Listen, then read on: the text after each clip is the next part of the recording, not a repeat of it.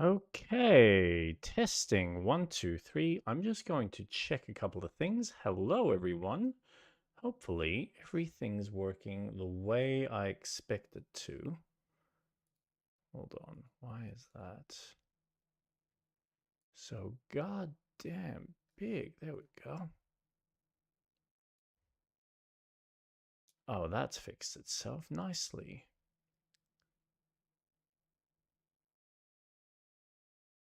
So the question is, am I working now on all platforms? Let's find out.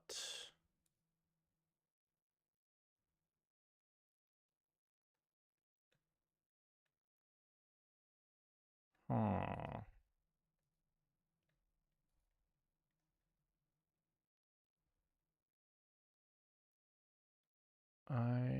It says it's connected, but that doesn't seem to be working.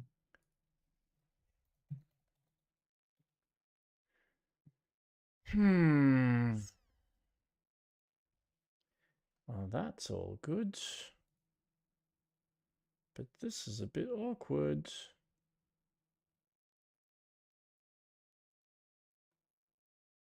Oh no. No, that's all working. So if I go hello, that should come through from there. And that weird one from there. Awesome. So theoretically, everything should be working as expected. Hello, how are you? Not too bad. What's been happening? It's been a while.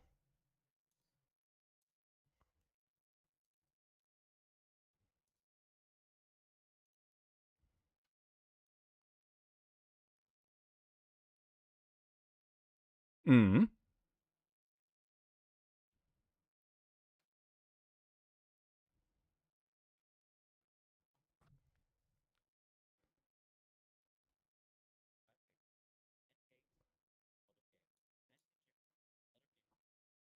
Nice. Hold on. Why are you not working? Hold on. Let me just get. I think I know why that's.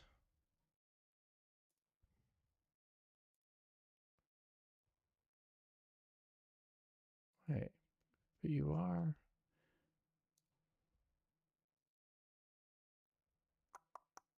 Sorry, bud. Hold on. I'm just going to mute myself. I've been screwing around with a new piece of software, but I don't know if it's doing. Oh, wait a second. Why is that coming through? Can you speak? Yes, I have been watching a lot of Digimon. I'm up to season 3 already. I have continued playing Final Fantasy Rebirth. Mm-hmm. Oh, do I have a lot of thoughts? Oh, good ones or bad ones? Oh, positives.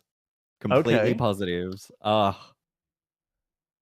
Maybe a little unsure about one mechanic, but I have been thoroughly enjoying the chapter I'm in, which I'm in the second part of the map, Junon.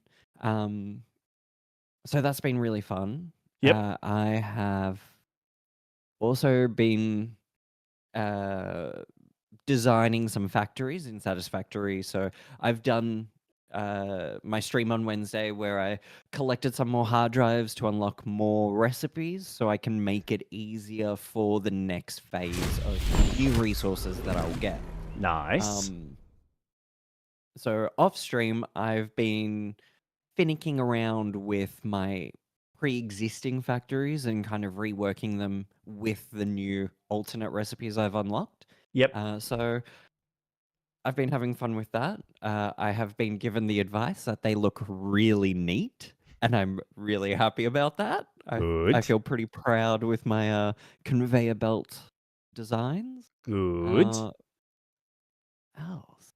Uh, I've also been dabbling in a bit of Undertale as well on the Switch. So Oh, how is yeah, I've been that?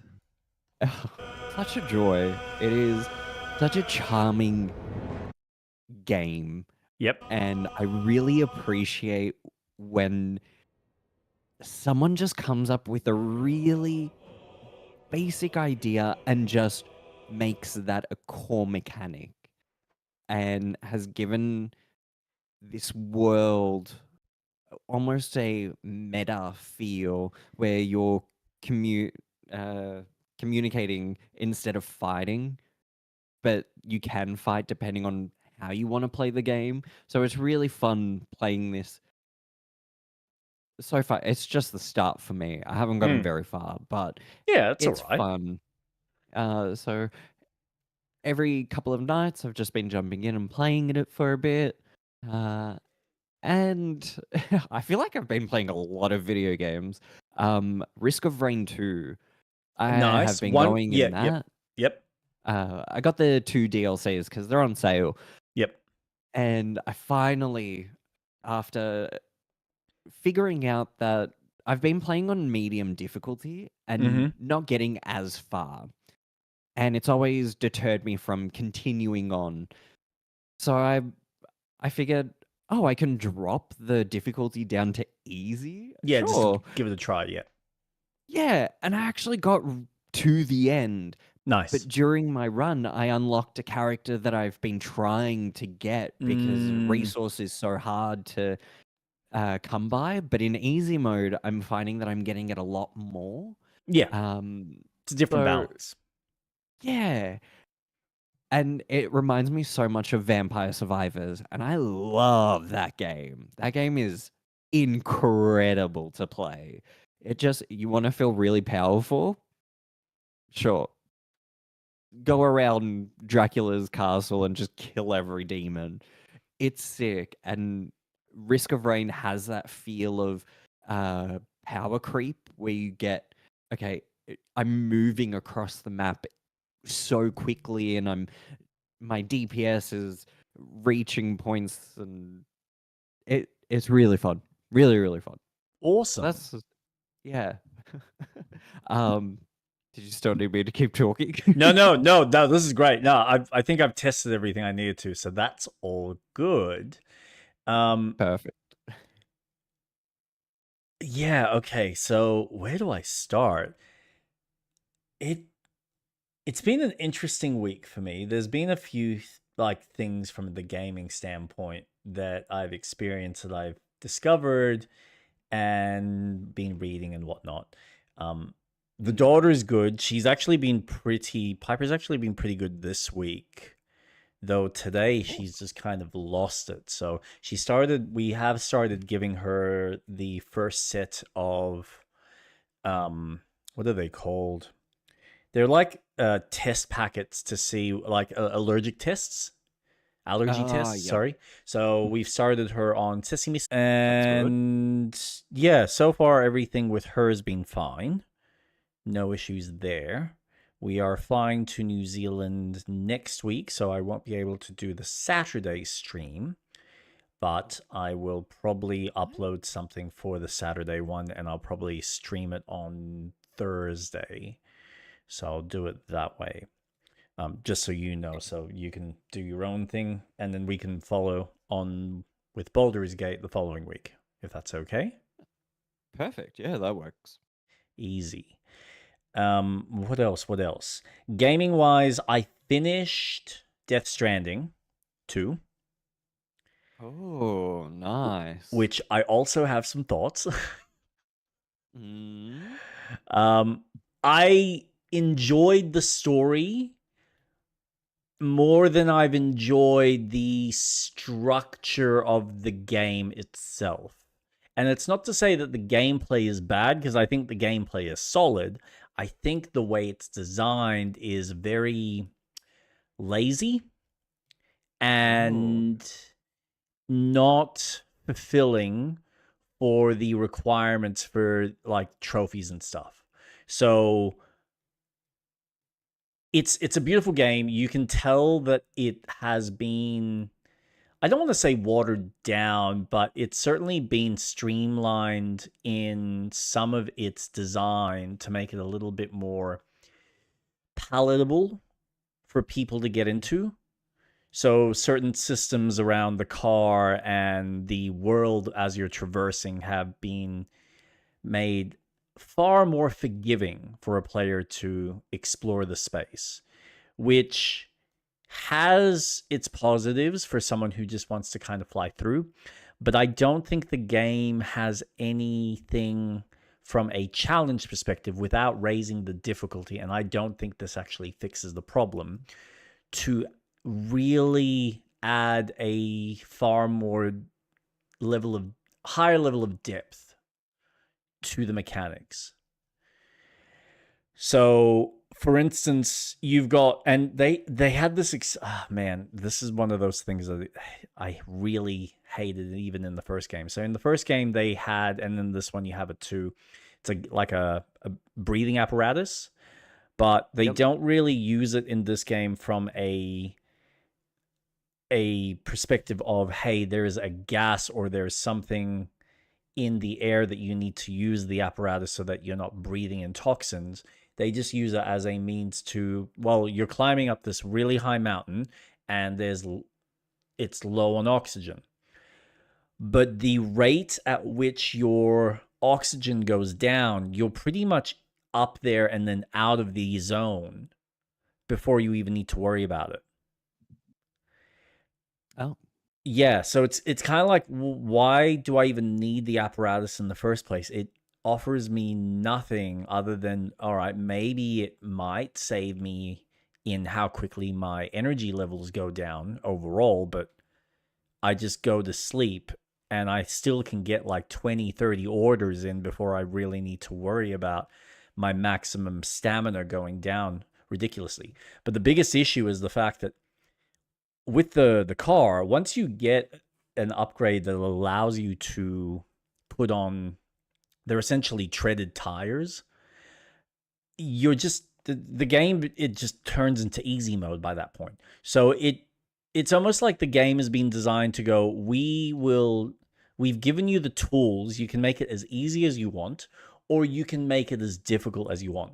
But I just find that they don't really bother to add in any extra mechanics or any extra mission types past what exists to give you a better sense with those mechanics. Like, they don't really play with the mechanics in a far deeper sense. It's so, like, you've got to get the one of the trophies. um Obviously you need to not just unlock all the bases, but you also need to get all the bases up to max rank. And Mhm. the a lot of the later bases that I'm now dealing with, like, I've got 13 more that I need to get to the 5-star rank. And getting that last star is so tedious and so monotonous because you're essentially having to repeat the same orders. It's not like they give you different orders or a variety of orders unless you're going out of your way to stop at every single possible location that you can find on the map. But ostensibly, you're just doing like this one specific order, maybe 3 or 4 times, and it's the one of the orders that might give you the most amount of points. So why would you not do it? But you ostensibly are doing something repeated without it being, hey, we're just going to give you these like 10 missions that are scattered around the world, and if you do all 10, then you'll get your 5 stars. Or if you do like some of these other ones, you'll only get a small amount of points. And they don't vary the missions up. So like I've done this one, what are they called?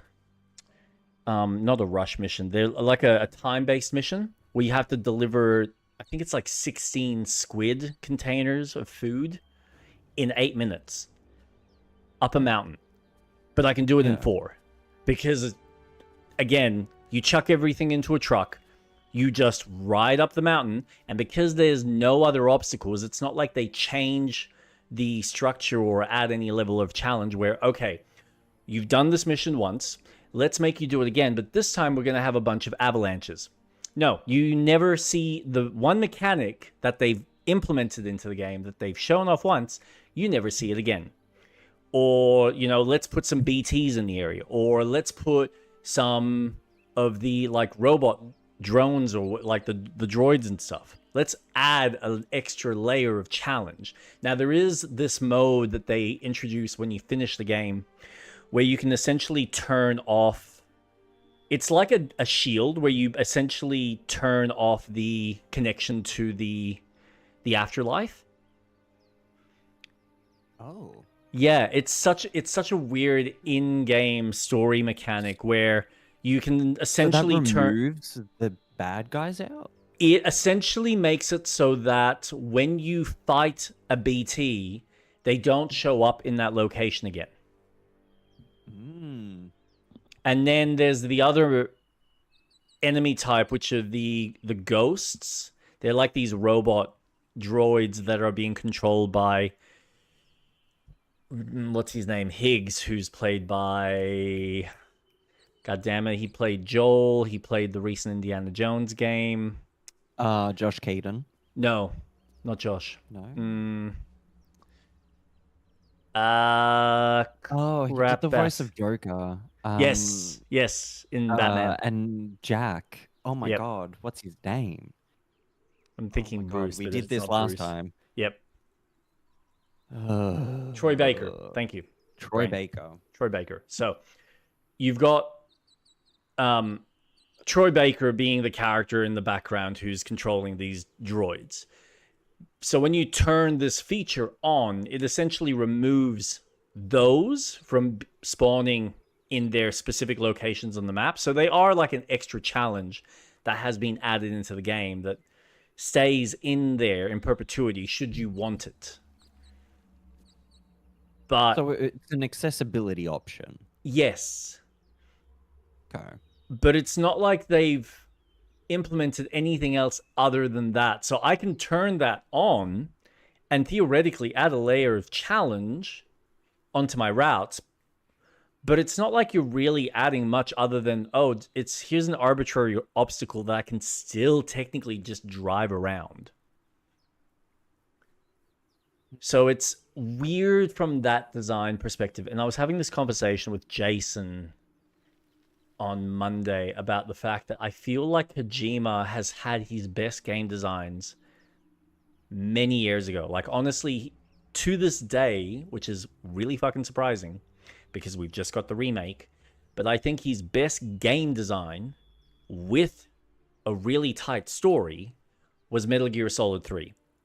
And we have not since had something that has been cohesive and tight as a full product. And I think Death Stranding 2 is close, but I feel like it's just got too many loose ends that after a second iteration, they improved certain things. They added some really cool stuff, like the fact that they added the combat aspect and improved it.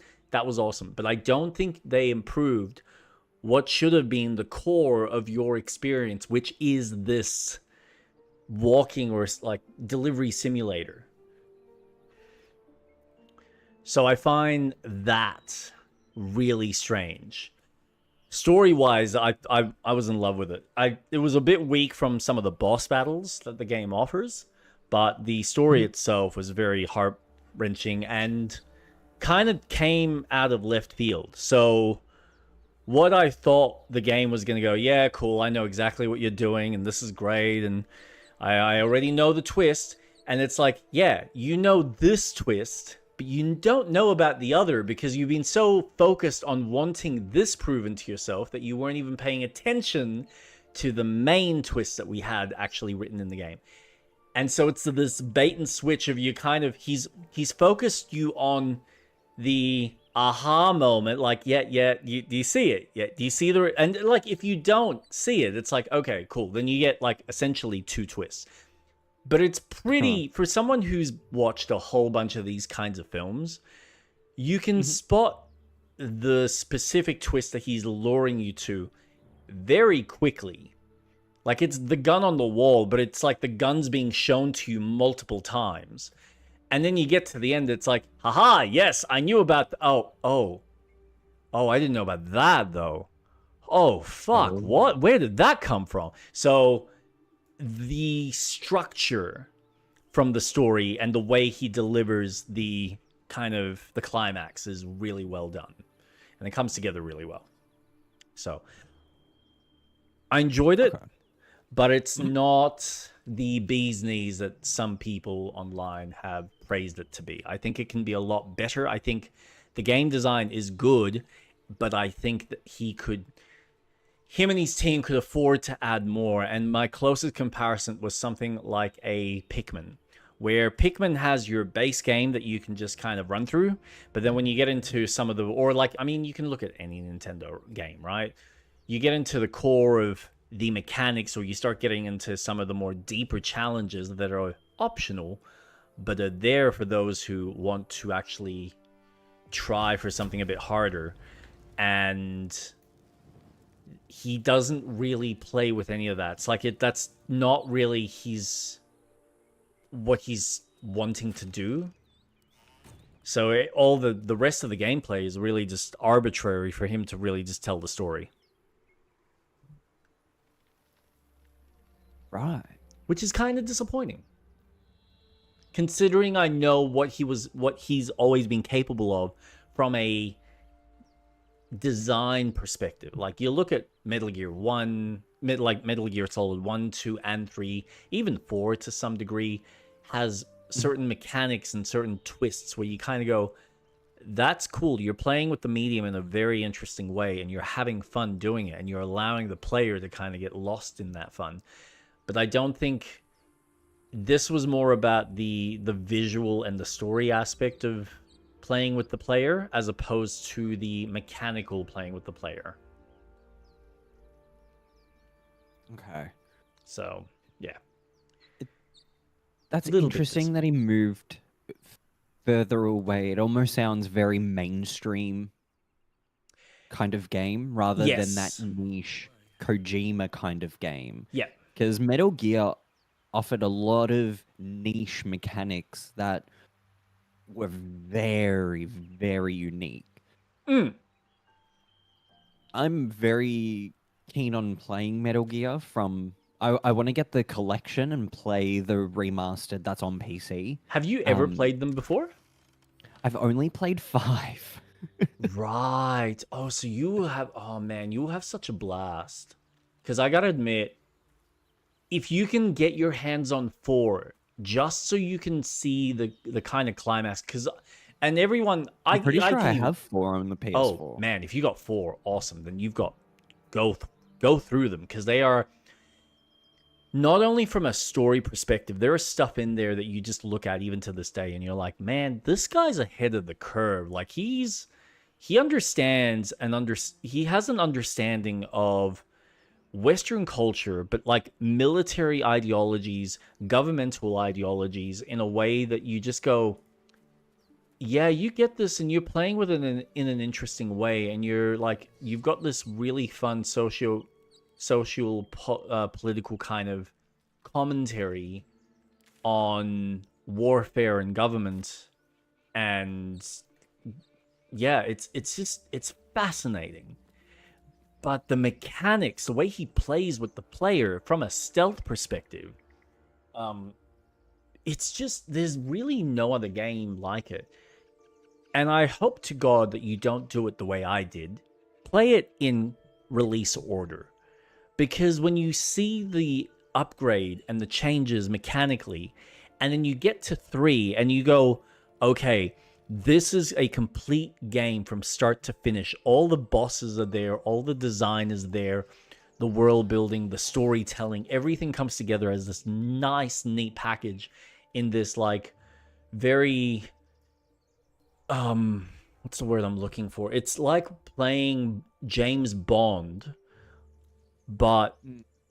in like a really bombastic and crazy kind of style, which is yeah, it's just there's really nothing like it. Okay. So if you're in the mood and you get a chance, highly recommend it.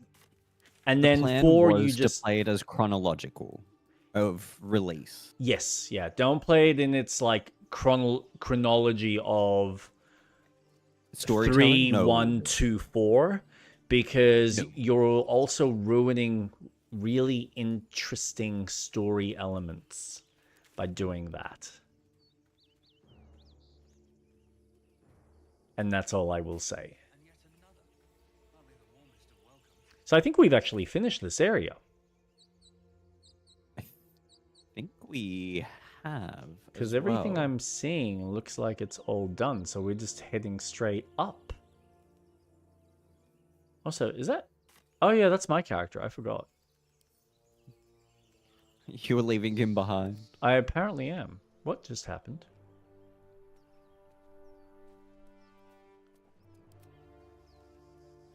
You can group him into your Yeah, I'm just trying to profile. remember.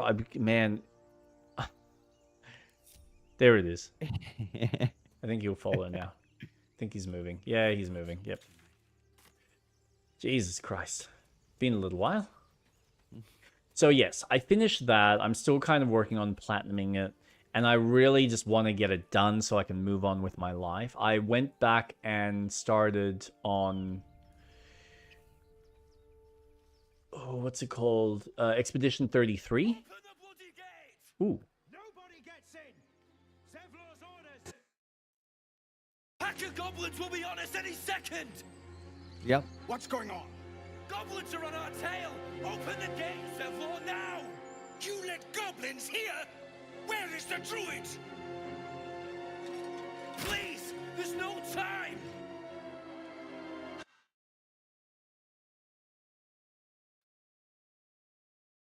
By the nine hells! Open the gates!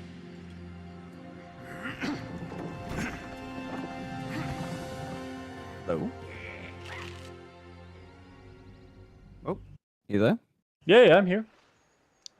Cool. My stream just crashed. And the game. What? Oh, you're joking! What the hell? Well, at least you're still online, so yay. That's so bizarre. Yeah, okay. I'm just making sure that everything is working as expected, and it looks like it all is, so. You still there? I'm still here. Yep. Yeah, cool. Yeah, so went back to play Expedition 33, which, man, I want to continue that because it's just, I forgot Are how you much fun. continuing from a previous save, or are you starting fresh? No, I'm continuing from a previous save. Okay. Because like I've already put in so much effort, I'm not going to go through the whole story again. And I technically haven't finished the main story because I still got all the extra content. So I started kind of going through and seeing, all right, because I need a reminder. It's been that long since I've actually played through it. And I was just picking at, okay, what haven't I done? What do I still need to approach? So the first thing I kind of went to and started working on was the tower. And that had a really cool little story moment that I'm like, oh, cool. Here's the developers going even further into how much the mother, who is telling the character, hey, you don't need to be here. Like, it's fine. Your father's doing the right thing. You need to get out. This was a space that I had made in order to deal with the death of our son, but it's fine. But here's some fun challenges that you can fight while we kind of, have a bit of fun because we need to deal with proper events outside in the world. And I'm like, oh, they're still referencing the riders. That's cool. That means there's actual importance to that, which I'm still so fascinated at, and it's such a cool little story thread. So yeah, I want to see I if there's am more. so excited because they've already announced that they're working on either DLC or a sequel. Cool. As I mean, soon as they announced the lore drop of I mean, how much can I say? Because I know a lot about the story without finishing. Um Oh, you would have gotten further enough to know this. Yep. yeah, So go on. when Alicia and oh gosh, what's his name? Her brother go into the painting, Clea says to them that she needs to deal with the riders because of Yep. this war that Yep. is brewing. Yep. As soon as that dropped, my focus immediately went, I want to be there. I want to see what this world Yep. is Yep. outside of this mansion. Yes. Because we know that the painting is a representation of where they are. They're obviously in a version of Paris that is more, I guess, steampunkish or chaotic punk. I don't know. Yep. And that's why we have that world. Oh, I hate that I forget the names of Lumiere. Lumiere. Yeah. Yep. That version of Paris. Yep. But as soon as Clea was mentioning about this other story thread that it doesn't get explored at all in this game, other than just passing by conversation and you follow this story. Yes. So this family must be quite prominent in Yeah. not just this creation that they built, but this bigger storyline, this whole outside world.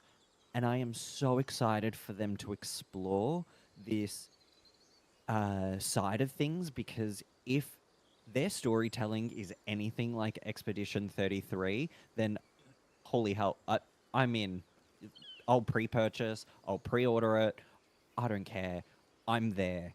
If it's expanding on what this game is, 100%. I love the play on the RPG mechanics. I love that there's a sense of real time with it. The storytelling, the art style. Oh, it truly is a masterpiece of a game. I need to finish it. I'm up to the secret boss, and I'm standing right in front of them. Yeah, fair Oh. enough. The really intensive, hard one that's like almost Dark impossible Souls to do. boss. Yep. Yeah, I haven't even got that far because I know that I still need to A, level up my character, and B, find a way to strengthen and add more points to my character so I can wield certain what are they called? The lumens? Pictos. Pictos, yeah, Pictos, that's it. Ooh. Oh wow.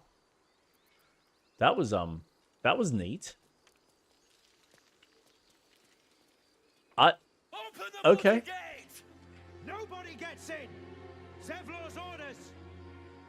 The pack of goblins will be on us Are you any witnessing second. any of I am. this? Yep. What's going on? Oh, cool. Goblins are on our tail! Open the gate, Zevlor, now! You let goblins here? Where is the druid? Please! There's no time!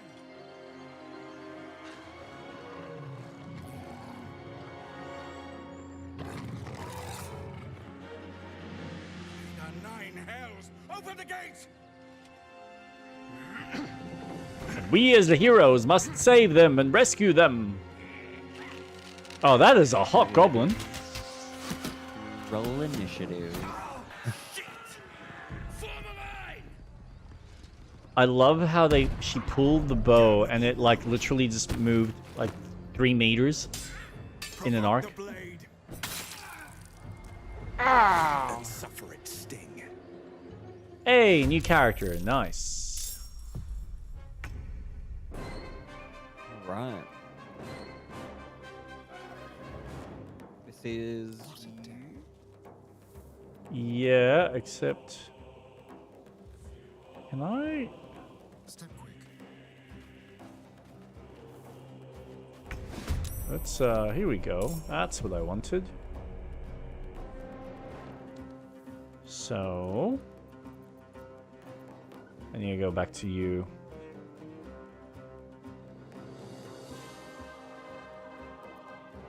Wait, is it my turn? It said it's your turn. Oh, yeah, You're yep, no, first in the yep. initiative line. Yes. And I think we will climb up here and deal with you. What? Ooh. That sucks. What if...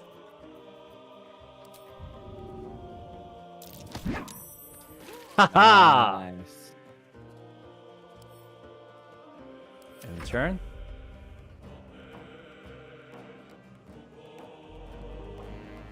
Rallied. Oh, nice.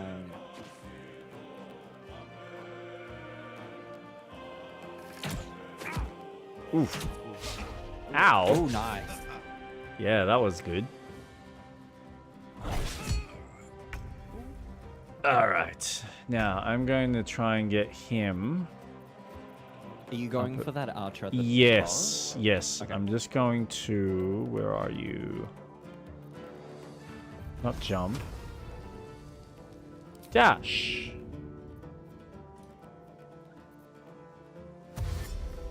That way I can get up there a bit quicker. Let's go. And then we'll hide.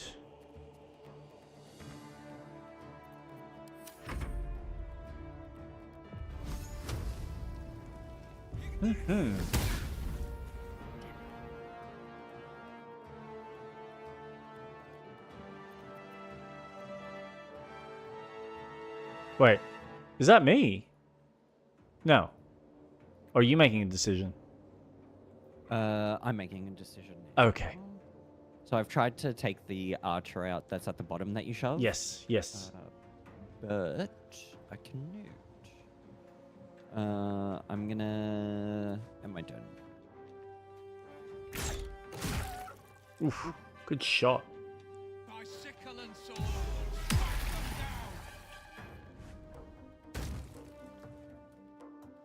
He looks like a cool character.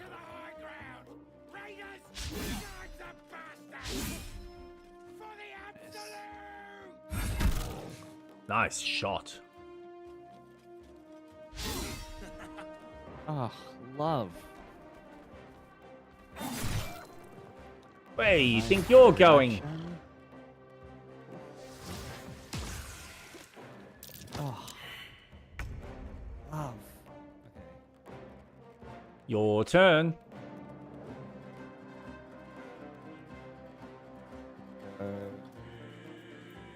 Her. And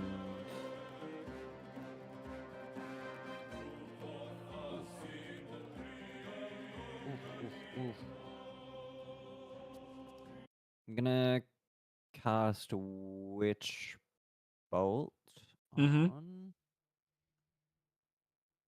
this guy.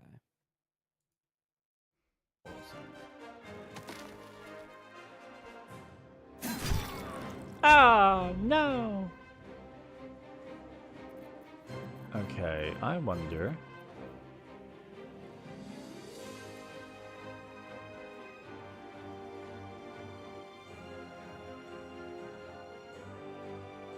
Well, since I'm here, Let's get this over with. 1, 2.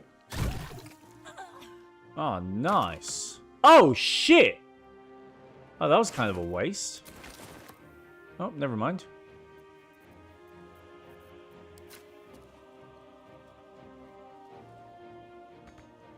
Not enough resources. All right, so Swift as my feet can carry me.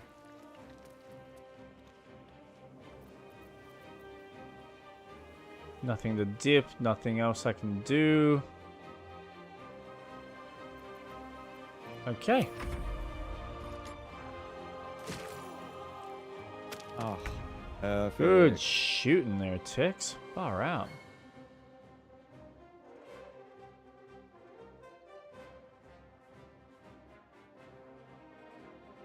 Let's see. So if I do that, can I still 60? All right. Ooh, 75. Nice. Thank you. Ooh. Perfect.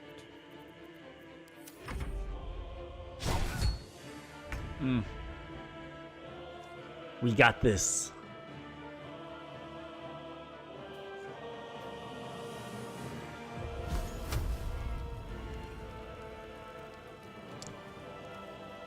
Blow him to smithereens! That's it. 3. Blimey. Yeah, I'm a bard. Can't do much. Oh, come on. Do more than that. Now, that thing must be tough. Oh. Did he just heal it? Or did that poison him? It doesn't say you. Poison. Oh! Your turn.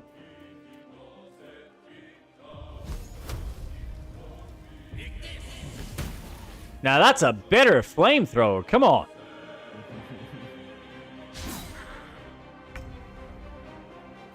Oh, okay.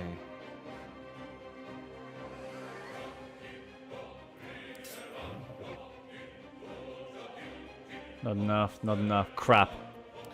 So I'm actually better off. 60, 50, 60. Nah, I'll take a risk. Yeah! And then move over here.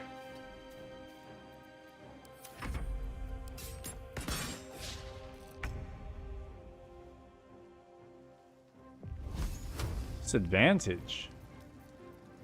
Why are you at a disadvantage? Oh, because I'm not close enough.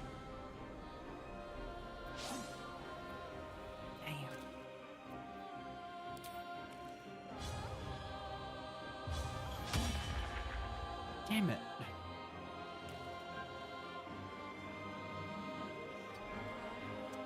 I'll just have my turn.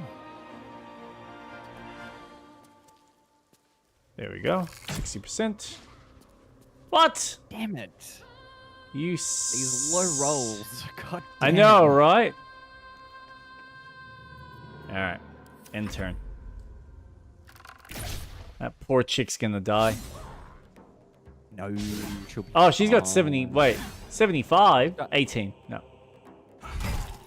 Yeah, beat him. Ow! My freaking ears! Can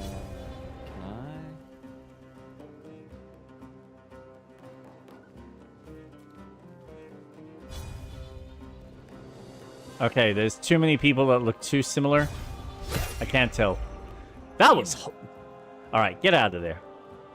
You don't deserve to be a part of this team. I? Wow. What was God. that you... Oh, athletics. Yeah, I tried to shove him. Yeah. Nah. Alright, he's just being a tough bastard now, isn't he?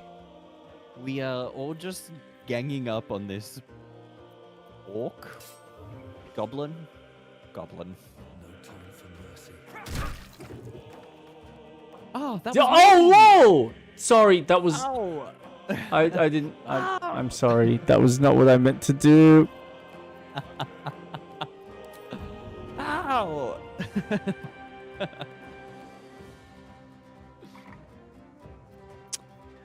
Well, that sucks. high defense. Nah. Whoa! Oh my god, what a waste. Okay, I need to pay attention. Yeah. Oh, awesome. Man, this guy's okay, this is actually gonna be tough. Yep. Oh. I could do. Yeah, in turn.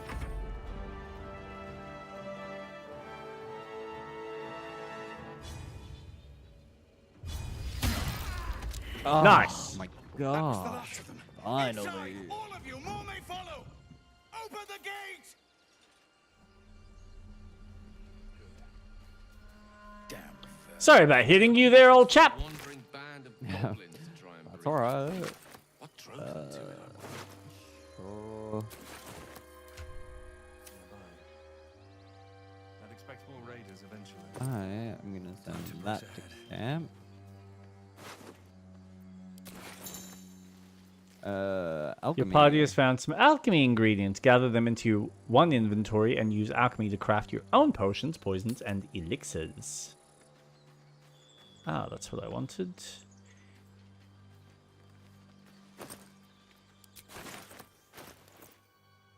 How's my inventory? Not too bad. A ritual. Let's have a look. Ooh, nice. So yeah, other than that, I've been fucking around with my Steam Deck, kind of getting shit ready for when we travel overseas. Yep.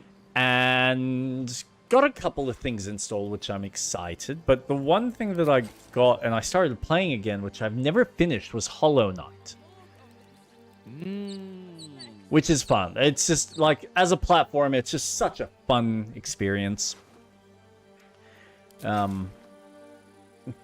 What more can I say other than it's just a really good side-scroller that's kind of reminiscent of... What was it, DuckTales? Scrooge McDuck? But Such a just in a great- really fun, unique way. So, no, I've just... really smitten with it. Okay. Where are you going? Me? Nowhere. You are just adventuring away. I mean, maybe. We can go back to town. I don't mind. Okay, so I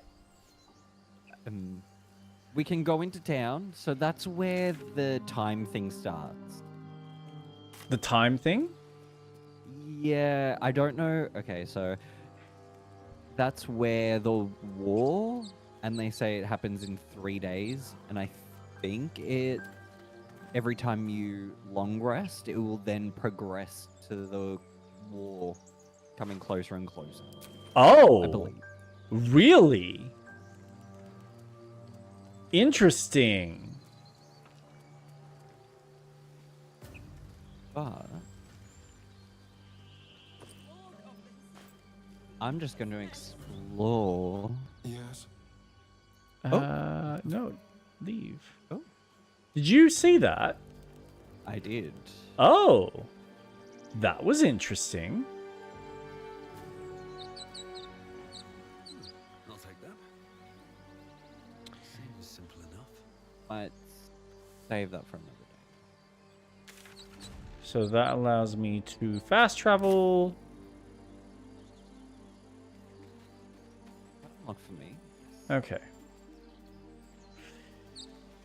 So, oh, you didn't want to keep exploring what's down there?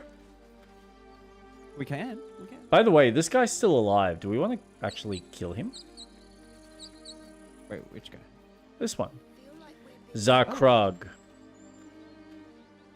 Yeah. I mean, we don't have to. We can leave him knocked out. I don't know if there's, like, repercussions. How do you talk to him? We can because he's knocked out. Oh. Yeah, yeah. So we- He's a bad guy, but he's been knocked out. As opposed to Should killed. we just end his suffering? We can. Stone door. Good work. I can now call you a murderer. What's behind the door? What is this?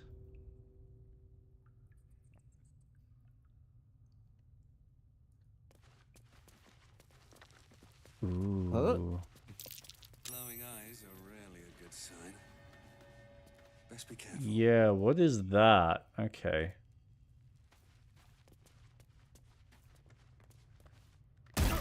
Oh god, I saw... What? Oh no, dude, what? Oh no. I can see that. Oh, fire damage? Dude, what is happening? No, no, run, no, I need to save him. I think I might need you to like load another site. Yeah, okay. Oh no. Yeah, this Oh, there has... I did not save. is there no like auto save or something? After Has the an battle? autosave. Oh, so we got to do the battle again. I mean, that's fine. I got no issues with that. Shouldn't take too long to do. Bit of annoyance.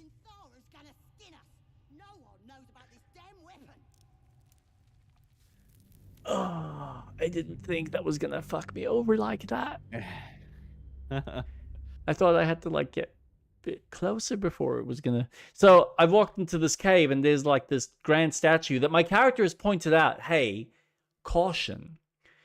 And then it just started laser beaming me to death. I'm like, fucking cunt. What? All right. Let's do this again.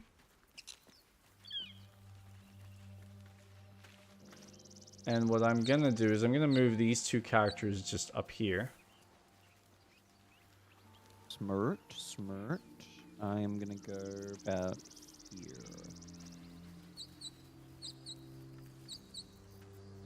And if I... Can I? No? Okay.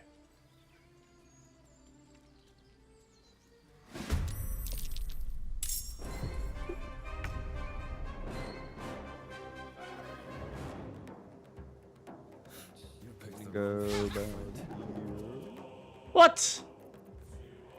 You sons of bitch. Wow. Well, alright, screw you. 5, and that's out of range. Right. 5, 50, 35. Could do vicious mockery. What? A piercing shot. Ah, you. There we go. Suck. Can't reach. So, I did a little short. Well, oh no, so that was the other thing. I started Devil May Cry 5 on my stream last week. This week, on Wednesday. So I've been going through that, which is a bit of fun. It feels clunky in a weird way. Get to the high ground! Raiders! Guard the bastards! Like, I gotta admit, after playing a lot of the Souls-like action games, which are typically a lot more slower pace, for something that's like a Devil May Cry that just feels very... So, it doesn't feel like you can really mix the combos in a smooth, elegant way. It almost plays like it's a fighting game, if that makes sense. Like, you have to be very deliberate in what buttons you press in order to get the most out of your character. There's a character that I think you'd like. I don't know if you've played Devil May Cry 5. I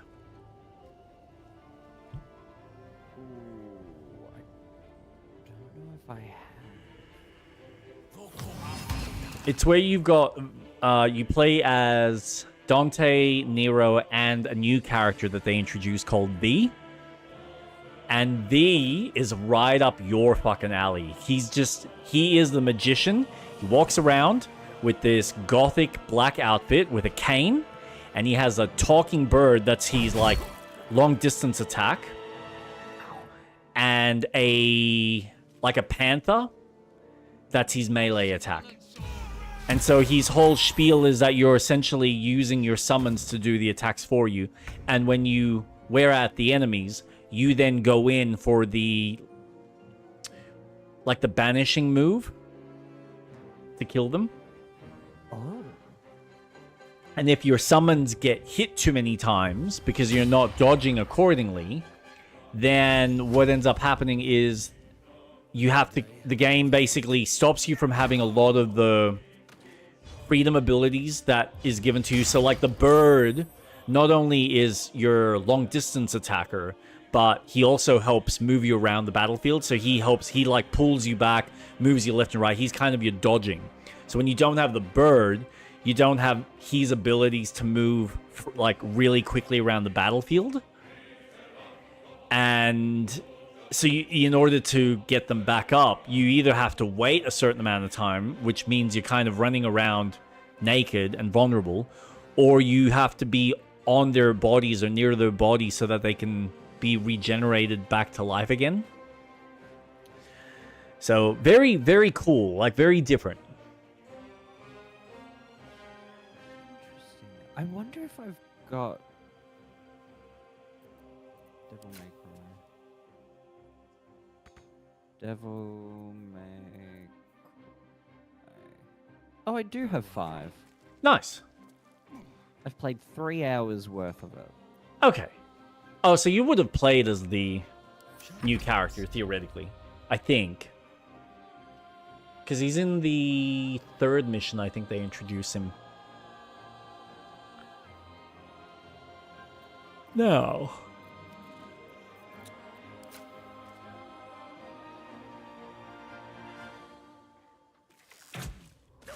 Yay! Thank you. So, that's been a bit of fun. But on the stream, I'd mentioned after going through Steam, did he die? No, he's just prone. Oh, okay.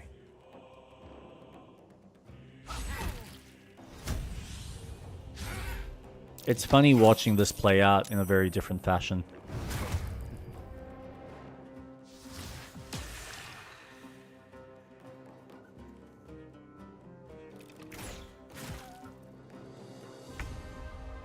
Those are quite interesting.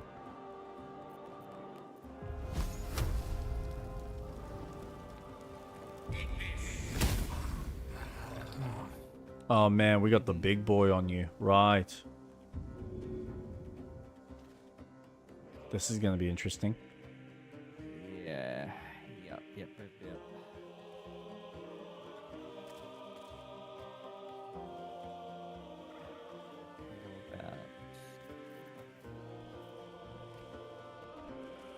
Your turn. Ooh. Oh, I'm down.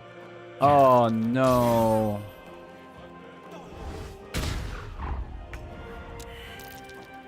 Oh, I failed a death saving throw too. God damn. Oh, shoot.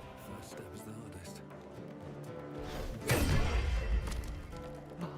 Nice. Can I get you up? Not enough resources.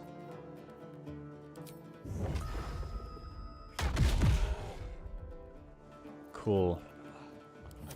I'll leave that there. And if I do... Damn. Devilish good looks weren't enough. Nope. But I might be able to get you out of the pickle.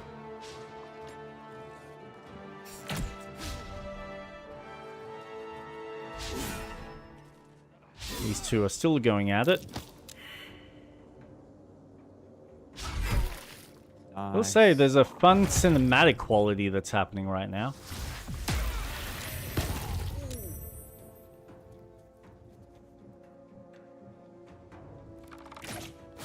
But yes, we are actually technically doing worse than we did last time. Yeah, this isn't good. Not ideal, no. Oh, it's my turn? No. Your no, turn. it's what's his name? Gale's turn. Mm-hmm. Oh gosh. All right. So, I've got the help action, which is I'm gonna try shoving. Awesome.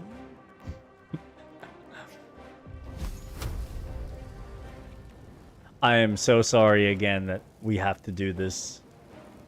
Oh my gosh, are you kidding me? It's absolutely fine. I'm just gonna attack. Awesome. And I can't do anything. Oh no. At least he's got one. Mm-hmm. Awesome, awesome. This is good, this is good. Boom! Critical miss? Dude! Oh my god, another death saving throw failed. We're doing well, we're doing Yeah, well. man.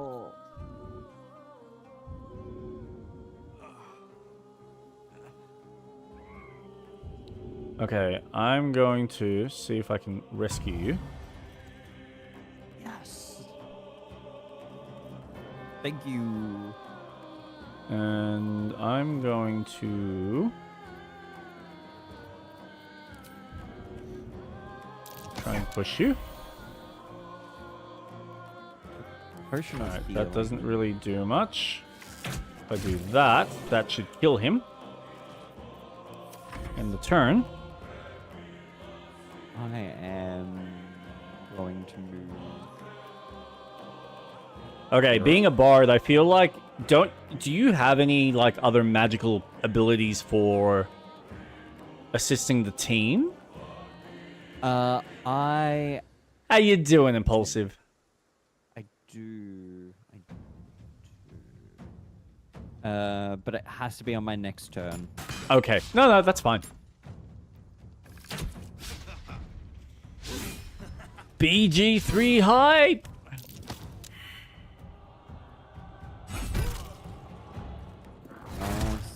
Oh, not good. Oof, this is not a good turnout today. Oh, lovely. Wicked! Alright. Someone do something useful.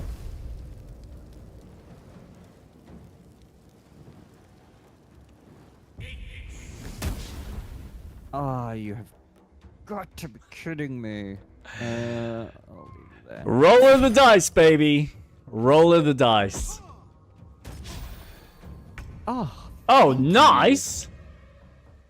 okay. That's what useful. can I do?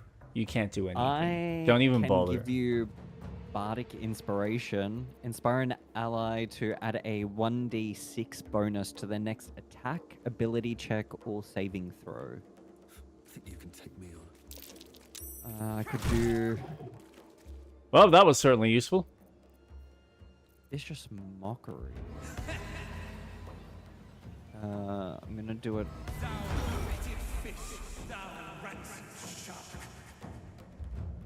No, I'm not going to bother with that. End turn. How good's my shooting ability? Disadvantage. 36.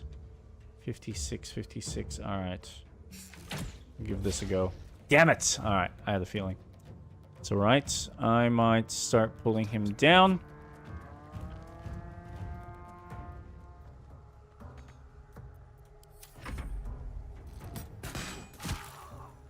Nice.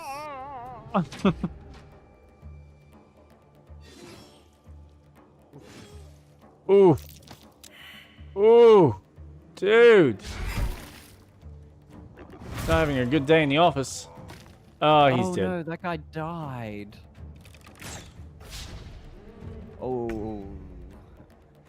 Is that Alright. bad? Oh, should we restart? I don't know. Doesn't matter. Nah. NPCs we don't care about. Ah, it's main characters.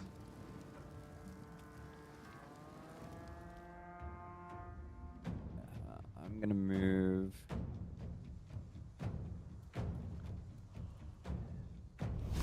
I'm on my way. Ignis 2. Come on, you can do better. I believe in you. Oof. Oh, seriously, just walk up there. There we go. Now.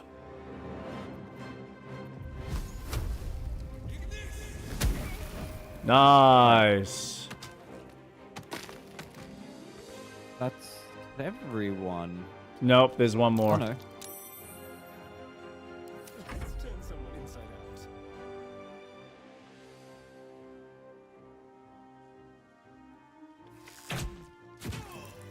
out. Yes! That was the last of them. Score! You more may follow. Open the gate. All right. Now, do you want to save? Beast soft. This place doesn't look like much. Yes. Or do you want to save after we've collected everything? Oh yeah, might as well collect everything. I will take that.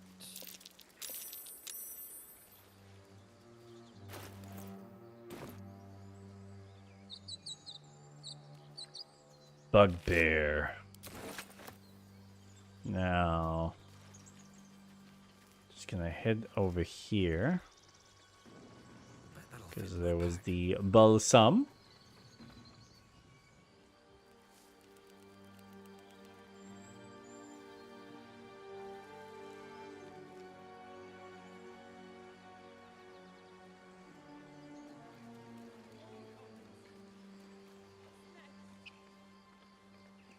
Oh, what's the interface? No keybinds. What is the quick save button? F5. Just don't get trigger happy with it. Oh no. No. I definitely will not. And wanted to go back to Oh. where I was heading up to. What the hell? Oh, yeah, you do have stuff. Okay. Yay! On the cusp of being full.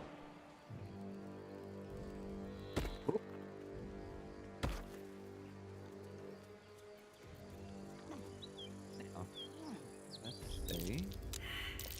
Oh. Tracks. You gonna go back in? I mean, a part of me wants to, but if I'm going to go back in, I'm gonna try and sneak this time. Just hold off. Yes, sir. Just because it's syncing the cloud save, and I'm worried that it will corrupt. Oh, that's fair. Okay. It has completed the save, so if you want to go in, you're more than welcome to. Awesome. That I will take. Okay, what is that? Is that me or is that something else?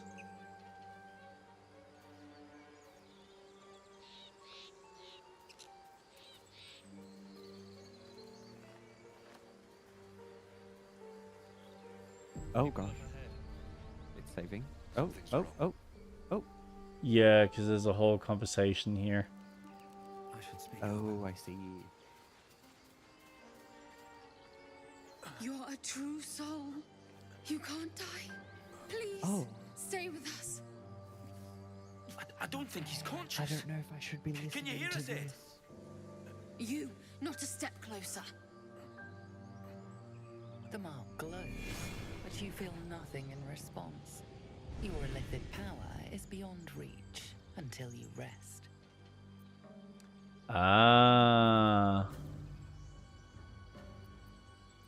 His wounds look deep. I might be able to help.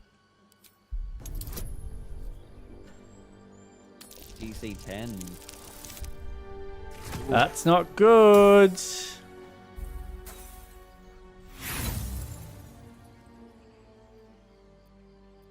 Brother, your sword. Wait. The injured man locks eyes with you. A familiar squirming churns in your head. Halty stare, move away, reach for the weapon. Your minds intertwine. You see his siblings, Andric and Brenna, new recruits, yours to shepherd. Protect them. He is a true soul. Mind him. He will. He.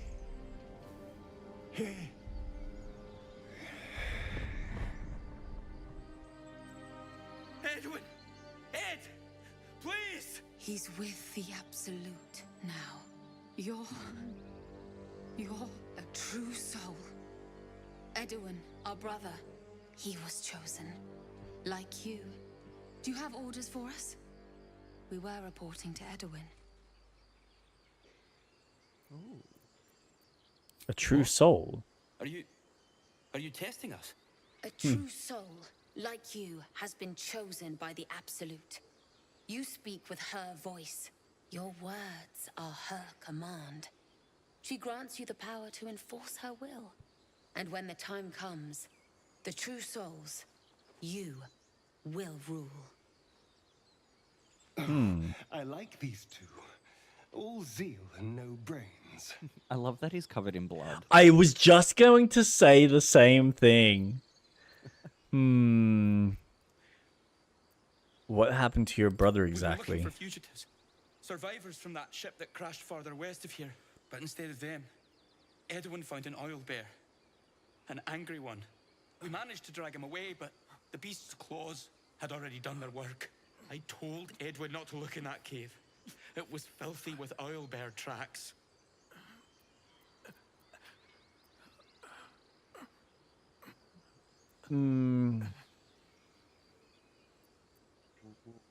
These fugitives, tell me more. Look like, but anyone who survived that crash is bound to be injured. That's enough to get us started.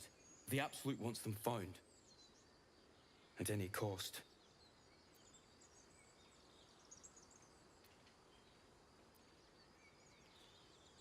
You have more to learn about faith, novice.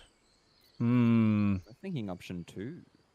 You reckon telling him? You! Brenna! Kill him!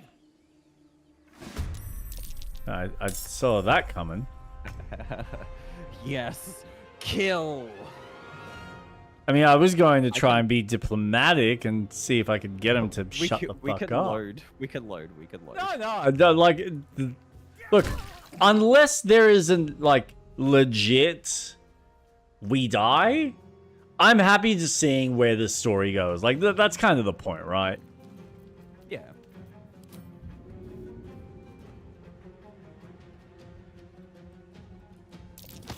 Boom! Oh, into the tree. That's awesome.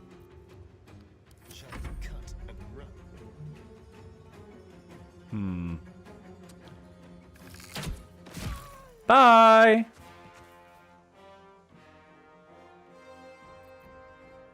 Can I do anything else? Not really. Alright, you're gonna attack. Oh, dude! What an asshole!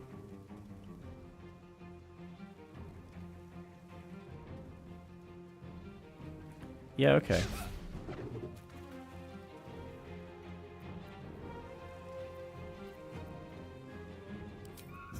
Run. Really? No. Piercing. Nope. If I do that. Nope. You just have a really high defense. Oh, you're going to be annoying, aren't you? All right.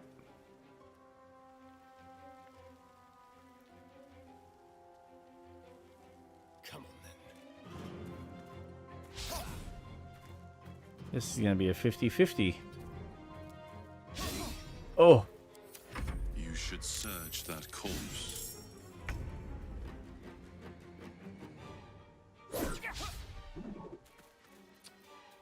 Man. Oh, thank you. You're welcome.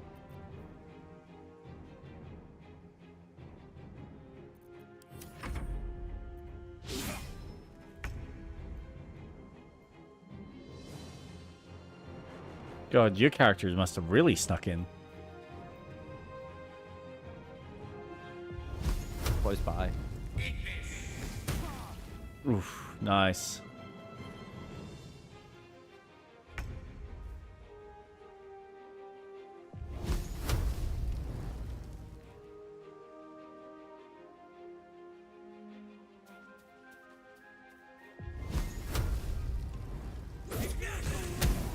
Yeah.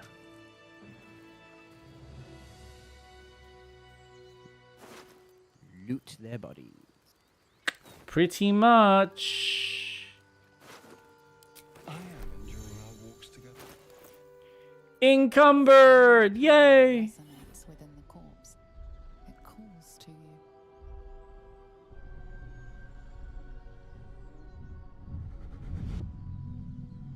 Your limbs move of their own accord. There's something of value here, something your mind craves. Oh. Why let its host's memories go to waste? The tadpole has absorbed it all. Its experience could nourish you, strengthen you. Hmm. Oh. Force your mind shut. You will not be influenced by an illithid parasite. I'm so tempted. Let your body guide you. Welcome to Tadpole's influence. Hey man, this is our story if that's what you want to do. I feel like I've gone really chaotic. Yeah, clearly. Maybe we shouldn't have fought those people. I feel really I bad. feel it. Yes. Yes. Let the hate flow through you. Did you just break? Oh.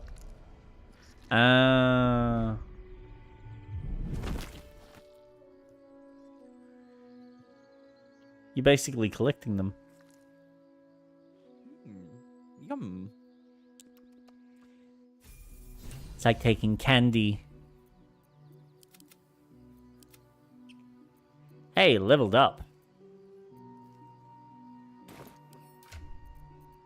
Alright, that's what I wanted. I want to move some of that stuff.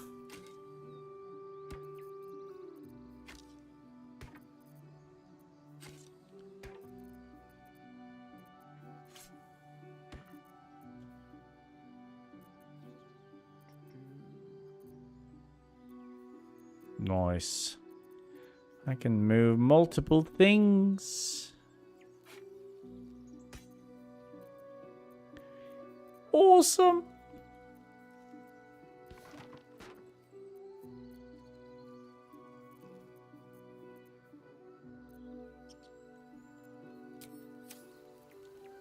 Alright, I guess leveling up would be a smart idea. Gotta catch 'em all. It's the way it's done, Kurt.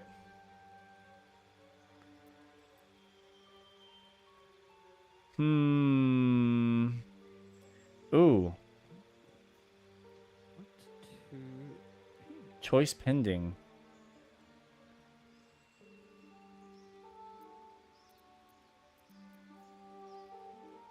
Yeah, no, I don't want to add a class.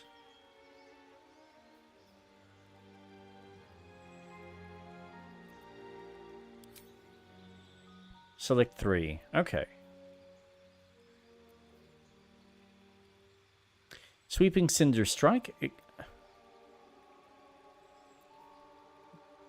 Blade of Rim. Ooh. Key points. Call forth a mountain, cold mountain wind to reduce target's movement speed.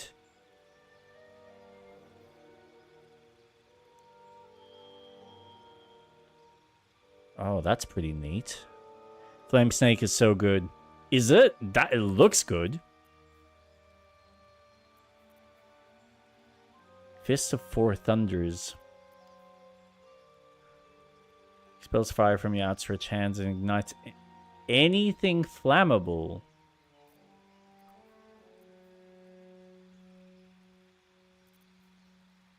Water Whip. Bludgeoning possibly pulls the target towards you and knocks it prone. That actually... What's my dex? 17. I might give that a go. Summon a strong wind that clears all clouds and pushes creatures back 5 meters, forcing them off balance. Man.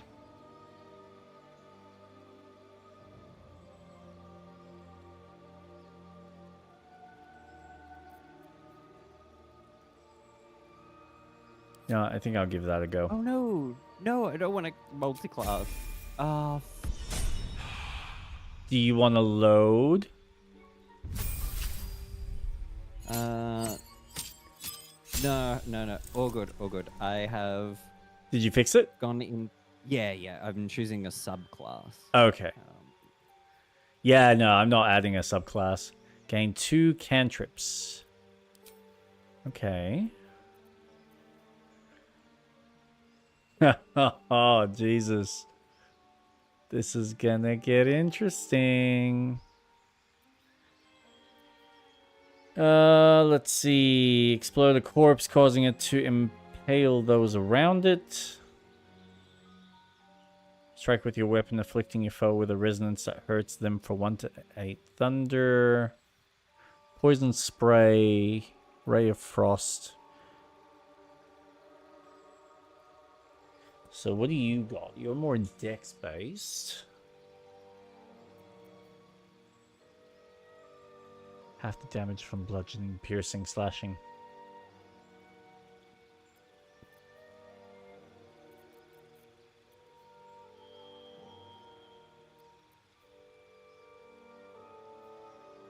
Concentration, wisdom, intelligence. Fuse an object with an aura of light.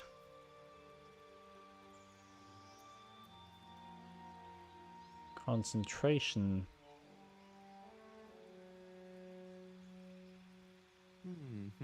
Accuse you of enchanting them.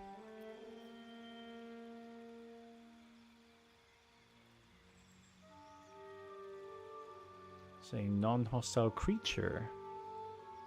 Ray of Frost ain't bad. Minor illusions is good for grouping enemies before a fight.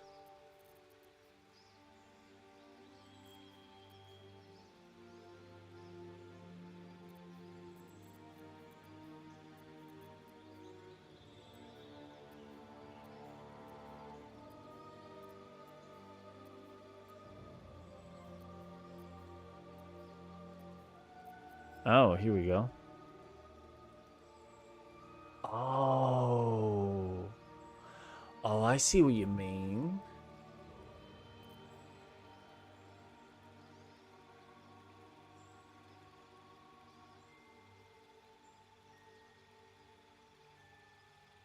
I'm kind of curious about this, though.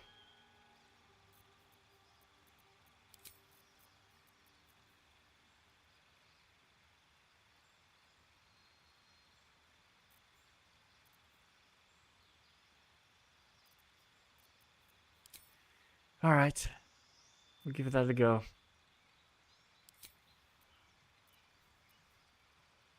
Minor illusion next to barrel, then blow up the barrel. Good times. All right.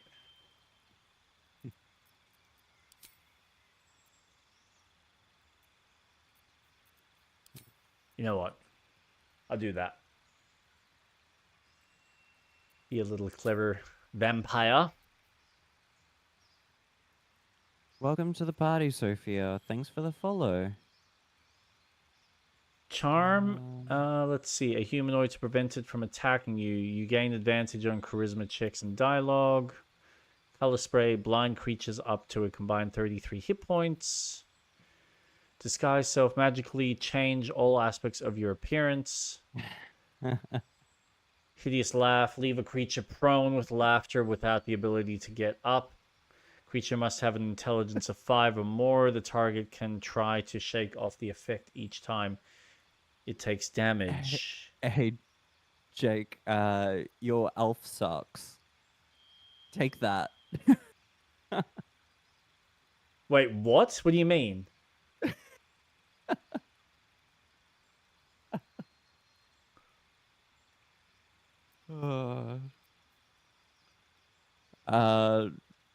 Yeah, your elf sucks.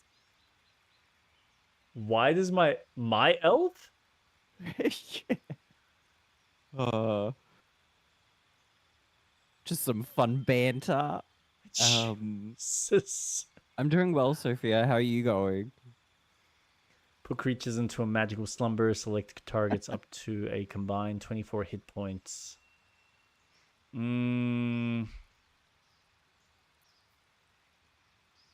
I am very curious about this. Where is my little spreadsheet going?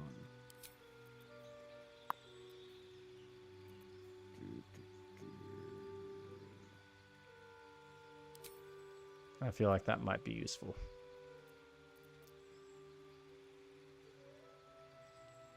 Party parrot. He's easily confused. Very easily confused.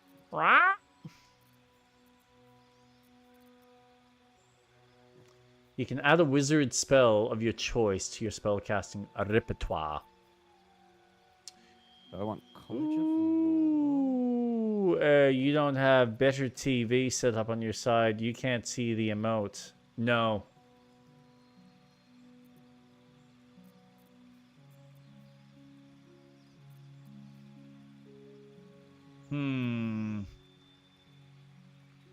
Few spirits.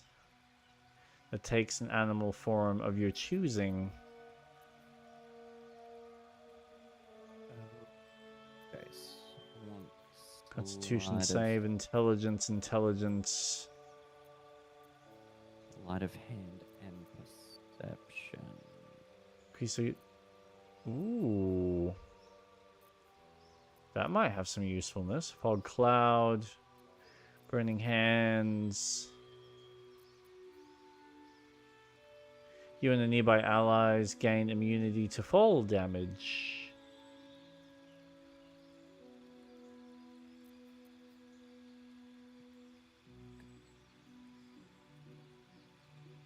History. I've got religion. Into a long rest. Can only have temporary hit points from one source.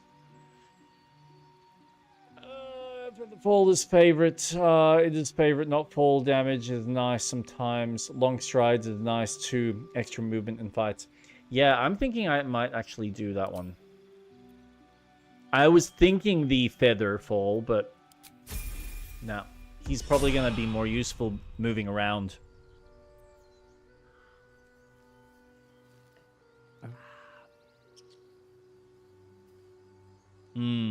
Oh, yeah. So, I was going to mention this. The other night, I was browsing through Steam and came across some interesting facts about the recent Gears of War game. And then I also double-checked Borderlands 4 to check this. So both games, specifically on PC, do not offer split screen. Sorry, which game? The recent Gears of War, Oh. which has had split screen in the past, may I remind people. And Borderlands, well, I mean, the last few games haven't really had split screen, so it's not the biggest shock, but it's just annoying that the one feature that I want, and I would happily buy the game on PC, doesn't exist on PC. Because, oh no, heaven forbid they actually add a feature that's technically inbuilt in every other system. Because, God forbid we have to tell customers that the minimum required specs for it is like a 2070 or a 3070, just so we can get the game running on 2 screens, which is a bit of a fuck you. Yeah, that's generally the move for PC. It's hard to split screen comfortably with a keyboard and mouse, and general census for PC gamers is most gamers don't have a controller for some reason. Okay, so this is what I did a little short, and one person's like, split screen, how are you supposed to get split screen running on PC, man? Like, how do you get 2 keyboards running, huh? And I'm like, not everyone uses a keyboard. Some of us, like myself, actually have multiple controllers. And so my wife and I like to play split screen games on PC, such as Split Fiction being one of them, as well as It Takes Two. And what else did we do? We did the recent Gears of War. What was it, Gears 5? Well, that one, smartass proved my point in the most dickhead example. Yeah. Which was, yeah, so, and he wasn't the only person that commented. I had like 6 people all like sit there saying, oh, what, you want like developers to drop the performance of a game? Okay, I'm not saying all of us need to use the feature, but some of us like to, and some of us actually have a system that's well built for it. But I got so pissed off that I started going down like a little bit of a forum post and found an interesting site with an interesting piece of software. So, Robin, or Street Rat, I should be more specific. What was the one game that I wanted to play with my wife that also doesn't have split screen on PC, but has it on the PlayStation 3 and I think on the Xbox? I think the game released on Xbox. Oh. Oh, I know this. And we played it. You and I played Remnant. it with... No, not Remnant. We played this? Mm-hmm. Although I should check if Remnant's on this list. Now you've tickled my curiosity. It is a fantasy property, well known amongst the nerds.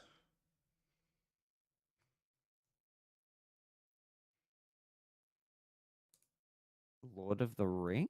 Mm-hmm. Oh, the northern one. Yes. The one with the yes. 3 characters. Correct. Oh, Yes. that game slaps. Right? Okay. So, Ah. great game. Has split screen on all the other Hey, versions. Jake, are you a nerd? No. I'm a geek. You're a dweeb. I am a dweeb. Thank you. I'm glad someone's pointing it out for me.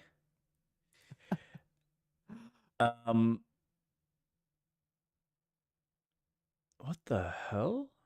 Why am I not seeing that? Longstride. Longstrider.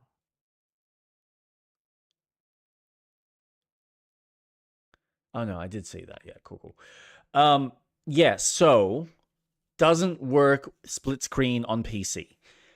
But I found a wonderful piece of software that makes it so I can basically make majority of available games, that provided they have been modded through this piece of software, to work as split screen on a single PC. And what's really cool about this... What? Yes. Insane. Yeah. Here's the best part. I can choose with this piece of software how I want to, not only how I want to split the screen, but also whether I want to split it on a single screen or whether I want to split it on multiple screens. So if I've, say, got 2 screens connected to a PC, I can have, technically each person can have their own screen with the game running. Oh, that is sick. Mm-hmm. The only catch with doing it with multiple screens with this software is that they need to be the same resolution. So you need to set the native Windows resolution to be exactly the same on both screens. You can't have one be 1080, one be 2K, or one be 2K and one be 4K. They have to be set to the same thing. Otherwise, the software has like a conflicting issue in the back end. But you are ostensibly, with this mod, you're creating a second instance of the game and then running it through like this back-end LAN slash internet infrastructure, which typically runs through Steam. Sorry. So most of the games that have been ported, because they're running through like a back-end Steam net code, Yep. most of the games need to be installed or need to be a Steam version of the game. There are some games that I believe have had ports done for like your GOG and maybe Epic, but for the most part, it's Steam typically. So I would say that there's something in Steam. Either the community's bigger there, which is not really a surprise, or realistically, there's something from Steam's end that allows them to do that. So I tested this. Now, mind you, I didn't test it on my, fancy 4090. I got my laptop out, which is the 4070 mobile. Mm-hmm. And the first game I tried was obviously the Battle for Middle Earth, whatever it's called, the Middle Earth co-op game. Got that running. It was a little bit finicky, but once I figured out what I needed to do and how it needed to be set up, because the other thing is when you're setting it up, you need to essentially make sure you need to run the game, and then you need to make sure that in the game settings that it's in Windows mode, because the software itself will reconfigure the game accordingly in its programming, so that if you do decide to split it on a single screen, it's going to look correct for whatever the resolution that it needs to kind of be presented at. And so once you've done that, it'll automatically, it's creating like two instances of the same game. And the controller, you pretty much tell it like you can either have it like keyboard and controller, or you can have controller 1, controller 2, put them into the screens, and then you just let it kind of load up the game twice so that each person can then sign on and just start playing. Really impressive. Yeah, so I got that running through this. And the other thing that I tried, just out of curiosity, was something a bit newer, which was the recent, what's it called? Damn it. What is that game called? I can't think of the name.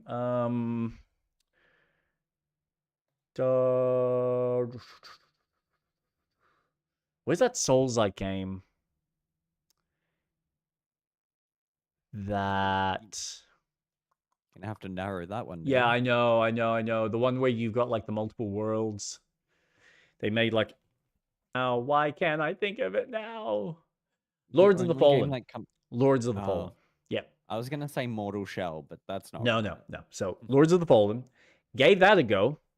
Same thing. You set it up. You set the two controllers. Something else I wanted to argue and never touched up on.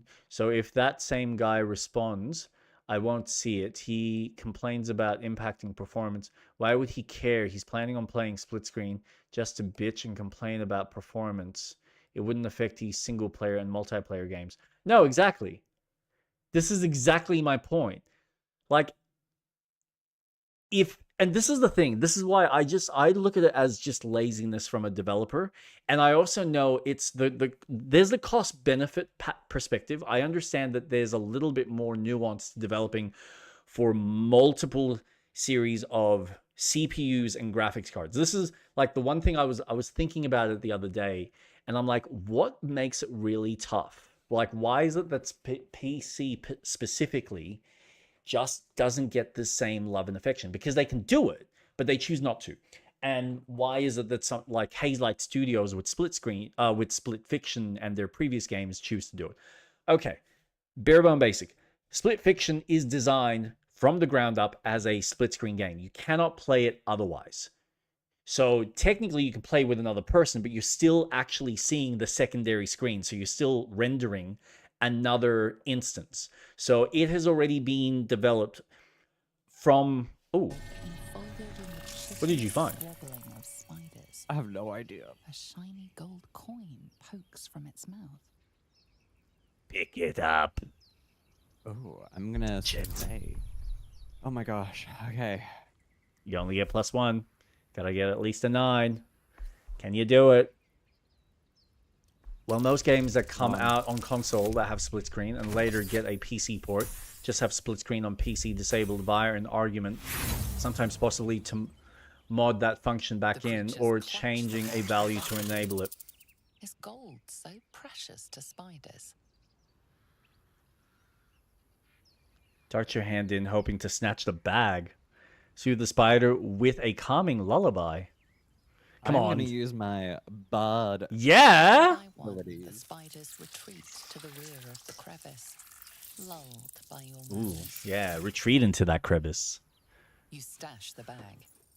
Something clinks among the coins. Sticky fingers. Lucian is.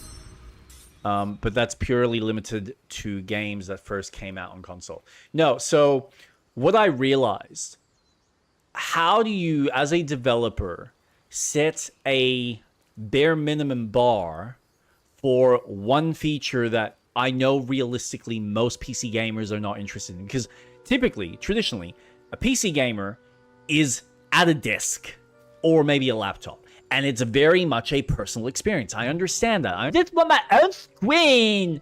Please let me have my own screen. I want my own 75-inch. And this is what drives me nuts. When you have a big TV, which honestly, you can get a 55-inch and it's still a massive-ass screen. And you can get that for under $500, typically, at least here in Australia. TVs are fucking cheap. I'm not saying they're quality TVs. But they're cheap. Thank you. But it's just like infuriating that, okay, yes, on a console, it is typically more traditional. You're typically going to have a second controller. There's more likelihood because it is more of a family system as opposed to a PC being more of an individual device. However, when you have a video game that you're charging the exact same price over on this side, I expect, typically for myself, the exact same feature sets that exist on the other devices. However, I also understand that the predicament is, how do you, at least with the console, you can kind of go, all right, this is the bare basics. Seriously, you're going back for more? I'm curious. Reach the Oh, crush. I don't want to crush them. You're bound to get the smartasses who snorts and says, it's called PC for a reason. Ah, yes. Touche. Touche. It's a PC, guys. I need to play my Call of Duty and my... It's a personal favorite computer. game. Nobody wants to play with me. Yeah, because nobody wants to even fucking look at you, let alone smell you, because you haven't... You've been, like, living in your own farts for, like, 12 hours a day, 7 days a week, still playing WoW in your 60s. Like, for fuck's sake. They can smell me. No. So, the issue, I think... There is another factor, and my wife basically nailed it. And I'm like, yeah, no, she's like... The tour, they feel that they need to upgrade. So, it's just this weird conundrum that developers probably have to... Like, it's almost like they don't want to deal with that extra little hurdle. Or just to specify, hey, minimum specs, if you're playing single player, it's this. If you're wanting to do split screen, it's that. No, just go console route. Console lowers the resolution when running split screen. PC can easily do the same thing. And I agree. I 100% agree. And you know what drives me nuts? Because someone also made the point that you're dropping the performance. Okay, how is that any different from playing in VR? Because VR is split screen, but it's running 2 instances from 2 different angles in order to give you the 3D illusion. But you're still running 2 instances of the game. You have to. That's how VR works. And you can run that thing on a fucking mobile phone quality device. So don't give me the excuse that a PC can't fucking do it. Elaboration, split screen with motion. That's even worse. This is my point. It's just like the excuses are ridiculous. But the fact that I was able to get Lords of the Fallen running 2 instances using a 4070, which, yeah, I know it's a slightly newer graphics card, and a newer system, but it's still on a mobile device, and it ran flawlessly. No issues. So don't tell me that you can't do it when there's literally a mod that allows me to do that. And what's fun is, depending on the game, so when I started going through, by the way, the piece of software, Mr. Muso, is called Nucleus Co-op, for anyone that's interested. It's pronounced nuclear. Nuclear. That's nuclear. So, this is the software. This is the site. Look it up. It's actually... Am I still talking? Yeah, I'm still talking. Cool. I just couldn't see. It's really easy to set up. There might be some finicky kind of shit that you need to get your head around, but once you figure it out once or twice, it'll create almost like a secondary profile for the second file from my main character. That way, both characters were exactly where I left them. So, yeah, really, really cool stuff. I think you're still talking. I see your mouth moving. I can hear you from form syllables. You must be talking. Oh, was that not picking that up? That's interesting. I need to keep that in mind. I'm playing with a new piece of software on OBS, and it might be having some technical difficulties. It was picking it up. I said I can hear you. What?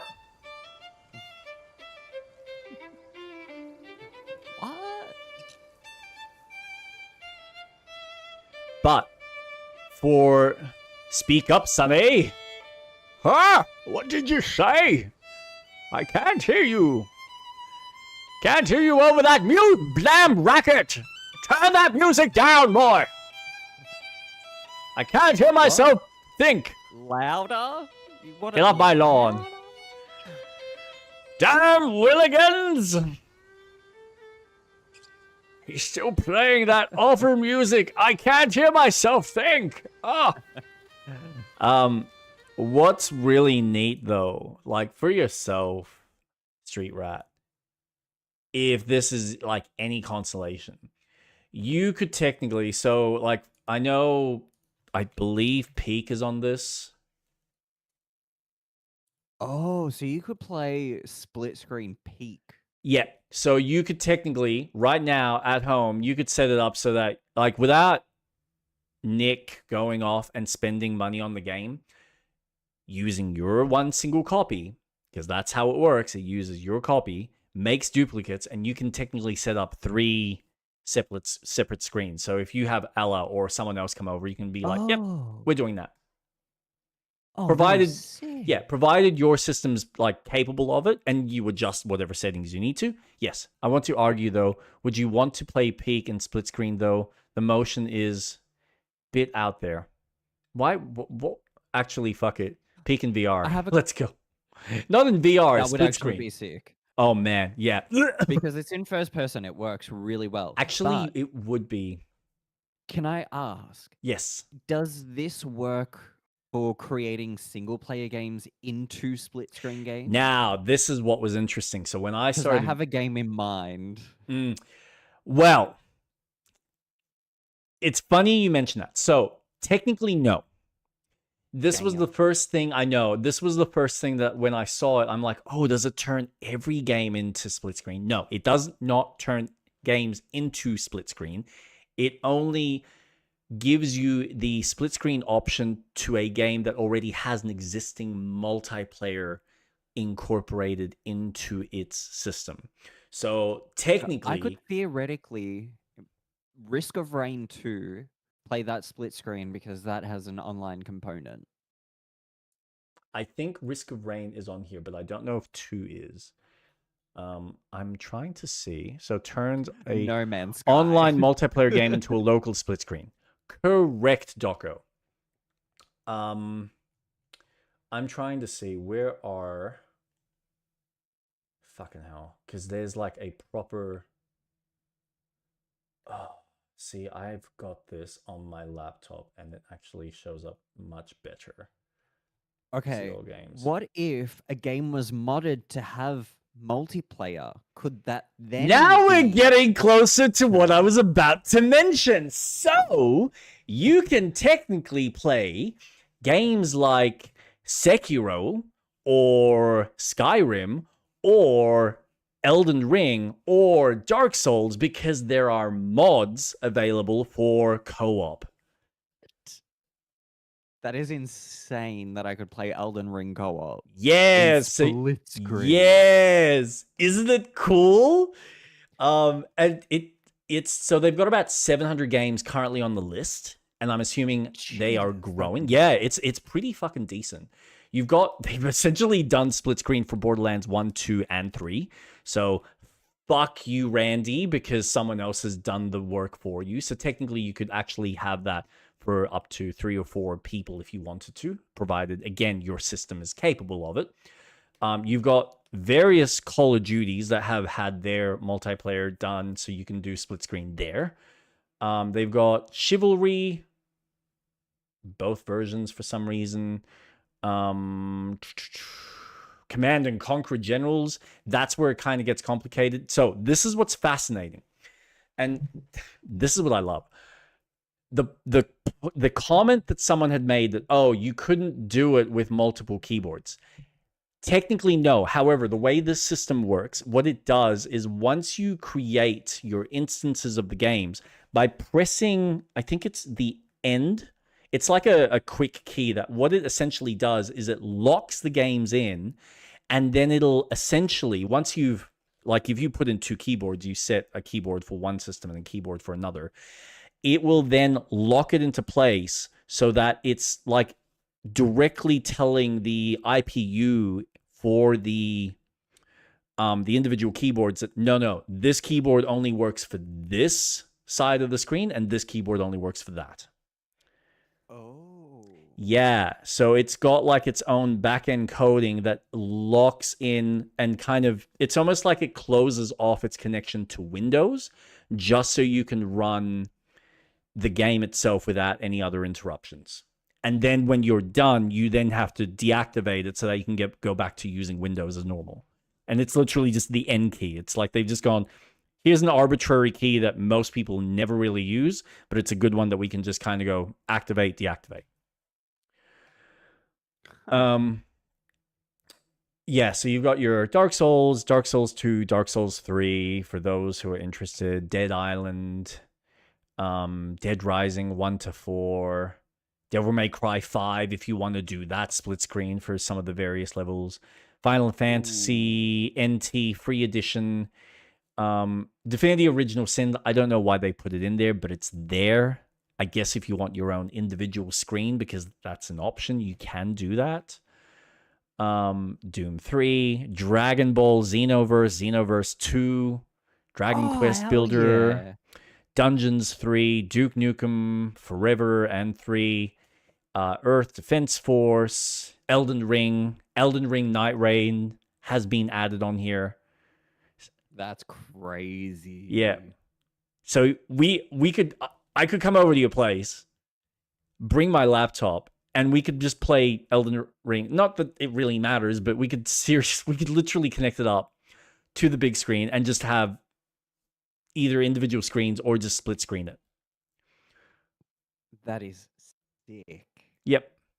Far Cry 3. You can play if you want. This is fucking cool. And honestly, this would actually be a cool one to try.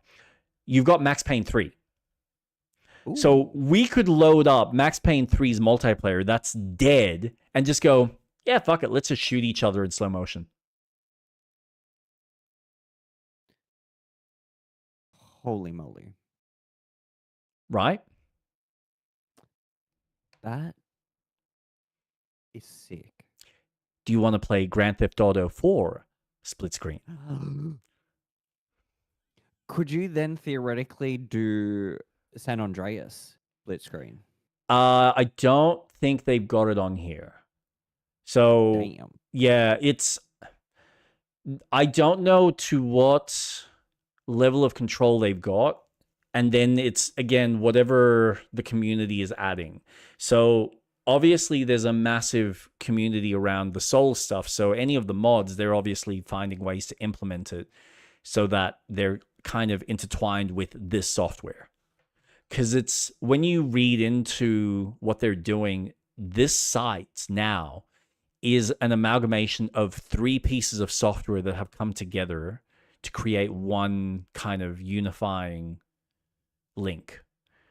Because one was designed to just figure out how to add split screen to games. One was designed to figure out how to add like this back-end LAN system.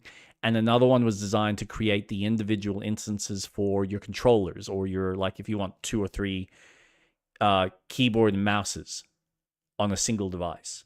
And they've all just like collaborated together to create this one whole project. It's really fucking fascinating. And the fact that these guys are doing it, like, this is what I love. When I'm getting comments from my, it's like 6 comments in the grand scheme of things. So it was like, I think it's 600 people. It was the lowest amount of views that I actually had for in general for a YouTube short. So for me, it's like, it's a nothing burger.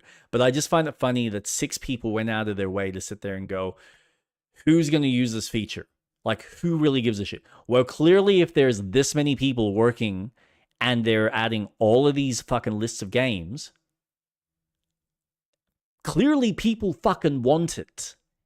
Now, I get it's a small minority, but it's there. At this point, you guys going to need a year to finish the game. Yeah, probably. That's fine. Yeah.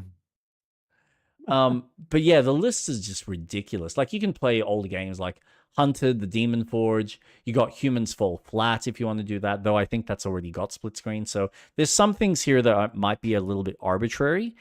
But then you've got old things that you're just like, man, how the fuck did that not even... Like, Kane and Lynch 2, Dog Days. Apparently I'm not sure, but I'm assuming the PC version doesn't have split screen. Well, here's your way to add it back in. War in the North, that's what it's called. Oh, do you want to do Lord of the Rings Conquest? Or Lost Planet 3? Or what else is there? Yeah, Marvel's Avengers is an interesting one. Max Payne 3, I've already mentioned.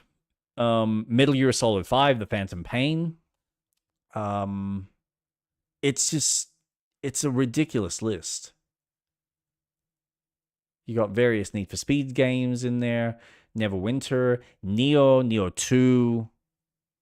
Like, yeah, it's blown away. Blown away is what I am. And the fact that there is this level of support for this stuff is really cool. I'm actually really grateful that it's there and that it's theoretically getting worked on and getting added to, which is nice. Oh, apparently they've got Super Mario 64 if you want to do that split screen for some fucking weird reason. So yeah, check it out. Nucleus Co-op. Pronounced nuclear. Yeah, really cool. Really cool.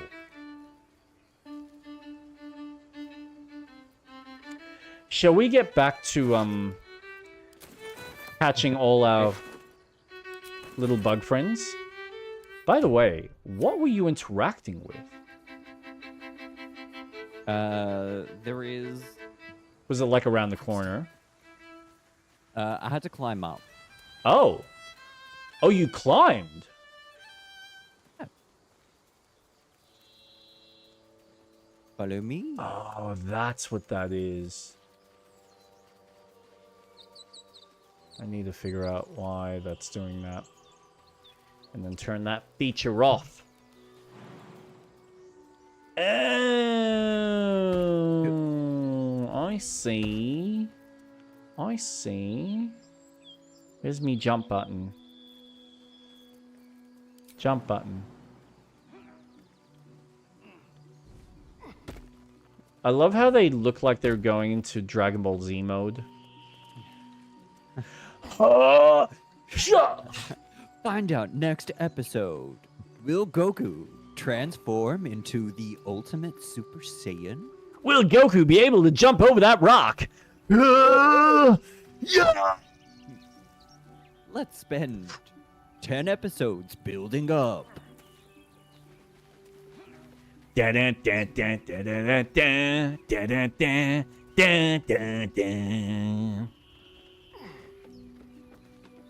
God, what a blast from the past. You've finished the series, I'm assuming. Yeah, all of it. Goku tripped over a rock. Which one was good and which one was bad. And they're all bad. So aren't they? Dragon Ball through to GT, I enjoyed thoroughly. Nice. It's a good start, middle, and end. Absolutely wonderful. GT really ties up Goku's story and finishes it off perfectly. Yep. Then I watched Super. Uh-huh. Super was really boring until the Tournament of Power. Man, where the different universes fight. hearing It you wasn't until say that, then- hearing you say that is just really cool.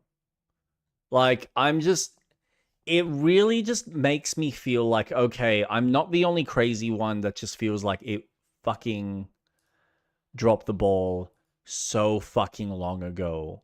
And it just feels like it's just money. Like, they're just, let's get more money. Oh, I mean, it's a good brand. There's a lot of marketing, a lot of merch. It's great. Yeah.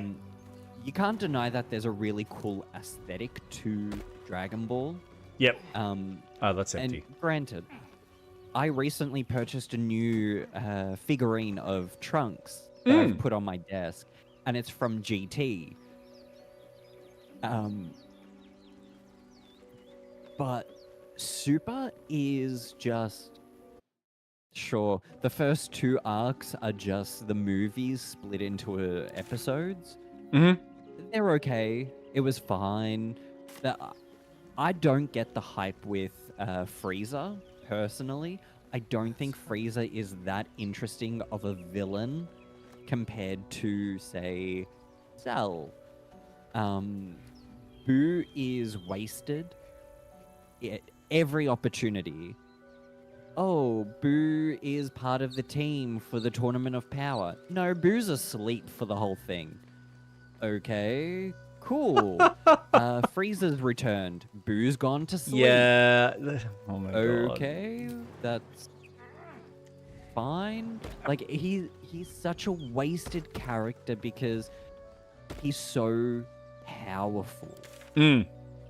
And there is a moment with Beerus that he comes to Earth and he just demolishes Boo. And it's like, okay, yeah, that makes sense. You've got a god who's put this creation to sleep. Like, it's not even a question of who's stronger. Yeah. It was cool. I really enjoyed that. But everything else was just so boring. But the Tournament of Power was sick. I loved it. The fighting between all these parallel versions of these characters and seeing the original Z Warriors actually fight. Seeing Krillin, Tien, Android 18 and 17 fighting. Like, my love for the androids has grown exponentially because of that arc. But Super isn't actually finished. The manga's continued. Yeah. But the anime's just stopped. And there's more that happens after. So it'll be interesting to see if they go back and actually continue it. Yep. Daima is good. It's funny how the two stories of Goku reverting back to being a child Travelers. is when he's at his strongest. They were going. Wait a second. Always so funny to me. I thought Daima was supposed to be. Am I confusing the naming convention? Because I thought Daima was like their remake of the original saga, like the Super Saiyan saga. Daima is a 25 special episode story where it continues on post Boo, and the demon lord who died, now there's a new demon lord who's taken over, and he starts, so you explore this new dimension of things that it has been spoken about but never really delved into. This delves into it. Okay. So now they've covered pretty much everything. They've covered the afterlife, the different dimensions, the different multiverse, and the demon realm. So it's 25 episodes. It's weird because Goku drops a line saying, oh, I could always transform into Super Saiyan 4. I've always had the power to. Oh my and God. It's like, what? So you didn't turn into Super Saiyan 4 when you were fighting Boo? Okay, sure, okay. Where did this come from? Yeah, now you're just like, it's like you're rewriting canon. Yeah, but the new writer since Toriyama passed, he said everything's essentially canon. They're just different timelines. Nah, I'm sorry. Like, okay, I'm fine whatever. with, because they've had that since the Cell games. Yep. With Trunks' time. So, okay, sure. You've set it up, utilize it, sure, fine. Can you drop a save? Thank you. I just got a hunch. Bad hunch. This area I explored once I did something else in the town that we go to. So, shall we maybe go and do the town? It's up to you. We can do this. I don't think we're ready for it. I wouldn't be surprised. That does not surprise me in the slightest. Wait, did he say goblins? Where did he see goblins?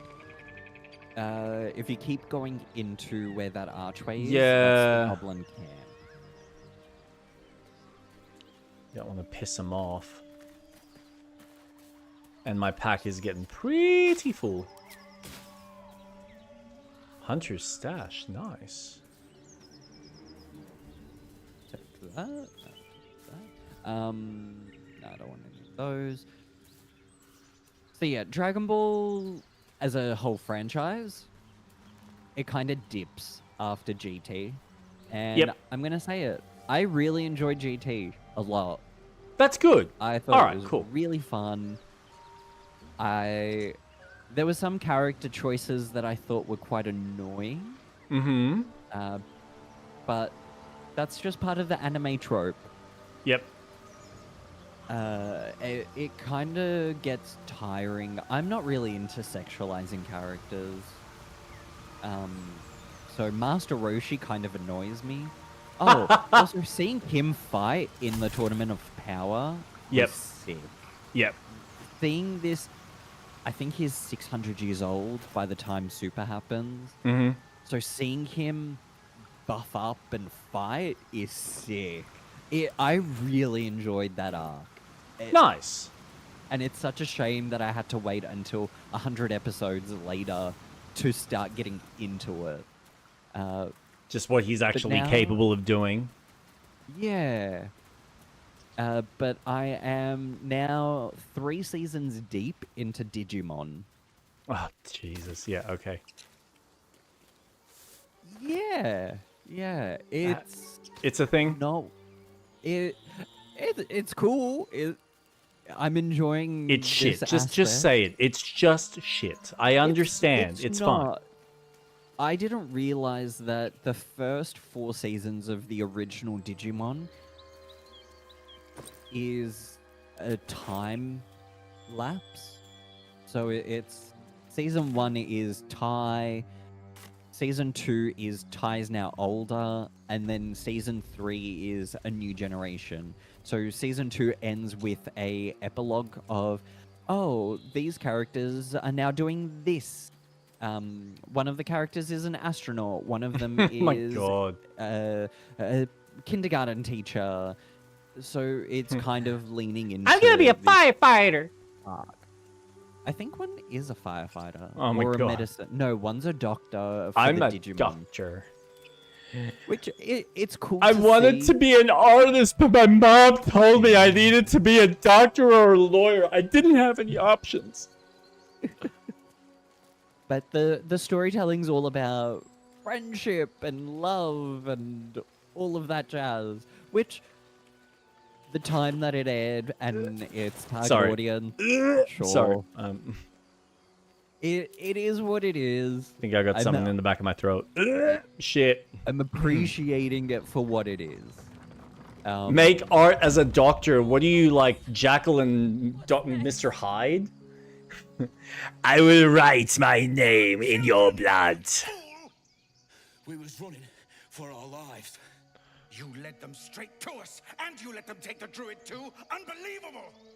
Alright, don't be mad at him just because he, like, was warning you about the goblin camp.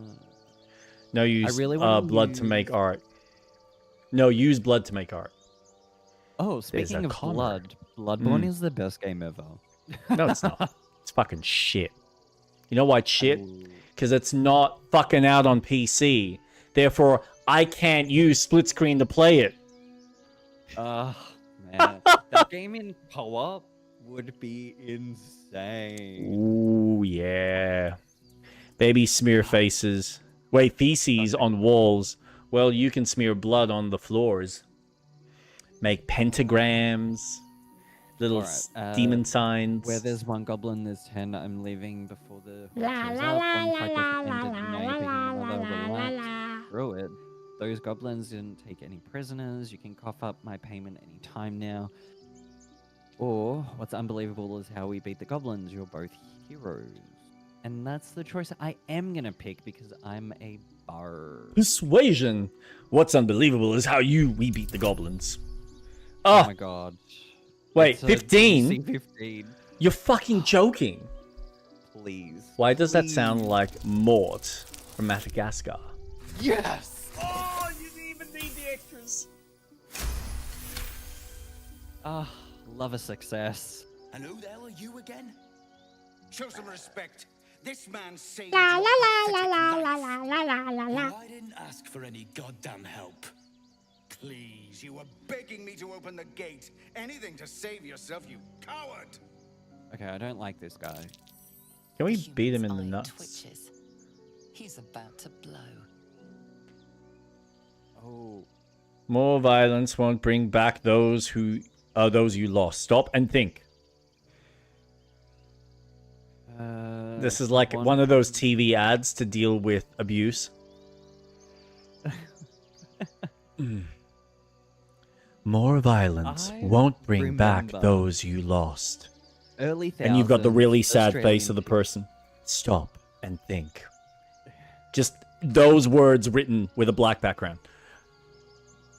Do you remember that ad? I think it was about either alcohol or drugs. Australian Oh, there's TV heaps of yeah. Sponsored advertisement. by the Australian government of Canberra. Correct. It's one of those. And the mum's talking to the son. Me and Sophie used to joke and quote it every single time. And the mum's like, no, don't go out. Don't do it. And the son slams his hand and picks up the keys and he's like, I'm going out. And he fucking dies, And doesn't he? It's about Dumb like cunt. alcohol and how it causes violence and stuff. I think it's hilarious. Going out. I need another fucking Government beer. ads are hilarious. He's just going out. He's young. Shut up, Let him mom. experience the night. Let him bash a couple of people. I'm joking. Don't actually bash people. No, That's no, horrible. just beat everyone up. It's perfectly fine. The world's fucked anyway. Let's all just beat each other up senselessly. as these two are about to do. Here's a perfect example. Street Rat, would you like to demonstrate? Don't be a dumb cunt, authorized by the Australian government camera. That's it. Doco's on the case. So true. Oh, I God. am going to persuade. No, intimidate. Come on. Like, you made it too hard. Now you gotta get... You're not gonna get another 17. You'll get 19. Come on. Yes! I was so fucking close. Oh, man. It's meant to be. Yet we can't fucking roll Too much at stake. like more than 50% on our fights, yeah. The both of you. Enough! Squabbling is pointless. The goblins have found us. At least we agree on that.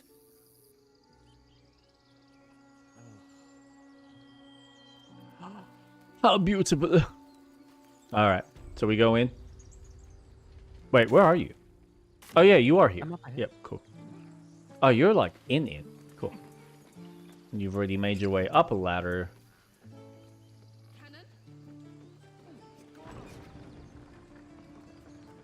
Why are you closing the door? He's got like 2 arrows like shoved into his... Stop breathing! Stop breathing! He could be dead. I think he's twitching. He might be alive. Does anyone have any magic electricity? He's dead. Stop wasting your time. I'm sorry it happened so fast.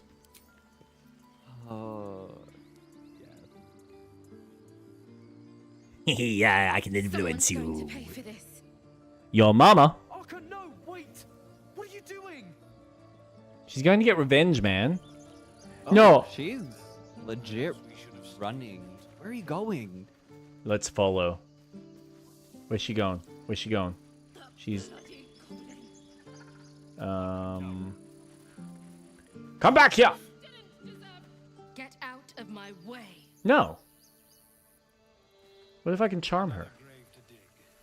We're getting far too much practice. Come back! I like that you're playing as Astarion and not as yourself.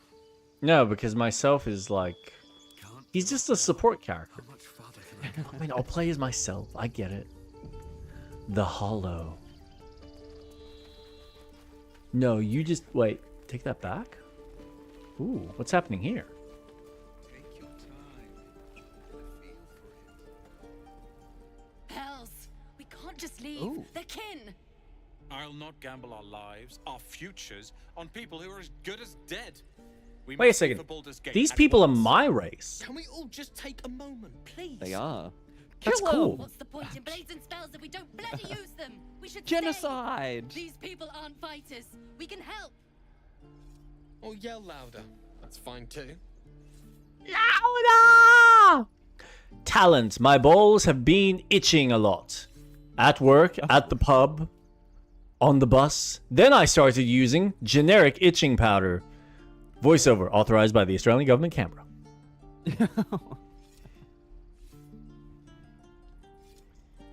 Then I started using balls to the wall. The greatest itching powder you will ever use. Oh my god, I don't feel anything at all. If we left, we could at least make a run for it. Let's see. Persuasion?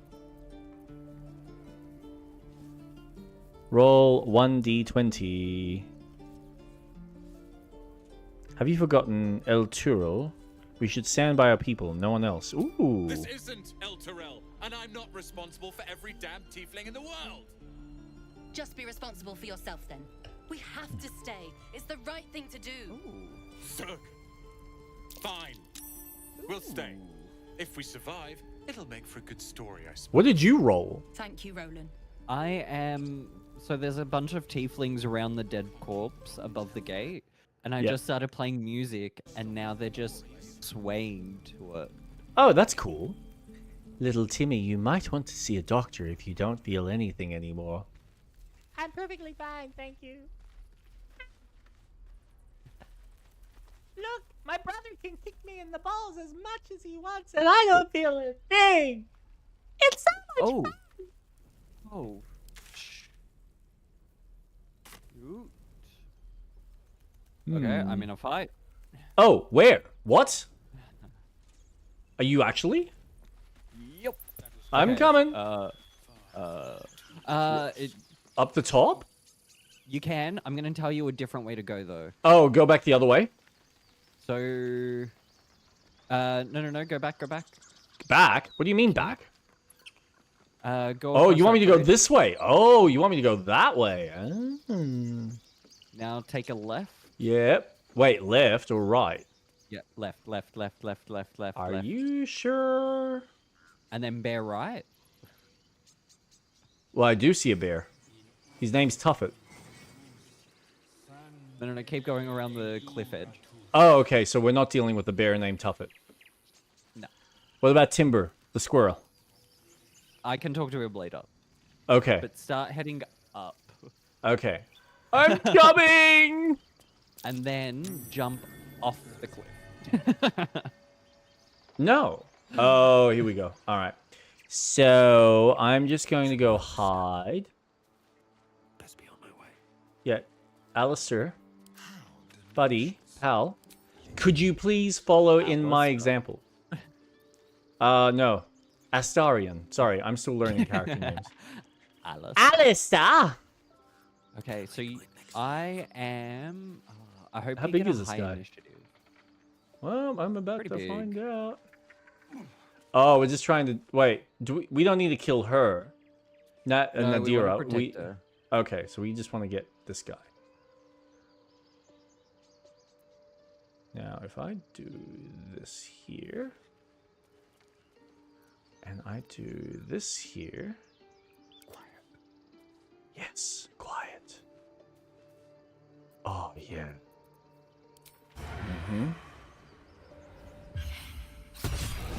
Yes! Let's get this show on the road!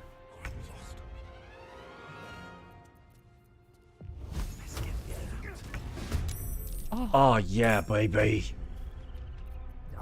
And let's give him a bit of a shove, shall we? It's a shame I can't, like, push him. Oh, yes! Ooh. Can I push him? No, I can't do anything in there.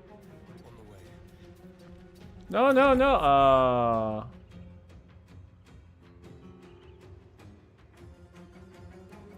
Does anyone No, need actually. heal? No, we're pretty good. I gotta admit, since we got the level up, it's kind of helped with the health. Too far away. I'm gonna stop. Man, I can't wait till we finish this game like next year. 2027 for the win, then we'll have Larian's next video game. And then we can play that early access piece of shit until they fix it.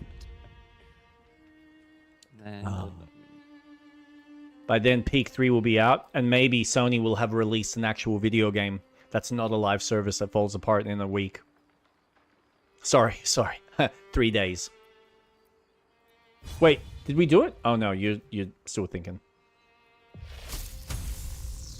Did you watch any of the Gamescom stuff? You were the worst bard ever, by the way. that was Gale, by the way. He's the Not worst Bard. wizard ever, by the way. Thank you. Thank you. You're welcome. Oh man, I get an extra turn?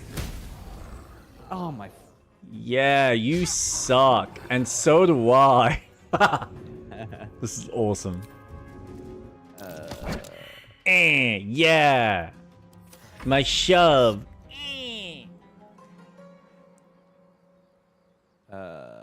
Oh, I can't. yeah. Of Hold on. Yes. What? Oh, come on, man. What if I shove you in this direction? Too heavy to shove. That's a thing? I didn't even think that was a thing. Okay, I'm gonna end up there. Oh, no. Oh, no. Oh, all right. He's now going to need some healing. Ow. He used an opportunity of attack. Yep. Which is a reaction. Yep. And I technically had an ability I could have used to avoid that, but Once per round, a character can react to another action. Manage your available reactions in the reaction tab. Bugbear Assassin used main hand attack on Lucian. Bugbear Assassin needs 15 to hit. They rolled a 19. I'm gonna... Yeah. Yep. I don't want you to be able to do anything.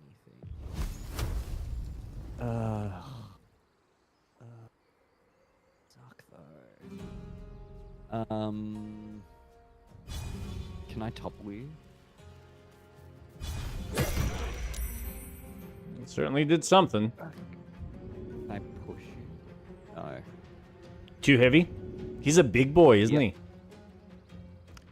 He's such a big boy. Oh, Oh, no, yeah. I've moved too close.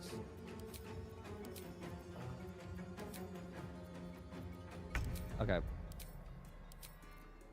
Wait, how do I... Ah, there we go.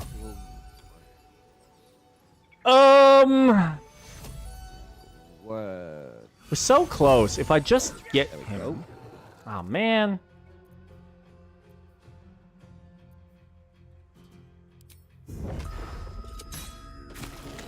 Got him. Ah, never mind. Good job. Yo. Well done. You have good timing. Never been much of a fighter, so wrestling a bugbear would have gone poorly. Pretty shit for But you. you're not here for heroics, are you? Avernus's stench is all over your skin. Let me guess. Your devil mistress sent you to get her soul coin back. Too bad. I earned it, fair and square. Deception, you got me. Hand the coin over and I'll be on my way. Oh, I have no idea what she's talking about. The Devil Mistress sent you to get her soul coin back. Should I was thinking option 1. But I do have advantage with deception. I've got +3 for charisma. I mean, and +2 for you got that deception. other coin from the spiders thing, didn't you? So maybe there's more to the coins. Oh, okay. Oh, I think you got this. No. Mm, Oh, I did. very unlikely. Very- That bloody Irenes. Devils just can't stand to lose. Here. Now go back to the pit that made you. Okay. Yep. Peer through the telescope. Ooh. It's a dragon. Unless it's a really big butterfly. I think you might want to focus the telescope. That be the one you want. Squint at a distance. I think. Oh my gosh. The fact that you need a skill check. Get a 2. Oh, yeah. I don't think you got it, man. It's 23. No. Oh. Oh, the fuck's off. You see a dragon circling like a bird of prey, hunting. Move this. It went to Move it to the. No, it went to the right. Went to the left. No, I'm pretty sure it went to the right. Went to the left. All right, to your funeral. But if I move it to the right, No, I'm fucking with you. Don't. I'm going crazy. Yeah, my wife tells me off for gaslighting her all the time.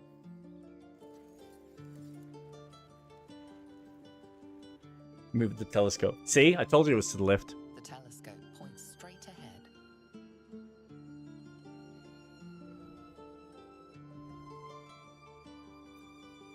Move it to the right.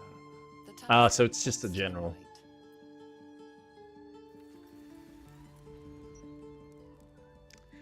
right. And nothing. Okay, cool. coin's worth plenty. Don't let a squid get their tentacles on it. If not over, then through. What kind of a squid wants a coin? So now I have 2 soul coins. Nice. Strange, incomprehensible whispers emanate from this coin, pervading your mind with rage and despair. These coins can power infernal engines.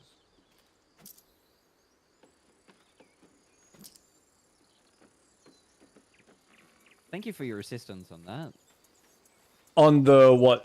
Using deception instead. No, no, Oh, no. the That was fight. Yeah, great. yeah, nah, awesome.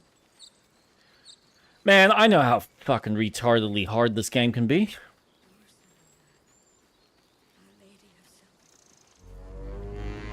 Rallied. Oh, you did that. Okay, cool. Like, where the hell did that come from? Are we in another combat scenario? Just, you know. Just kidding. Nah, let's not get caught stealing. Zevlor. Forgive that display. Oh. Paladin's a blowhard, but that's no cause for me to join him. Thank you for your help out there. I don't I'm like this Zevlor. guy. I'm Lucian. Well met. I should warn you, visitors are no longer welcome in this grove. Oh. Whatever your business, I'd see to it quickly. The druids are forcing everyone out. This attack will only strengthen their resolve. I have no quarrels with druids. Why are they forcing you out? There have been several attacks by different monsters. The druids blame us outsiders for drawing them here. Nobody's welcome anymore. They've started a ritual to cut the grove off from the world outside. Wow, We can't okay. stay, but we'll be slaughtered if we leave. We're no fighters.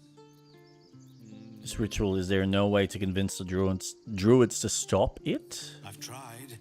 Korga, their new first druid, won't even see me. You, though? I know it's not your business, but she owes you for saving this place. Perhaps you could persuade her. For more time to prepare, if nothing else. I just don't trust him.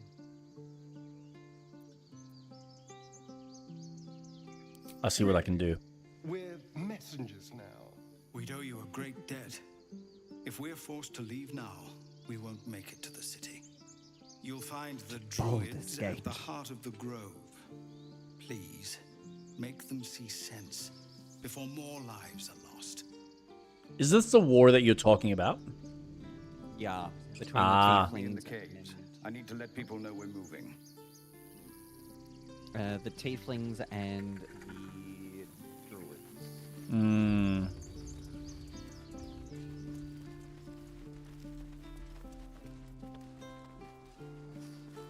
This Cute, grove is cute. kept by Sylvanus' faithful.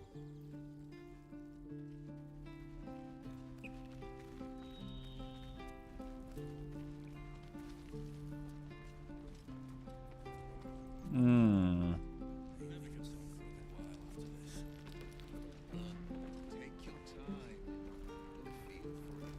You're looking down the grove. Trader. Perfect.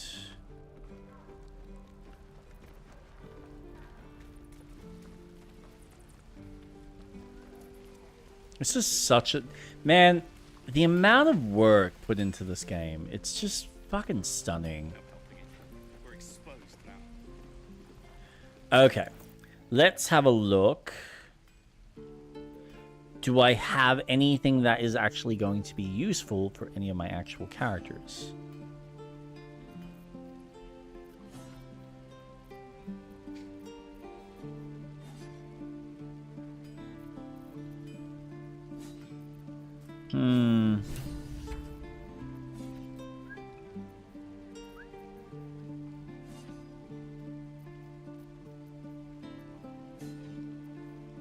There's like nothing.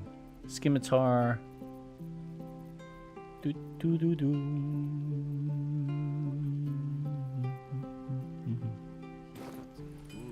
All right. Thanks for fighting off those goblins. If you need to replace any gear, Just ask. My selection's pretty slim. I had to leave most of my equipment in Elturel. I was trained to fight barehanded, not really one for weapons. Might have to teach the rest of us that trick then. Expect half these blades will break the first time they strike a goblin skull. I've had to make do with what I could scavenge. Alright, let's go trade. Ooh, sell everything that is not consumable or crafting. That is exactly what I plan to do. But what I also want to check... Careful, I bite. Don't touch me.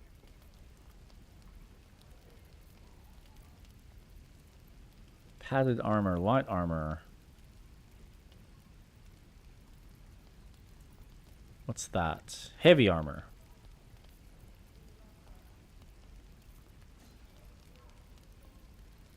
Absolute Bane. Sleight of hand.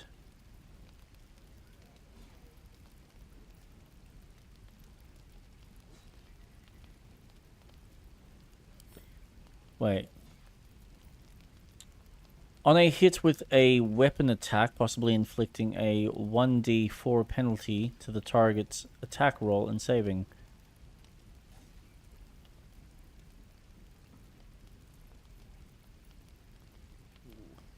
One d4 penalty to target's attack roll. Why are you not equipping the gloves? Wait, does that possibly inflicting a penalty to the target's... So as in the enemy suffers a penalty? Yeah. Provides a... Yeah, okay. Well, then I'm equipping the gloves. Settle down, Impulsive. I'm just double checking. Man. Now. I wonder if this works. Oh, this does work. Oh my god. It's got shift control options. Legendary! No. I think... Ah, here we go. Oh, what am I doing? Not doing the right thing.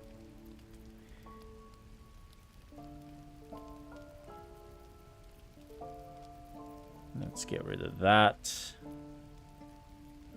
And I don't think I'm going to need a shield.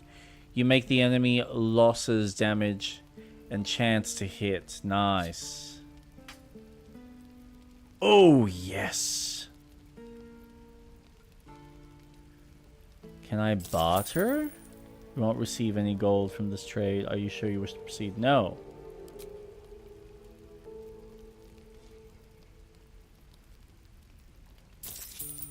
I want my money. Oh, why can't you use that? Oh, I'm an idiot. What an arrow. Oh. Why would you buy an arrow? Nice. And the Syrian's got a couple. That's me, because I used it. Oh, I did not mean to use that. Do I have any better? No. The daggers are all exactly the same.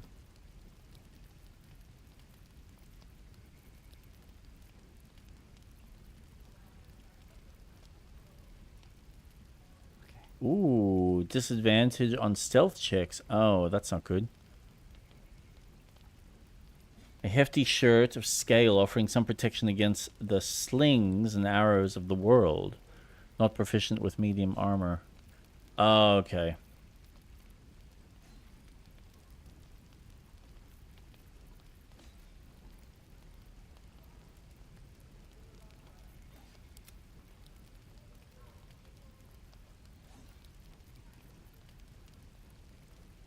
Nope, really offers nothing interesting. Alright, so we'll do that. Those. And... Is there any reason to keep things like cups and feathers and quills and stuff? I feel like no. I have not. I've read all of those. And I'm assuming things like rings and necklaces. No reason. Yep. Awesome.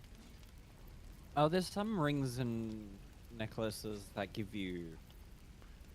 Yeah, if they give you something, sure. But if they don't, there's probably no point in holding on to it. The book is handwritten in a swinging scroll. The red ink of an eager editor slashes through most of its content. Two inscriptions, each with a different hand, are scribbled inside the cover. V. Absolutely not. E. Dearest Elminster, while you may lack imagination, nymphs, I assure you, do not. Nor does the public that eagerly awaits... Creates a flammable grease surface. Creatures walk on it. Oh, I think I'll hold on to that. Only that I may conduct a more extensive bout of research. Your friend these many years, Volothamp Gedra. Author, researcher, recounteur, etc. Barter. Sell, sell, sell. He doesn't have much money left. 6 and... Well, I don't think he can afford much else. Yeah, no, I'm not giving you all my bones. If that's all you're giving me, cheapskate. Alright, I'll tell you what. I'll take the rest of your money, and we'll call it even. Now. Oh, is it worth me buying something? Weapon enchantment. I will. Oh, Not proficient with martial weapons.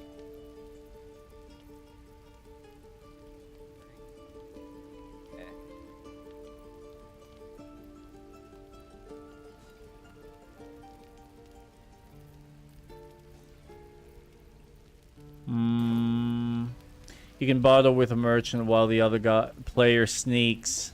Player sneaking and steal them back. I can always distract.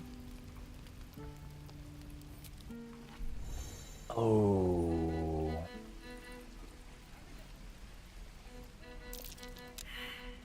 Oh no! I failed my performance check. Ha ha.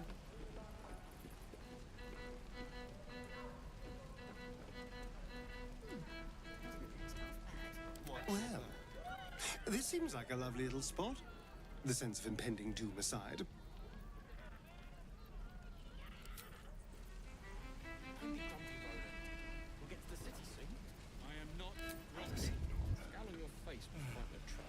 miss my forge. Never had cause to visit a druid's grove before.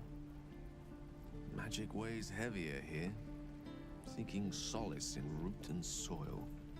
Grounding, one might say. Tell me a bit about yourself. I hail from Waterdeep, city of splendors. I am a wizard of considerable acclaim and scholar of exceptional accomplishment. I have a cat, a library, and a weakness for a good glass of wine. And if the mood takes me, I'm known to try my hand at poetry. There. I feel like I've heard that voice actor before, but I can't figure out where. Didn't that paint enough of a picture?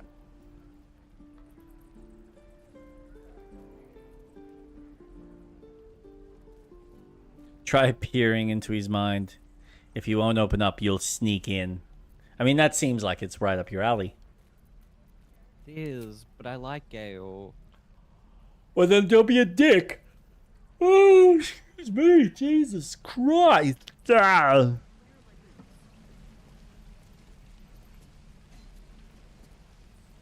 Easy money. Did someone just say easy money? Oh, there's another shopkeeper just on the side here. Hello, chum. Let's explore what's up. If it isn't the talk of the camp. Thank goodness you came along when you... Oh. Wait a second, isn't that the grandma from The Witcher 3? Out in the sun. What are you doing here? Ain't seen that before. And Did you go crazy, walk off set, and then walked into Baldur's Gate 3? Little pasty, love. I've just the thing to perk you up. Sweetheart, I'm just letting you know that you lost your daughter. And that's why you're here. Oh my god. There's no need, I'm really fine. Sorry, love. I just lose the run of myself sometimes. I must say, though, you're looking mighty peaky. Are you all right? I've been better, it's difficult to explain. Oh, I've seen it all. I once had a fella who'd been caught dabbling with a dryad. The wife was none too pleased and introduced him to a pot of boiling oil. But worry not. I fixed him up, and depending on the lighting, he looks good as new. God. My point is, whatever ails you, This I wealth is promise hopeless. I've You're seen wasting worse. your time. It's good advice, What is it, child. Peckle? You're too well What's to wrong? listen.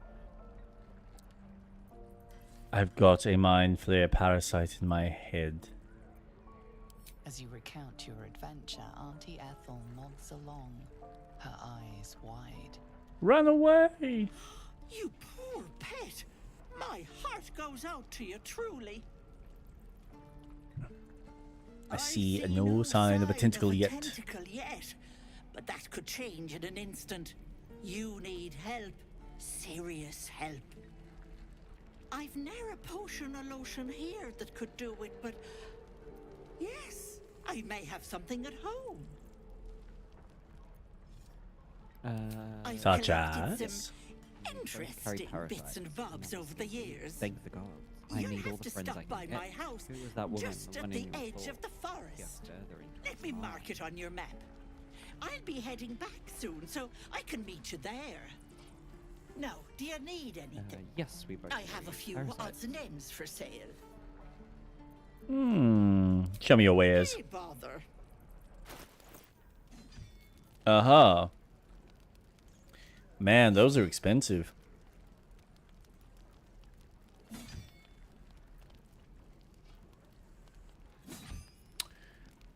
Alright, so what don't I need? That. Oh, wait, what am I doing? Oh, don't break it.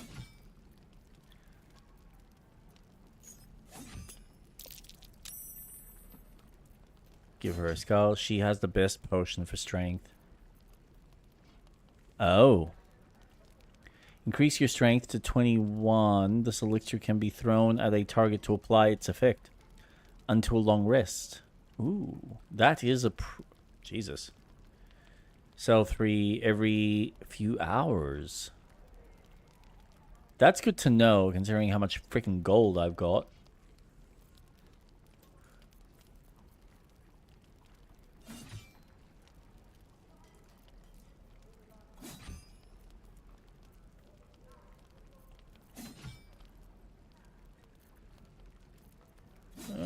Is there any use to the rope?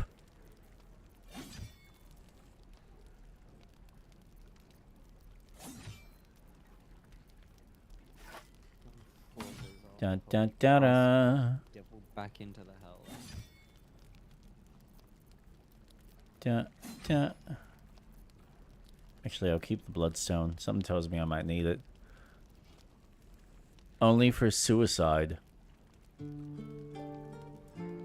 Can you do that? Awesome. We just got a new party member. Who? Weil? He's gone to camp now. Cool. Water.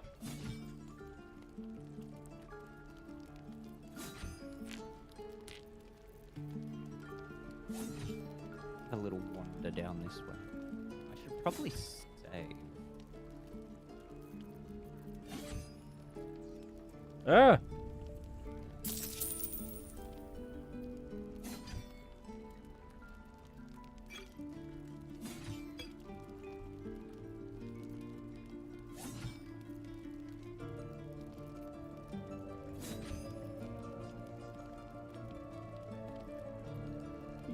Yes.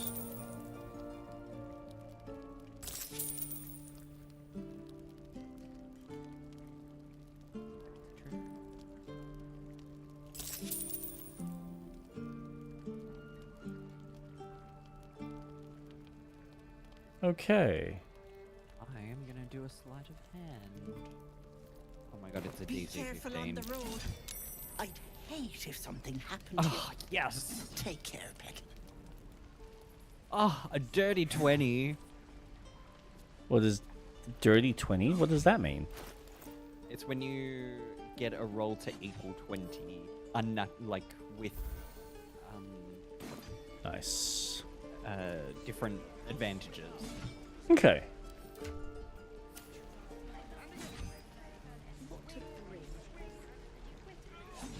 Tails. Die if I let Eroica reeking of this place. I'll never get the smell out of my clothes. I'll have to burn them.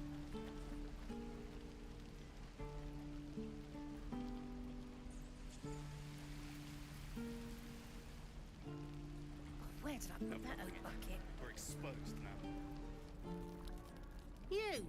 Saw you Where that came fighting from. those It'll shape slimy you. bastards. Hold on. One coin toss Fancy a doesn't prove bowl? anything.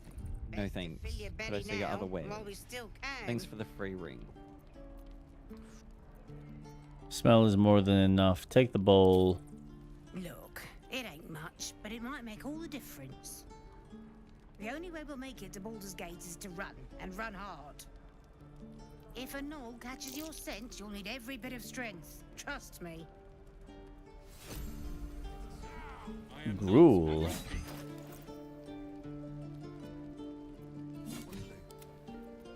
Wait, who the hell received the gruel?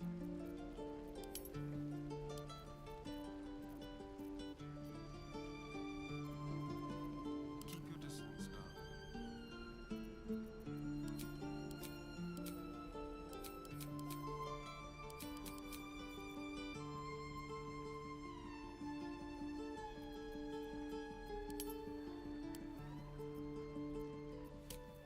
Who the hell received the gruel? Or does that go into the food pack? Go into your camp supply sack. Yeah, okay. That would make sense. Ronan shows off his thunder wave. Depends. How many people are dumb enough to ask? How long do you think we've got before the goblins come? 2 new journal updates available.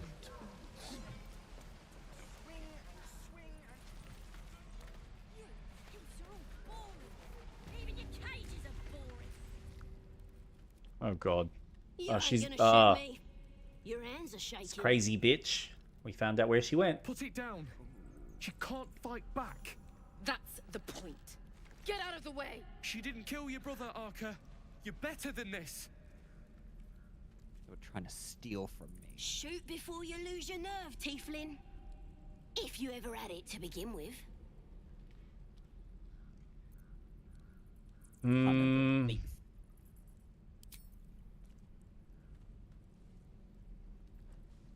Looks like the Absolute sent me a protector. You're gonna kill him too? You could at least pretend to be sorry. move. You can make it right by giving me my percentage of your day. Read the tiefling's thoughts. Ooh. I sense the pain you carry, but killing this creature will not ease your burden. Let's roll, baby! Yeah! I will use my specialty. Common sense. You're right. I wish you weren't. Wow, that's all it took? Damn you. Damn it! Why do you care if a goblin lives or dies? You'll grant the goblin 2 victories this day. A goblin prisoner. Her life isn't yours to take. If she dies, she'll take everything she knows to the grave. Because she's not a practice. If you believe anything the beast tells you, you're an idiot. It's all right, Arca. Let's go. I'm gonna buy the ends off your kids, and your birdies, and your dogs. Ain't sure why you're protecting me. Don't care neither. It's too late to make friends, warg meat. My tribe's coming. They're gonna burn this All pretty I will place for the say- glory of the Absolute. and hang you by your guts. If we want to get through the goblin camp safely Yeah. and not have hostiles, we could save her. Goddess! We're burning her name across the face of the world, we are. The absolute is gold from the sky, she is. The blessing in the storm and the storm itself. An all-powerful goddess that can't get you out of a Maybe she sent you cage. to help me. And you will, if you want to save your skin. And if the teeth stick a few arrows in us on the way out of here, don't worry. Priestess Gut will patch us up. Got a whole lab set up. Cooks up potions that fix our lads, no matter how much of a beating they take. Could probably stick your head back on if someone was to chop it off. Mighty booyog. You could really play fucking bad in this. Oh yeah. Nice story, but it for a copper in a tavern nearby. It's the truth. I swear on your mother's grave. Get me out of here, and I'll tell you where to find her. Deal? You already told me what I need to know. I'll find the priestess myself. Even if you did find my tribe, they'd set the wargs on ya. You need me. Get me out of here, and I'll tell them what a good friend you are. Hmm.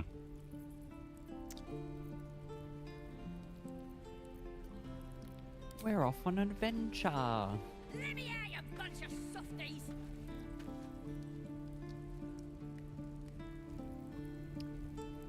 Rusted Won't prison go through door. Ooh, what's that? Does that not if open? It does. But Okay. if we free her, that might be the direction we want to go. What the hell did you just do? I'm exploring and getting hurt. Okay.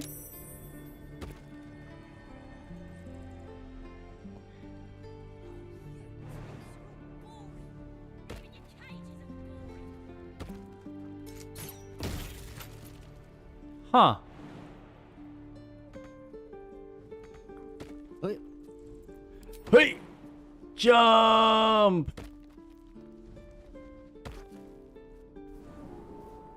So what's behind this door? Ooh. Glowing eyes are rarely. You know how you died? Oh, before? no! Did you? Can you save? I need you to save. Save, please save. Okay, I saved.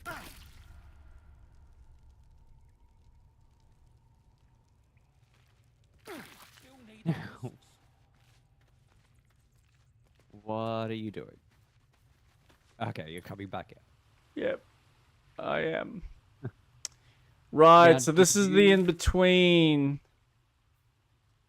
Oh man, fell for the old statue. Tisk, tisk, tisk. Twice, not once, twice.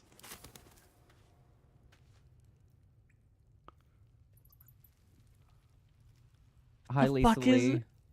Ah, I wish you a great day too. Thank you. Okay. Can I? Oh, Bell upset. Alright, I'm probably gonna need you to get ready to, oh, wait, whoa. The softest. Wait, what is it that you're doing? Oh, I can steal from my own character. That's great. No, I'm just going to, first off, disconnect the chain. And then, this- it's not. How do I answer this question? I've played a bit of this. okay. Oh, sorry. I've got a viewer who's asking me if this is my first playthrough. I haven't completed my first playthrough, which was solo. But now this playthrough, I'm doing co-op Aha! and completing it from first to last act. So I have gotten up to the goblin camp. The last thing I remember was the harpies. Cry about. Don't wear his voice out. We're still Ain't Have sure why you you're played protecting me. this? Don't Remember, tell you can me. enter turn-based mode when It's you too hide. late to make friends, warg meat. My tribe's coming. They're gonna burn this pretty Wait, place for the glory of you the can Absolute turn... and hang you by your guts.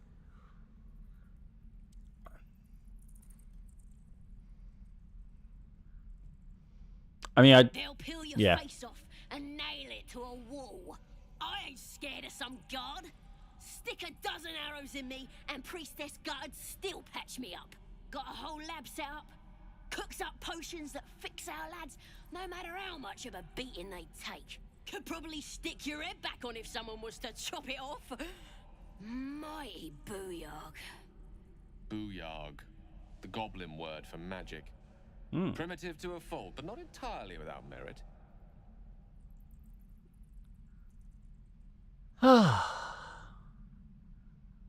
Get me out of here and I'll tell you where to find her. Deal?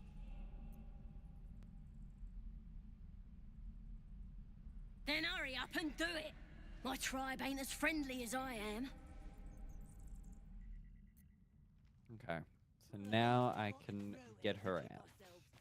Wait, are you actually going to consider getting her out? Oh, absolutely. Why? If it means getting through the goblin camp without everyone attacking us, 100%. But how bad is that? Like, what's wrong with being attacked by the goblin camp? It's an army. And? We can take an army. We could.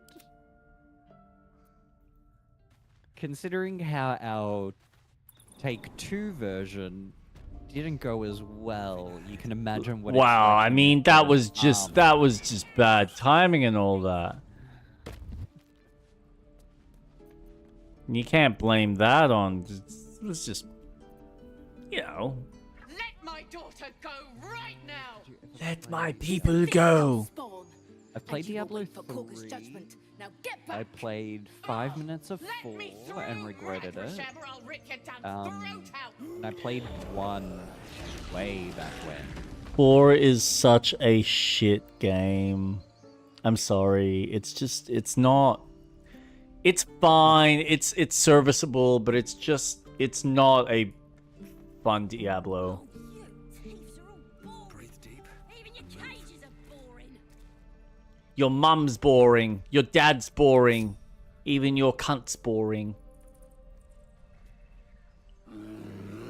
It's a bear with a shiny nose. Come, Magrin, give him a chance. You, get back. Is that the bear we have sex with?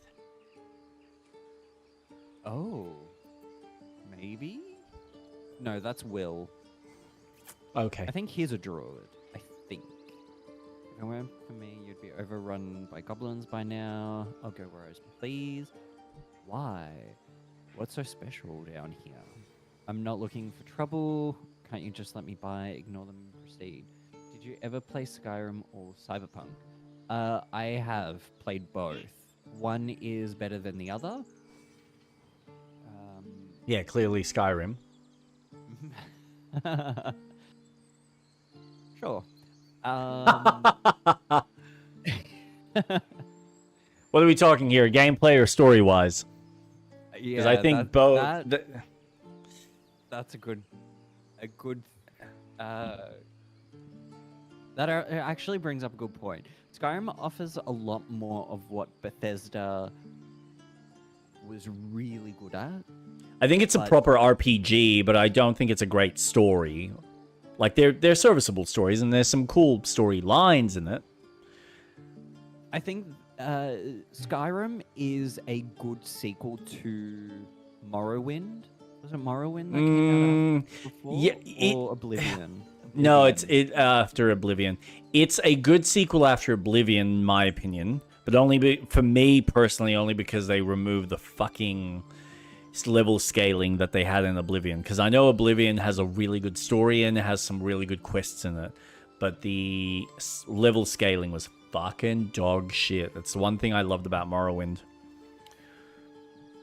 And I still think Morrowind has the best music in the series. But Cyberpunk has turned into a really good game.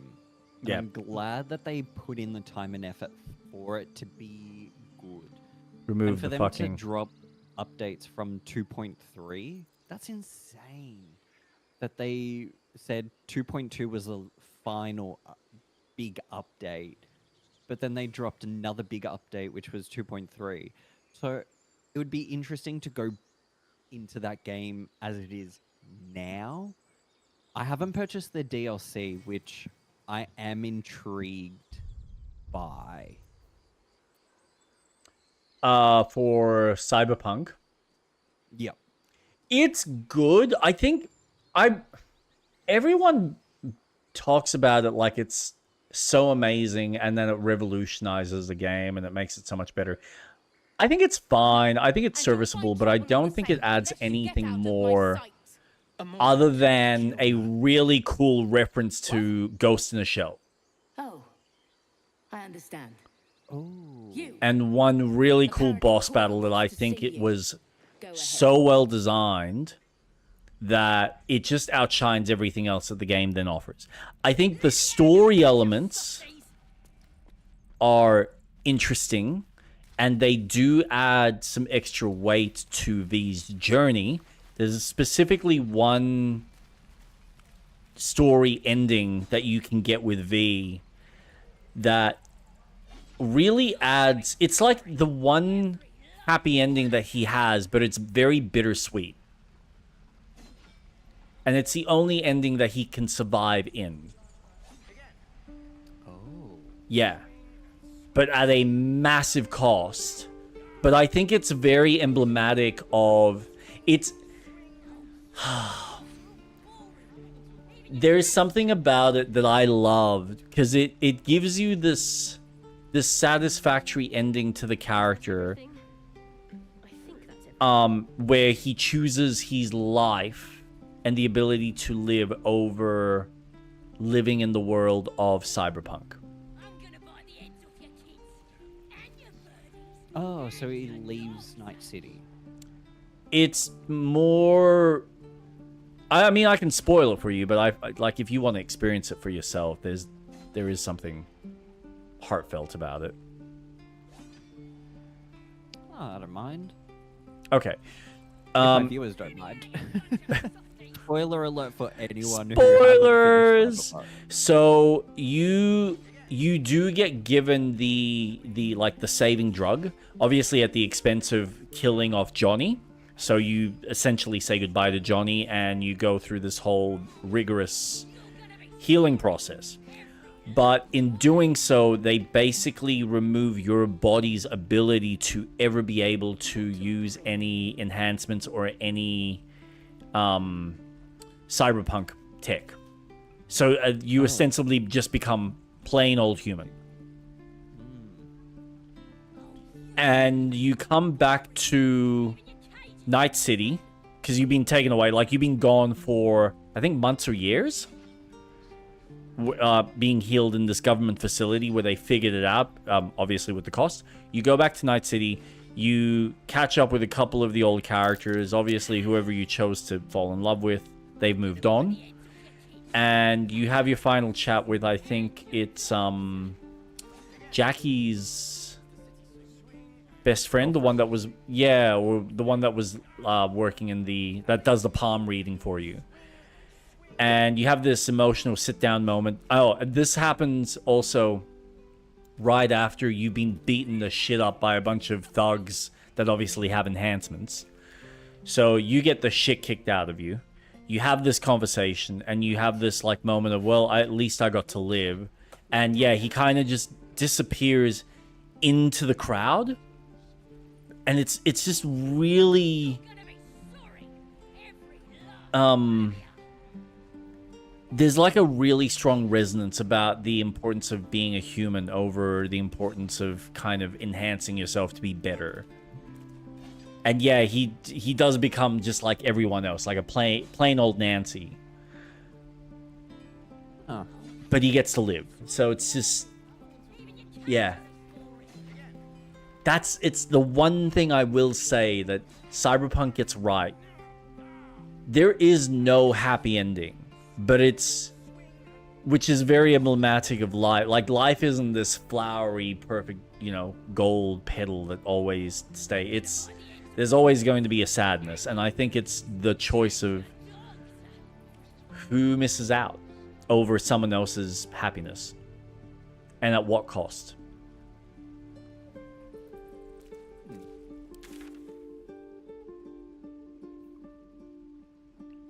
Because it isn't the whole point of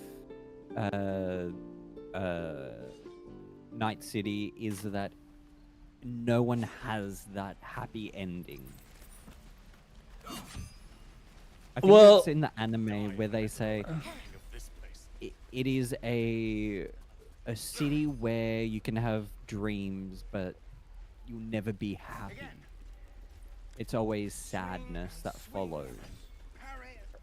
I mean, the whole thing is essentially it's thematics on consumerism and the effects that our ability to constantly consume or constantly want to be better than someone else, constantly, like the fact that you have this, everyone is shoved into this one city that is high as fuck, and the rich obviously live up the top with the poor that live down below.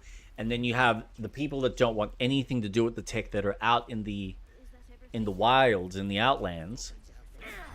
And it's just this whole whoa, what's the word I'm looking for here? Like allegory to just the destruction that consumerism obviously brings on an extreme level, that regardless of how, to whatever extent that you're working, there's always going to be something that's going to screw you from another. You know, people from down below are going to be screwed by the people up the top, and the people up the top are going to be screwed by their own, you know, head honchos, because everyone's trying to get on top of each other. So you're never ever safe, but you're wanting more, because the dream is bigger than the reality. If we left, we could at least make a run for it. A sad, sad life. Yeah. And it's very real. Very real. Yep. Capitalism. Oh. You're a trader? Something's on my mind. What can you do for me? Refugees, adventurers, no one in years, and suddenly we're overwhelmed. Well met. And thank you for beating back those goblins. Most brave of you. Is there anything you need? Act fast if you do. The ritual will be complete before too long. Are you really locking down the grove? I know it's drastic, but more monsters seem to terrorize this region every day. What about the people here? We druids will be safe. As for those that took refuge here, well, may Sylvanas guard them as they continue their travels. Casting out the tieflings. Original. You said the region's overrun by monsters. They won't survive by themselves. As I said, it's a drastic measure, but the survival of the grove is paramount. There just aren't enough supplies to support everyone. What are you selling? Just some bits and bobs I no longer need. Some bibs and bobs, huh?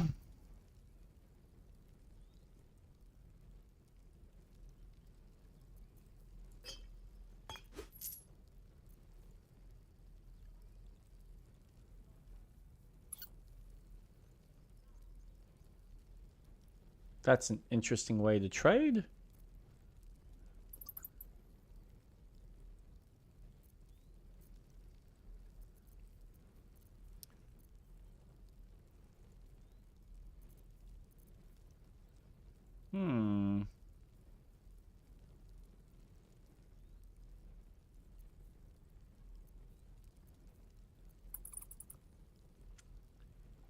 Traveling by a druid. Oh, it's medium armor. Light armor. Not proficient.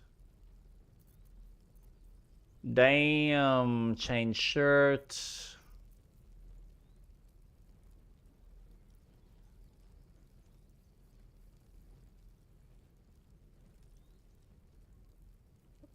Pale staff inlaid with droplet-shaped topaz. Doesn't really add anything. Ooh, that's expensive. Fucking hell. Sylvanus, guide your path. Well, I now need to heal a certain someone.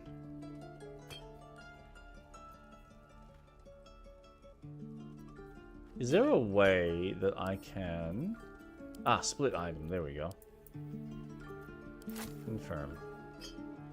Are you purchasing things?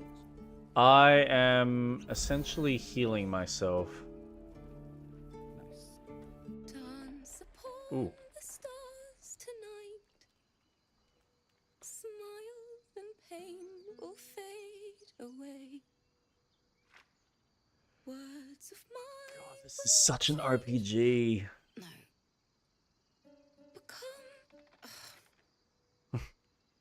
Stay silent and listen. No, sing. Words of mine will turn to ash. Words of mine will turn to ash when you call the last light down. Continue singing. Moon reminds me of your grace. Moon reminds me of your grace. All the love I can't repay. Rest and know that I will pray. Farewell, my dear old friend. That's awesome. Wait, that's it.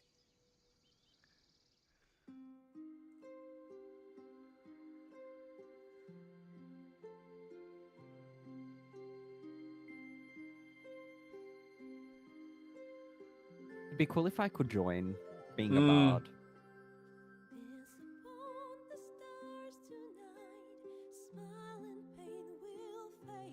Your character is standing there like an anime character, like, yeah. Perfect.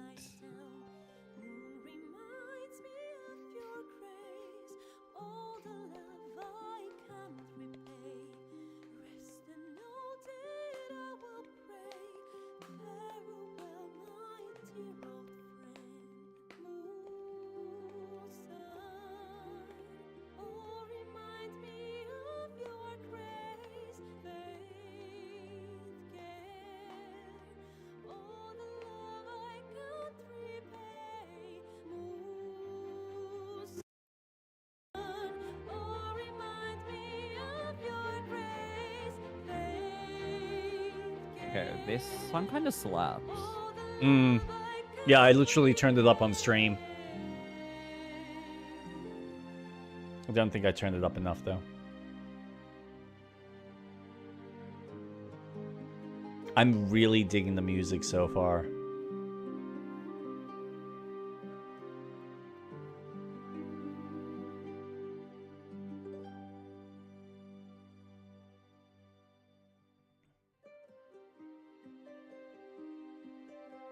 Yeah.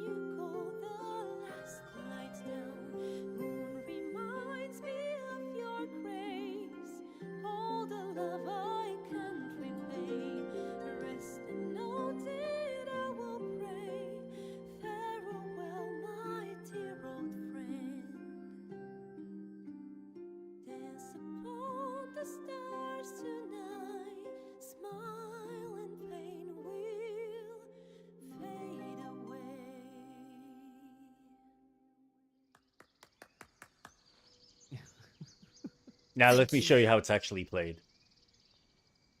I was having trouble finding the words. You're welcome. Just keep at it. It's been so long since I I said the bang, Sorry. bang, bangity bang. I said the bang, bang. Oh, no. Wrong time.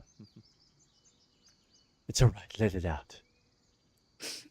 I don't usually. I'm all right. Let me I ride haven't those finished a song horns. Since Lihala died. I haven't played at all, if I'm honest. She was playing her lute. We didn't hear the gnolls coming. There was so much blood. I can still smell it. Sounds terrible. I'm sorry. There should be a fifth option. So, do you want to bang? She'd yell at me for that meter and make me play it over and over again. And that's exactly what I'm going to do. Finish the Weeping Dawn. For her. I've a long way to go. But thank you. I needed this. And I need you and me Thanks. in a sack Lihala made me love till 3. music. The sound, the feel, the thrill. I'll give When you she something to died, thrill about. It was gone. It's a Until shame now, you can't romance I'd forgotten anyone. what it was like. That itch in my fingers to I know. perfect a song. How disappointing. This is the The worst Weeping RPG Dawn ever. will be my gift to her. What do you mean? I'm playing a bard and I can't romance everyone? Ugh, disappointing. No, you know, it's funny. I was just thinking, just going through what we're going through right now. 4? Fuck you, game. You can give me more. Is someone fighting? No, I'm just hearing things. I am just blown away. What is that? Hunt down Karlak. Who's Karlak? Quests? She's in our camp. She's the angry girl. Oh, cool. And you're all the way over there. And we just need to go around to the Emerald Grove.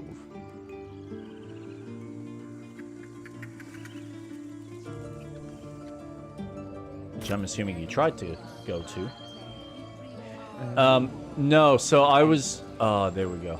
Yeah. I was thinking about the fact that this game...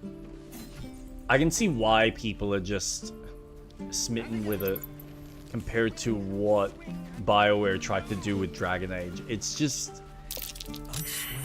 The difference in quality... You can tell that this is focused around a proper RPG experience. And even still offering multiplayer. This is what I find so fascinating. Like, this just... It covers both bases. And yet, BioWare couldn't even get their shit together because they probably spent the first 2 or 3 years trying to make a mobile game before they turned around and went, that ain't working. Rawr. Your companion vouched for you, but you're being watched. Respect our grove. Few outsiders are allowed in here. Be respectful and do not interfere. I'm gonna piss all over your precious stones. I'm gonna take a dump on your rock. Oh, don't. Be careful, be careful. I'm gonna quickly save before you do anything. Me? What am I gonna do? I'm not gonna do anything that might not jeopardize our mission. Hostes subeunt, protogenos, muninos. Complexum tuum, aptera autum, ad nos defera. Referred son. No, you can't read it backwards. Okay. Hello, piggy. Wait, can I talk to the piggy? Tusk. Hello, Tusk. Grunt. Ooh. What were you saying to the bird? The bird knows. She needs to know. You do not. I help defend this grove. I am not your enemy. Wait, add bonus? Ooh.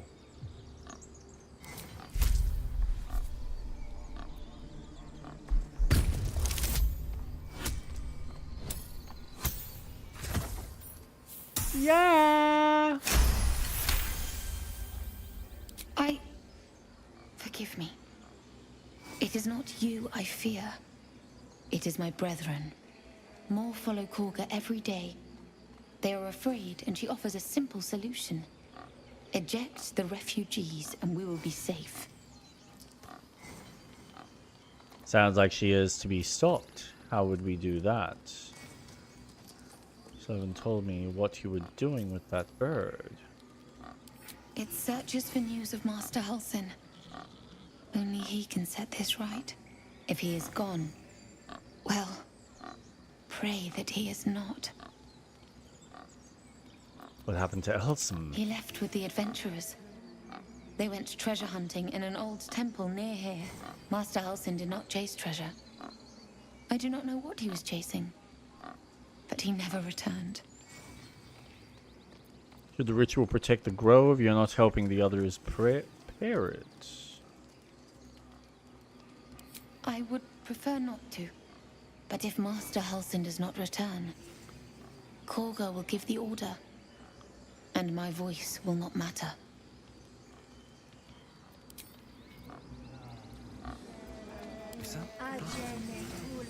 Find our master. Return to me then. Tell only me. Alright, I'm gonna talk to Tusk. Oh. I thought you were Halsin. Holy shit, that's cool. Prances around, haunches clenching and unclenching impatiently. Where's Halsin? Promise me a mate. Yeah, we need to find him. Promised me a mate? Jesus Christ. And I thought I was horny. They sound like Arwen when she's doing the spell to bring the horses through the water.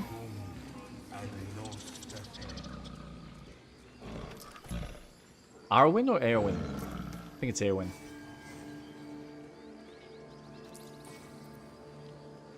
Carefully nudge the bear's flank.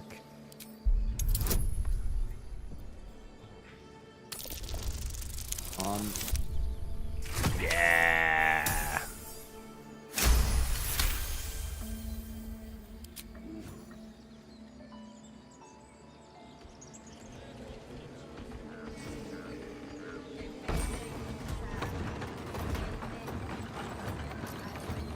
Awesome. Another way around. Did you talk to the squirrel, by the way? No, not yet. Ah.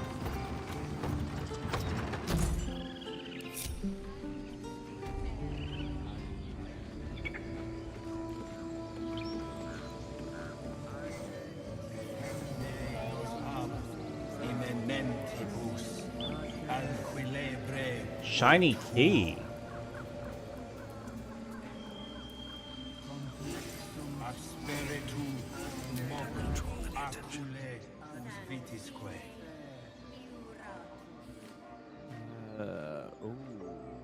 Let's see what you're hiding. The classic raid gang. Complete with Lasher and smattering of booyah. An exact description. They were goblins, same as all the others, loathing and vile. Didn't you see the tentacles shift? It was an Lithid invasion force. The goblins were being controlled. Well, hello. Moving.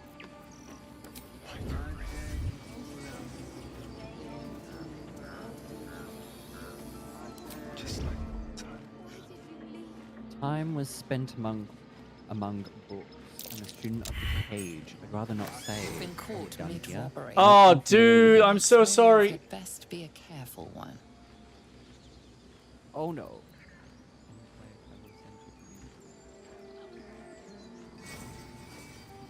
With your prize discarded, The matter can rest.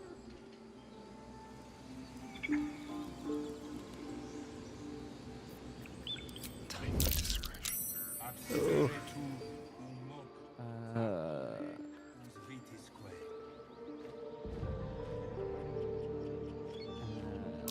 Did see the dragon.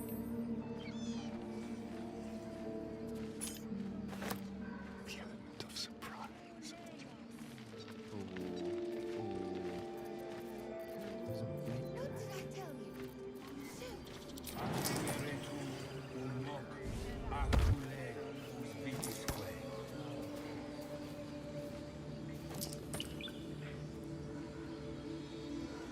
Watch it. Complexum tuum ab terra ut. Do you know something? I don't think you do.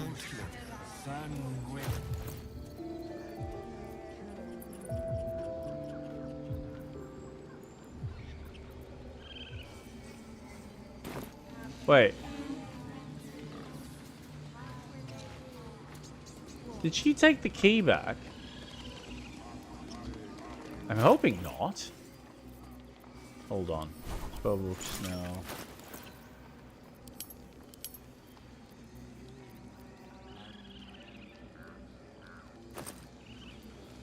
Shiny key. A polished key found wedged into a blue jay's nest.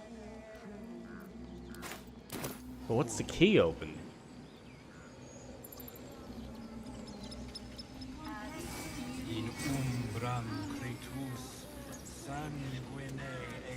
I'm just preparing to head to their camp as we speak, in fact. If you'll excuse me, I ought not to dawdle. Careful goblins aren't known for mercy. Wait, about our conversation earlier. Why the dragon? Hey, can you save for a sec? Very quiet. Oh.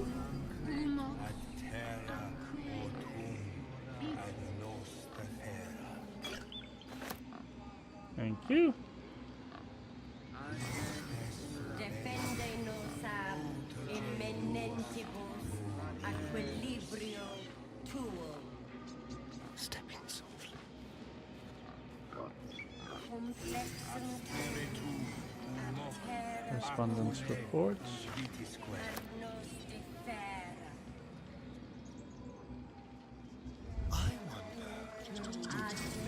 Thief! Stealing has caught someone's attention. Oh no. Alright, just load. I want to see if I can get out of there. Oh. You surrender any offending items. What did you steal? A report? Don't try to look all innocent. I won't! He didn't come back, did he? His smell is gone. He's gone. Yeah, okay. Master, he left with the weaponed two legs. He said he'd be back. But I can smell them, the weaponed ones, and I cannot smell him. He's not coming back.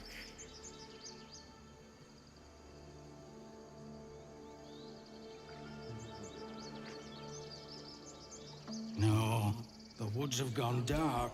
There's too many predators lately, even for Master.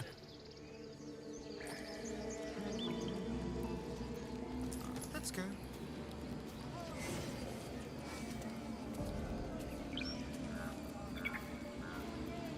On the hunt.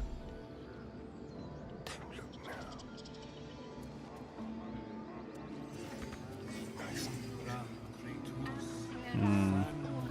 Hi. Sup? I'm just chilling. Radio or not.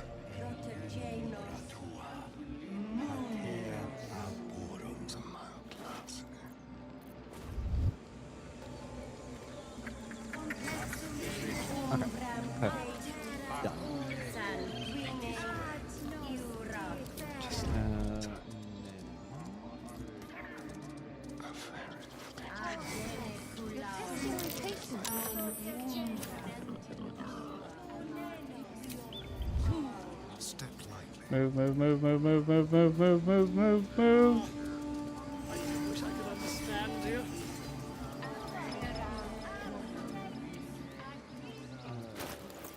Now, correspondence report. Let's read this. A message scratched in a worried hand. Received a message. Rifling through the wrong pockets. Oh no! I lost this got away. Good time to clarify if that someone is you. No. Are you suggesting I'm responsible? I know nothing. You have a convincing air of innocence about you. That's enough for now. I didn't steal anything. I'm not stealing anything important. Receiving message from Hag via Cirith, one of Nettie's birds. We buried Cirith a 10-day ago. Not sure how Hag found him. Message itself was threat, but also invitation. She wants to meet. Haven't replied. Buried Cirith again, beneath a heavier stone. Whoa! That was bizarre. My character on his character sheet just, like, disappeared off screen. Oh, hello.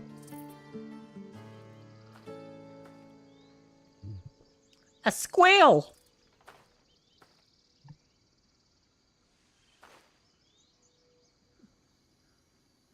Get out! The squirrel lunges at your foot and bites it. What was that for?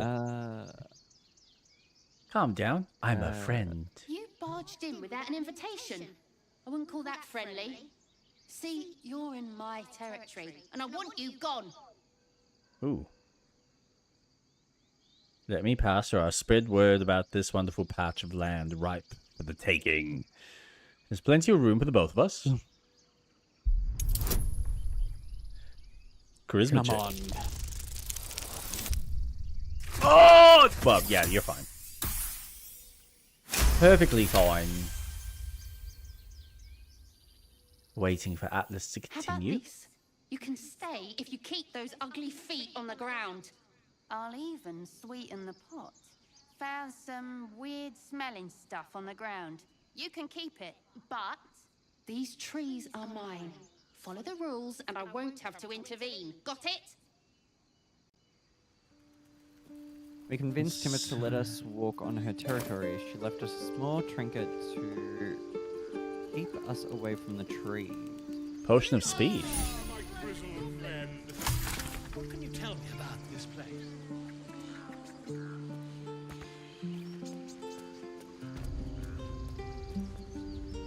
What have you got?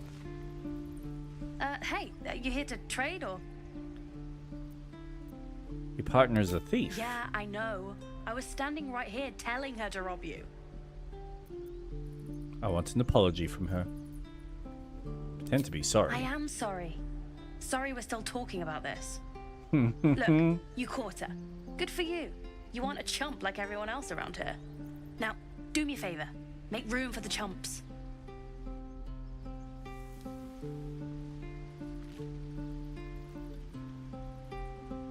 Think you could stand back a ways, Yeah. pal? I'm fishing for chumps here. Yeah, but I want to... Oh my god. Alright, whatever. Whatever, Trevs.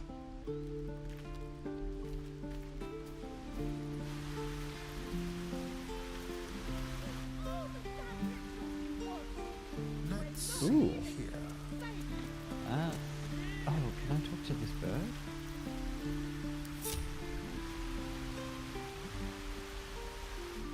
You can talk to everything. Concentrating. Does this look good? Is the coin in the middle? Oh, that's the bird I took the key from. Oh. I don't know what the key's for, though, yet. Oh, so you took it? Yep. Beautiful. He lets out a tentative chirp. Gaining confidence, he starts a song, abandoning his nest-building efforts. At least I think I still got the keys. Yes. That thing is small, and I'm not.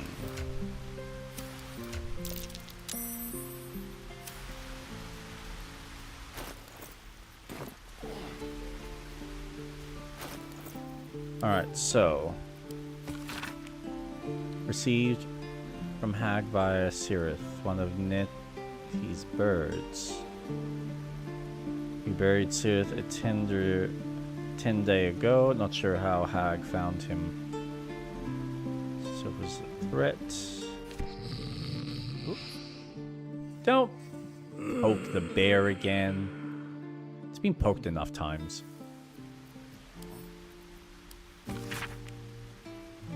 She wants to meet. Haven't replied. Buried Sereth again. Beneath a heavier stone.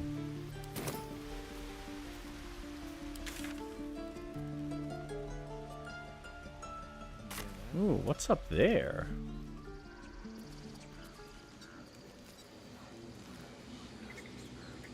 Also, by the way, Impulsive, stealing in this game is fucking dope. Like, if you can get away with it, why not? Oh.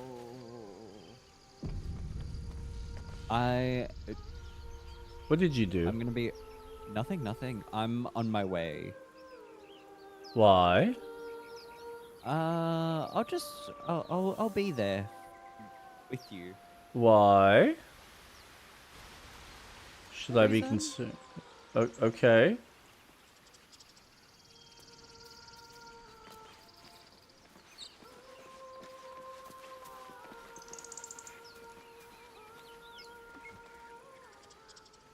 Should we not be here yet? Yeah. Is someone singing? Investigating the beach. It's beautiful. Yeah, it's not very secluded when I can hear someone sing.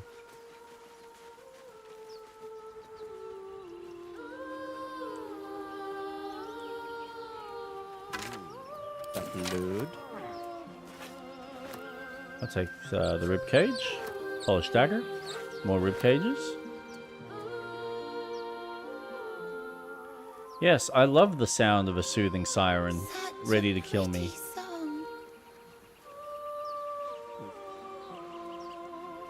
Shit's about to go down.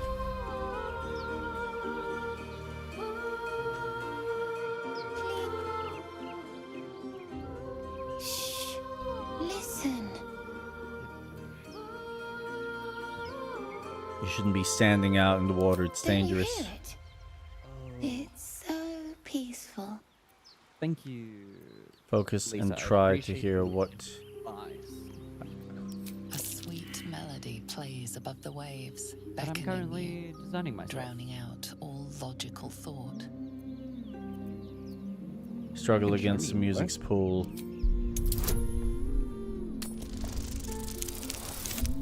Perfect. Well done. Ain't nobody gonna... Yearning suddenly fades as the spell breaks. You are free. It's a trick. No, it's just a bit of water. No.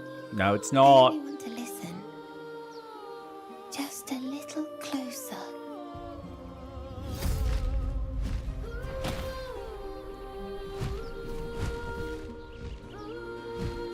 Oh, yeah. Everything's gonna be fine once No, I it's get not. there.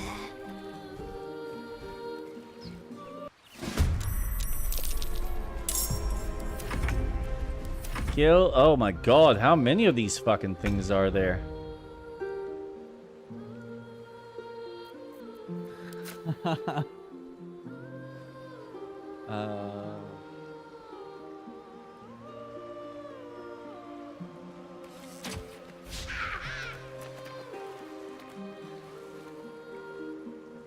Over here.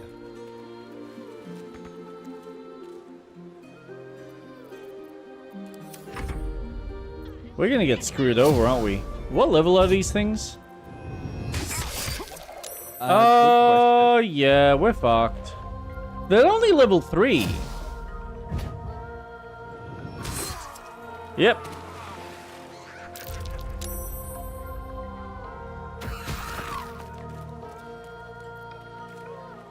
Lured. Lured.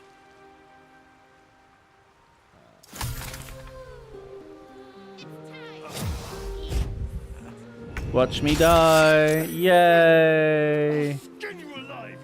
Nah.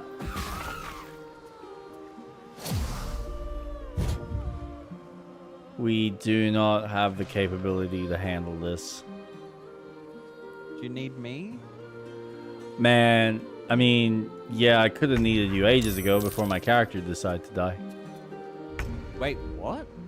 Oh, yeah. Well, about to die. And now they're both down. And now this... Like me to reload? I think you're gonna need to. Although, I'm kind of curious. I want to... Oh, no. I want to see whether they would kill the boy. Just because he deserves to learn his lesson. In that timeline. To which we are not living. No, we're gonna change the timeline. Because otherwise, you know, it'd be a wonderful game of me watching you play through the rest of it while my two characters are dead spirits talking to you solemnly. That's not true. You can play one of the other characters from the camp. Yes, and then I'll kill them too. Thanks for hanging out, Lisa. Take care. Enjoy your phone call. What does Lisa need to do a phone call for? It's a business call. Ooh. With Donald right. Trump? Okay. So, I'm gonna say no for that. No, just no. Just no. I'm gonna re-explore. And we've already spoken to her. Chest.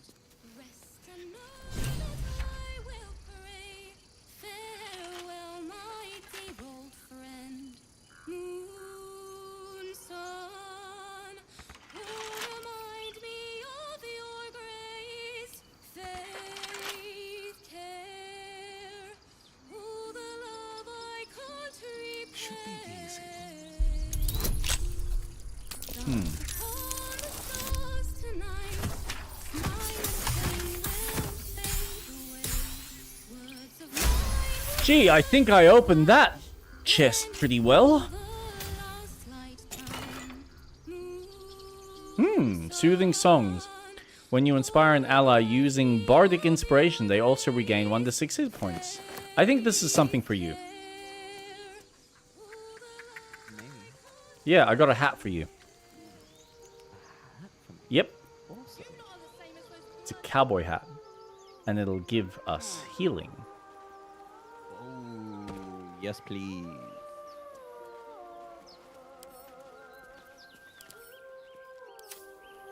Oh wait, how did this work? There we go. All right, so I'm gonna chuck that into your perch. Perfect. Soothing songs. When you inspire an ally using bardic inspiration, they also gain 1 to 6 hit points. So yes, inspire us, please. Pardon me, I must prepare to travel. Good day, my friend.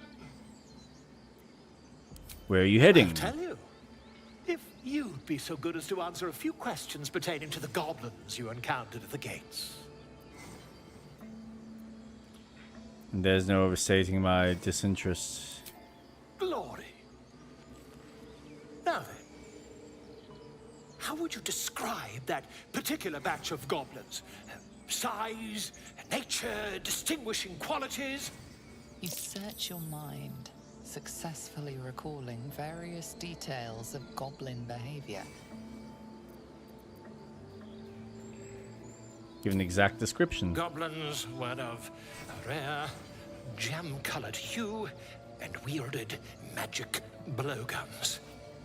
And the dragon they had marching in the rear, was it of the brass or silver variety? Oh. I can talk to animal. No doubt about it. I think there's been a Witness mistook obvious silver dragon for brass. Last question, then you'll be quite free.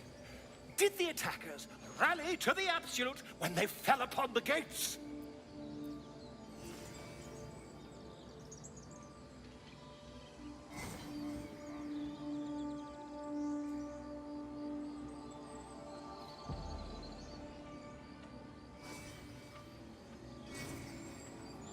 Really?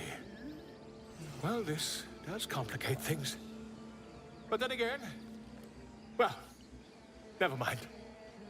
I've interrogated one, a captive in this very camp. She reports they've abandoned their god Maglabiet in favor of someone called the Absolute. The scandal! goblin superstition, not worth the ink of parchment. Ah, but is superstition all? These goblins are informed by a kind of strategy anathema to their kind. I, for one, intend to get to the bottom of it.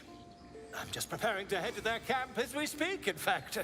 If you'll excuse me, I ought not to dawdle. Goblins are known for mercy. Why the dragon? My friend, every story benefits from a dragon. Until we meet again.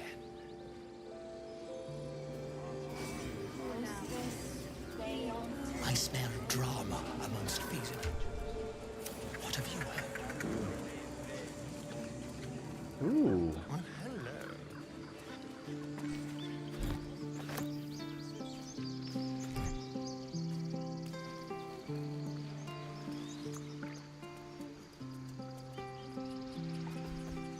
And if I jump too far.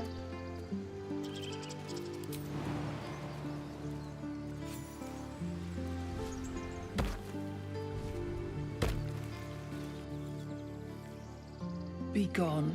I am hungry.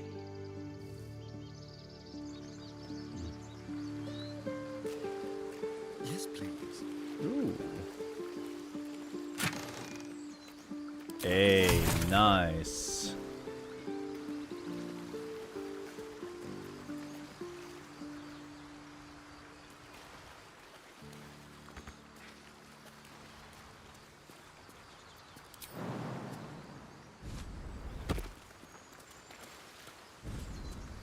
All right.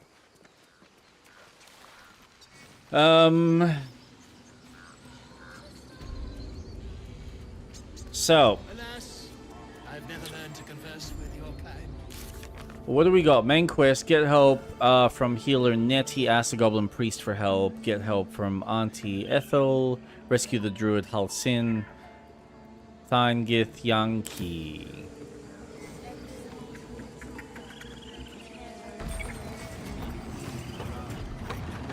Okay. Astarion, that was really mean. Okay. Lucian was right there, mate. Like, all you needed to do was just wait, like, a second. So, we're traveling with the famed Blade of Frontiers. I feel...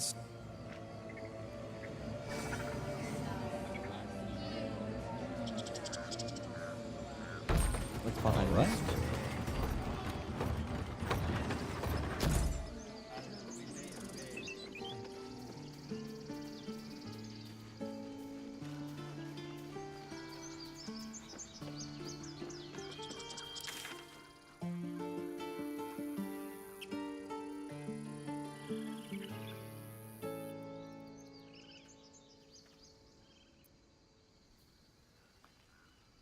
Auntie Ethel's help. Halsin, the goblin camp. Rescue the druid. Gotcha.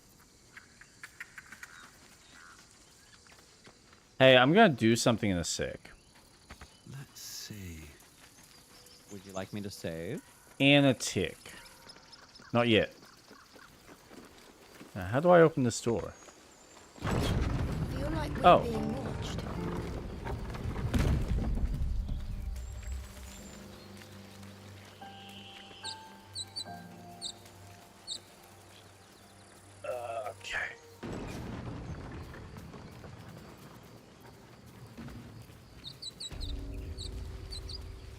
That's what I Alright. wanted.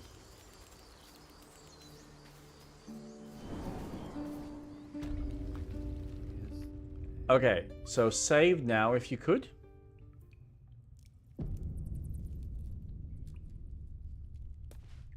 Ah, I've already spoken to your traveling companion. Well met. Have you spoken to Korga? Of course, you have your own business to attend to. But if the druids won't abandon this ritual of theirs, it will be trouble. For all of us. Why would it be trouble, though? Do you want to save so you don't have to do that Just out of view. interaction Someone again? there? Let's prowl. Alright, They won't see me come. let's see if this works. Oh, you just got a critical fail. Only in the perception, Who's gonna skin us? No but one I'm knows pretty what's going sure I haven't been seen. Oh. Which means I've now turned off the eagle That's eye. why I've been stabbing all the rats. Might be spies. Traps. How considerate. Okay. Pretty stubborn for a man wearing leaves. Maybe we can set him on fire. No. You fighting the gnome? Not Goblin? yet, no. Okay. I can come in from the other side. I was going to ask, can you actually go, because I've already turned this, the statue off at the bottom side, and I'm up the top. Shut it! Boss would rip you for talking that way. Well, at least we got the druid Yeah. to keep ourselves I- entertained. Toggle Lock. hide. So you turned off the... Uh-huh. Perfect. This is more fun I'm just when gonna it was see what's inside this screaming. chest. Could wake him up by chopping off a toe. Ooh. Give him something to cry about. Wish I could give this to you before we start the battle. You can send it to me. If you Wait, right can I? click- Yeah.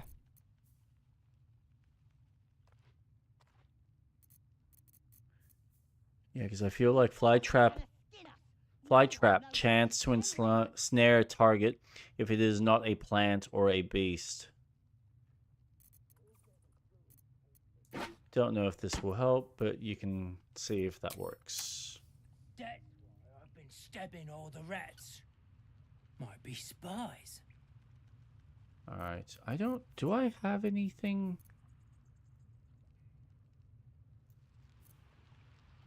Pretty stubborn for a man wearing leaves. Put that in my pet. Maybe we... Just adventuring. We should set the whole grove on.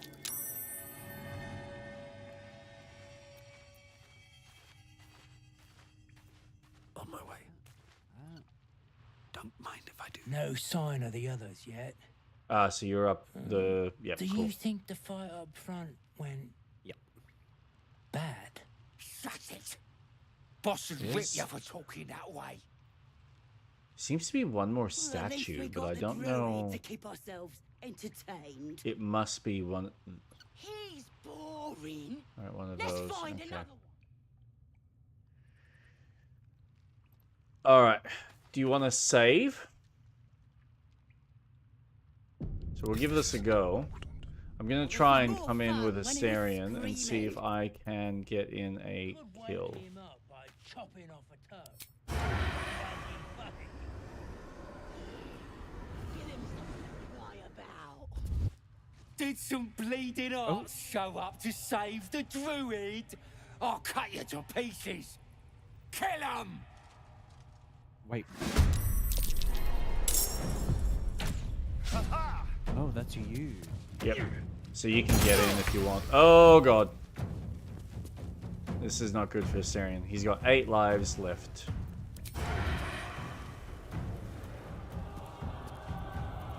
Just like, oh, you're very far away from Yeah. Damn. How do I get... Seriously? Alright.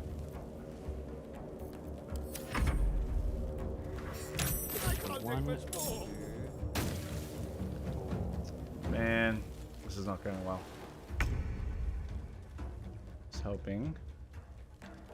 A bit more. Alright, so you're dead.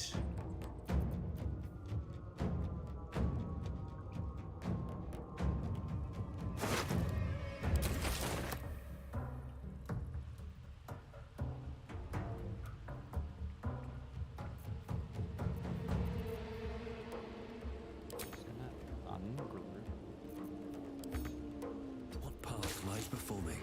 No, no, no, no, no, no! Oh my god, you silly sod. Dash. I'm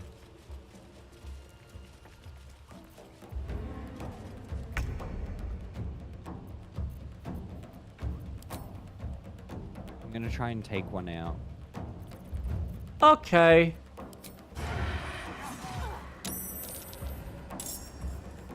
Red enemy sightlines highlighted by red while snaking to remain hidden, heavily highlighted. Red areas will immediately reveal.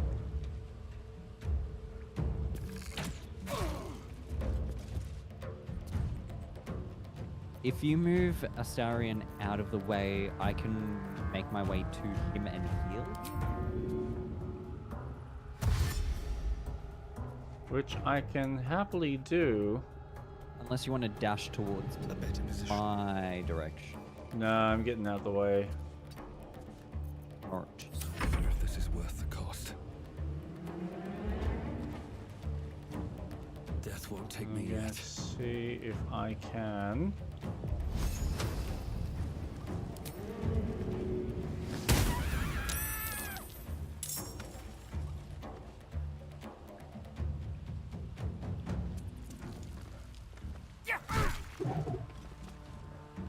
And now, let's see if this works. Nice. Didn't quite kill him though. That's okay. At least he's close range. Difficult terrain mud. I have to be close to cast. Any of my healing is close range. That's okay. If I just keep Astarion far away, then he should at least survive. Long enough for you to get close enough to heal.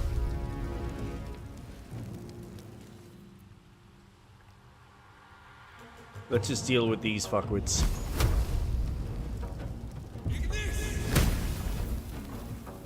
Because yeah, now this guy's basically only got one life left, so it should be easy to deal with.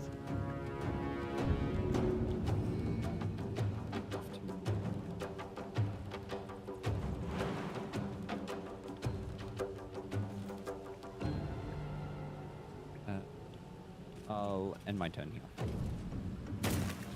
Jump! Sorry, mate.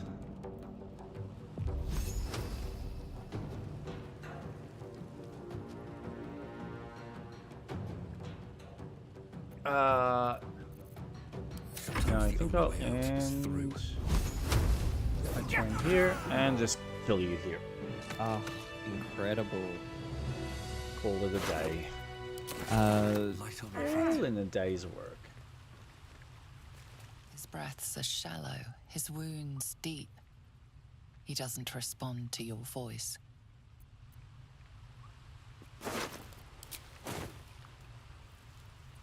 That.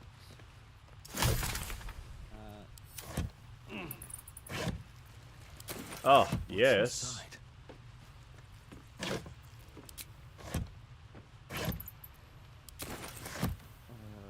Oh, Lordy. Lord Almighty.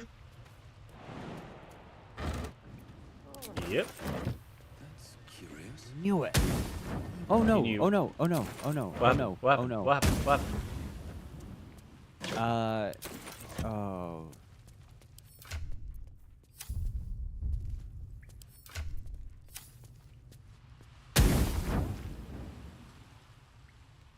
Are you getting attacked? Oh, Jesus. Yeah, okay. No, you want to stealth.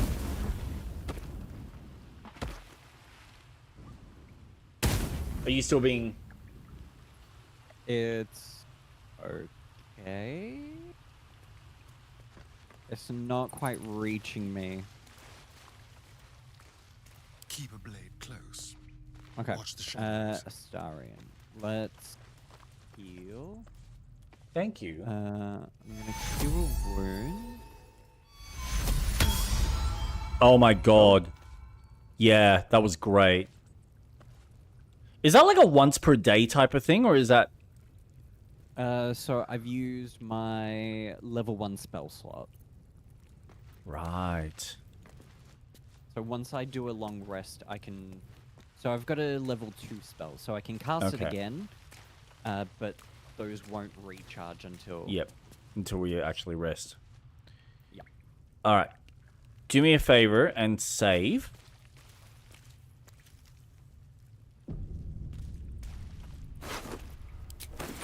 So, what I'm gonna do... I don't know if this will work.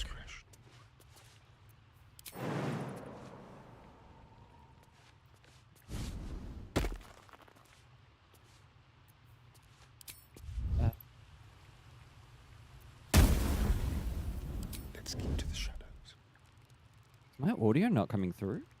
No, I can hear you. Oh no. No, one of my viewers is saying that they can't hear me, but I started watching my stream and I can. Weird. Done. Awesome. Ah, and got a charred key. No, don't do that. No, don't do that. Don't turn it back on. You fucking twat.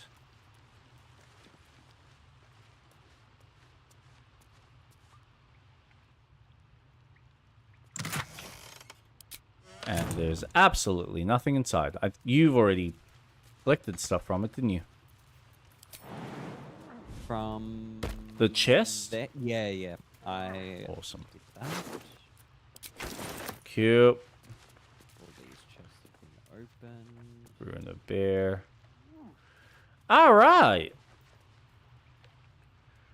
So that's all sorted.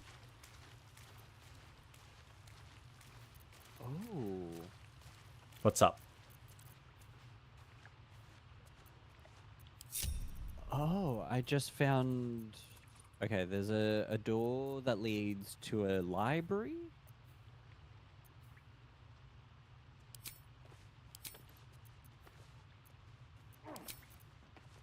I'm sorry, did you say a door that leads to a library? Yeah. Oh. Oh, there's more to explore.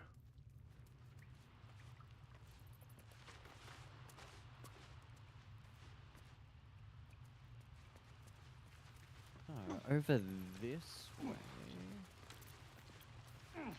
There's a doorway. Yes, there is. How about this?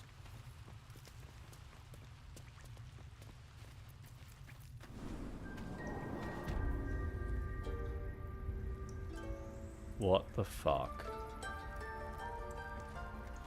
There's a poison cloud. Oh! Conversation. Please tell me we saved. Just before you snuck and turned the switch off. I can't disarm the trap. It's alright. I don't think that actually hurt me, so... I think I can disarm it, though. Save? Try. Oh, Jesus. Alright. Oh, well, that's a cloud, so that's...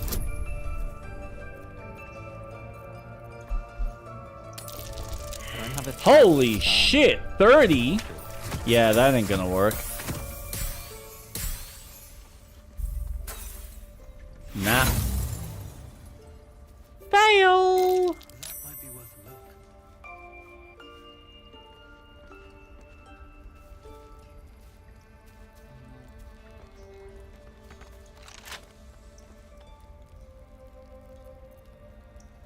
Still alive, so that's progress. Crime. Certain actions are frowned upon by others. And you might find yourself in a prison cell. Ooh. Oh, is this a prison? No, if we commit any crimes, we go to prison. Oh, okay. Why did you get that note come up? Because I interacted with that wall. Oh, really? Interesting. Now, there was another way. In this region? I don't think there really is anything left here, aside from just going outside. No, there's a there was another path that I saw. That's not the one that's from the other side of the prison cell. No, it's, I think it leads back to the village. Yeah, I have to jump. There's more to explore. Oh, there's heaps to explore, dude. What are you talking about? Alright. I don't know about you, but I feel like we should probably leave it there. I think that might be a good idea. Because we've essentially kind of... So... We know what we kind of have to do, and I guess, yeah, it is a choice of whether we can see whether we can get through the goblin camp and rescue the druid. There's also a few other little side quests that I'd want to explore before we even attempt to try this encampment. Because I want to see if there's something we can get from Auntie Ethel's about our little worm problem in our ear. And then there's Hunt for Karlak, which I have no idea what that is. And then, of course, the music from the beach, which we need to try again. Yes, we do. So, there's a bit. There is a little bit. And we have only just started leveling up our character in level 3. So, yeah. I'm thinking we leave it there. We will continue this not next Saturday, but the following Saturday. Yeah. Thanks for tonight. It was fun. Oh, I was going to ask. Gamescom. Anything that caught your eye? Ooh. I feel like there was, and now it's this wasn't part of Gamescom. But Pokemon Legends ZA. Oh, yeah. I'm super pumped. The multiplayer aspect is something I didn't expect them to do. But it's 4 players in a small arena. It's round. And it's a battle royale. Most points win. It looks sick. Just the idea of this real-time cooldown moves in a Pokemon game, I'm excited for. I'm really excited for Pokemon Legends. That was not Gamescom, but what was announced? I'm just going to my YouTube playlist. Oops, I should change scenes. I mean, Borderlands, meh, cool. You know, there's a part of me that's a bit more excited, but what I'm frustrated at is I want to play it on PC because I know it'll run better. So here's my concern. Based on Kate and my experience with Borderlands 3 initially on the PlayStation 4, I'm concerned that when the split screen option is available on 5, it's going to be the exact same problem because they will just smother it with bullshit animation that doesn't need to be there, as opposed to just keeping the menus fucking basic as shit so you can just change whatever items you need and then get back to playing the game. So I don't know how that's going to turn out. If theoretically after, a month or two, it gets released on like this Nucleus co-op service, then I might consider it for PC. But at this stage, it is, if I'm going to pick up a copy, it's going to be on PlayStation. And I'm going to wait and see how it plays because I need to know what the performance is like. If it's going to be like subpar 30 and it's going to be the shitty subpar 30, then I'm just not going to do it. I'm really just not going to do it. My main issue with Borderlands, though, is why get it now? The game's not even out yet, and they're already advertising endgame stuff. What's to come? Okay, so what you've done to every other Borderlands game, I might as well just wait. Yep. Give me the Game of the Year edition with every DLC, all the new characters that they're adding, and I'll just play it then. If you're advertising this game and already telling me, well, once you finish the game, this is what we're going to do. Well, then I'll wait until you finish the game and then I'll play. I'm not going to spend $110 on a game that I'll be spending more money on than waiting for a year or two and get it for $20 and it's a complete edition because it's gone on sale. Yeah, and I mean enjoy it yeah, and there is that other aspect to the problem is not necessarily getting the full experience. It's kind of like buying a Ubisoft game too early. And yeah, it's just you're getting this, I mean, a pretty semi-complete package, but you can just wait and then pay the same price, if not less, and get more. Exactly. So, yeah, nah, I understand I feel that. like their marketing for the game has really deterred me from being excited for it. I always think it's a big red flag if a game is advertising a game that's not even out yet, but you're already telling me about all these season passes and all these things that happen at the end. Yep. Well, I haven't even reached the end. Mm. No one has. The Mm. game's not even out. Red flag. I'm not interested. If you're telling me that the DLC is more exciting, then cool. You're showing all these trailers and deep dives of the new characters and the new mechanics, but you're telling me Randy has just released a video and he's already talking about, oh, we're already adding in new characters. Okay, well, I'll just wait. Because those characters might be more fun than what you are giving me in the base game. Yep. But I'm just looking. See, for me, look, I'll be honest, for the most part, they have usually been pretty good at giving you the full cohesive and a decent cohesive story for the main campaign. And the DLC typically is better in... Like, they always make it more bombastic and more crazy because it's like, okay, here's the main campaign, but then here's us doing a Halloween special, or here's us doing a Christmas special, or something along those lines.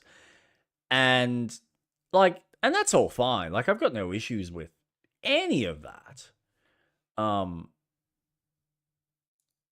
But it's just... Yeah, like, I mean... Do you wait for that? Is that really that important? Who knows? I don't know. On my list of games that I want to play, it's on there, but it is pushed back because I'm gonna be patient. I've got so many other games available. I also want to replay Gex when that eventually goes on sale. I want to play Yeah, Croc. Like, I want to play games from the retro era more than I want to play modern games. that's fair. But not to say that there are modern games that I'm not excited for. Mm. One that I'm a bit apprehensive about, Mm. Lego Batman. Ah, what did you think of the gameplay for that? Because I thought that was very well done. It looks good, Mm. but looks can be deceiving because their Correct. last game that they released looked great, but played so poorly. The delivery of that game wasn't as good. You know my issue. All right, so I have a hunch that this is going to be a better game than Star Wars. And I'll the reason being is I think with Star Wars, the mistake they made, and it's funny because they didn't make it with the original Luke Skywalker saga, with the original saga when they first did like the 1 to 6, right? Back then, when they did those games and that story, they made sure that it was gameplay first and they kind of made it go in tandem with the story, but they focused on making sure that, well, we're going to make these extra little bits and just make it fit in with the story because we need to think about the game itself and make the game fun. Whereas I think the mistake they made is they stuck too close to the actual source material, which is really impressive, but you end up having a very shallow game for that. It's just, which is crazy to think because yeah, they've made yeah, multiple Star Wars yeah, games. yeah. And Right. it's funny that it's like they wanted to actually tell their own comedic version of the Star Wars saga, which they did, but at the cost of an actual game for people to play. And so you end up doing these missions that are just go to point A to point B to watch a cutscene, and then from point B to point C to watch another cutscene, and point C to D to have this small little gameplay moment before he has another few more cutscene moments for a chapter. And it's just like, why? Mate, just what are you doing? Add some extra story bits, infuse your own story elements into this world. Like, you've put all this time and effort into your little hubs. Add some game to it. Like, okay, it wasn't in the canon. Doesn't matter. Add it. Like, Enter the Matrix, or sorry, Path of Neo did this, where they went, okay, well, we've got the story bits, we've got the main bits that exist in the world, and then we're going to add some extra interstitial stuff, like training. We can just have you fight Morpheus, or we can have a few other training bits so we can see what it's like for Neo to, learn Kung Fu and do like some of the simulation type stuff. That way we're adding gameplay to a really cool, interesting world that honestly has more philosophy and more storytelling than it actually has combat sequences. Like, it's just they approached it the wrong way. And what I'm seeing with this is it feels like it's drawing inspiration. So it's not like they're going, hey, we're going to do the Batman movies all in order for you to experience. No. It seems like they are telling their own Batman story while referencing the films. And I think that's a very different approach and theoretically will allow for better game design. I hope so. So I'm seeing them learning their lesson, but you're right. Like, I mean, we will have to wait and see until it's out.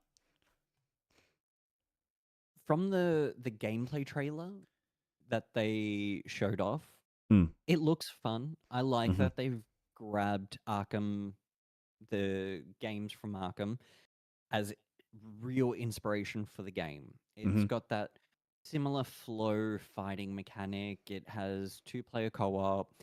I had to go on Steam to see if it's other characters than just Batman and Gordon. Yep. So Robin, Nightwing, and Batgirl are confirmed as Cool. playable characters. So Cool. that made me feel more excited because my concern was, oh, I'm just going to play as Batman. That's Oh, really. I'd rather not. Don't get me wrong. Yep. I love playing the old school Lego games. They were fun, Uh-huh. and then having that chance to unlock that character and then replay the level as a different character. That was fun. I Mhm. really enjoyed that. I was concerned that they were advertising this too much as you play as Batman, your second player is Gordon. You two help each other. Mm, It like looking at the reveal trailer, it just focuses on these two characters, which Gordon as a character is so random to have as your co-op partner Mhm. for the Ooh. story. Exploring the world looks fun. Yep. There's the random crimes that happen and stuff like that. So it grabs inspiration from Arkham Knight, Gotham Knights, and Arkham Origins. Mhm. I think Arkham Origins had the crimes as well. Maybe I don't recall.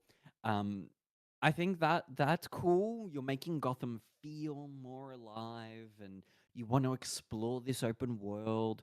That's cool. Um, I need to see a bit more gameplay. I need to see a bit more. Well, what makes this Lego? Yep. Because so far, all I've really seen is when you're not in a level, this is the world. That's about it. Yep. Is there Yeah, and that's the fine. the Lego puzzles that you have to solve? I know I read somewhere that the Riddler trophies are coming back. So that would be interesting to see, well, how do you Legofy that? Am I Mm, using specific abilities to solve? I just want to see a bit more. yeah. Um, but it looks so far it looks good, Mhm. but I'm holding off. I feel this goes for a lot of games, how I feel. Mm. The expectation of seeing a really good trailer and then being deceived by it. Yep. So now I'm kind of holding off from that excitement Yep. from a lot of other developers. So I'm looking forward to seeing more of Lego Batman, Ooh. but I have my reservations. Sorry to interrupt. No Man's Sky is on the list of games that you can split screen, by the way. Continue. I Sorry. also want to talk about No Man's Sky a bit later, but Oh, yeah. I've got that on my topics to discuss oh, because I and do watched I the have trailer. things to discuss? Oh, yeah. Because I've played it. Oh. And Well, yeah. Before you get into that, was there yep. anything else you wanted to add to the Batman thing?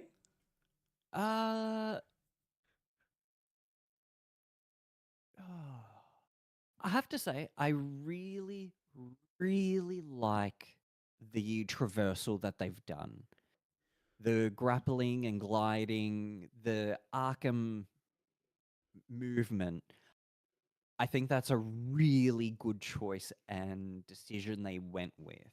I think Mhm. they're grabbing a lot of the strengths of the other Batman games Yep. and putting it into a Lego game. Yep. And for it to be in co-op, local co-op, online co-op, I think, Mhm. that to me, awesome. Same as how I felt with Gotham Knights. I loved that we Mm, got a game that wasn't focusing on Batman. We've got the Bat family, and it had co-op. yeah. Was it broken? Sure, there was aspects of it that were broken. It wasn't a perfect game, but it was the game that I always wanted them to make. It is and a I'm glad step. it Yeah. exists. Yeah. It's a step in the direction that I think we both wanted. Granted, I think there are certain elements that I don't know about you, but I certainly felt like it was lacking and it could have had a lot more done to it. But as like a proof of concept, Mhm. and well, not even a proof of concept, as a first attempt at this world with this kind of multiplayer, I thought it was actually well done. And I think this allows for a better building block for a better game to then incorporate a Batman, in my opinion. Because I think that's what it's missing for most fans to just go, let me just play as Batman. That's fine. There are a bunch of retards out there that just want to play Batman, or they want to be the Batman and Robin duo. But at least offer the other characters, because I think the way they played and synergized with each other was really fucking cool. And I'm not opposed to having 4 or 5 characters that work off of each other and have their strengths and weaknesses in combat, in stealth, in whatever it may be, like in detectiveness. Just, you can fuck around with it. This is the beauty of it. You can make an RPG work in that universe, provided they spend the time to do it. The problem is they didn't, and you could tell that it was almost kind of flirting on the lines of a service game.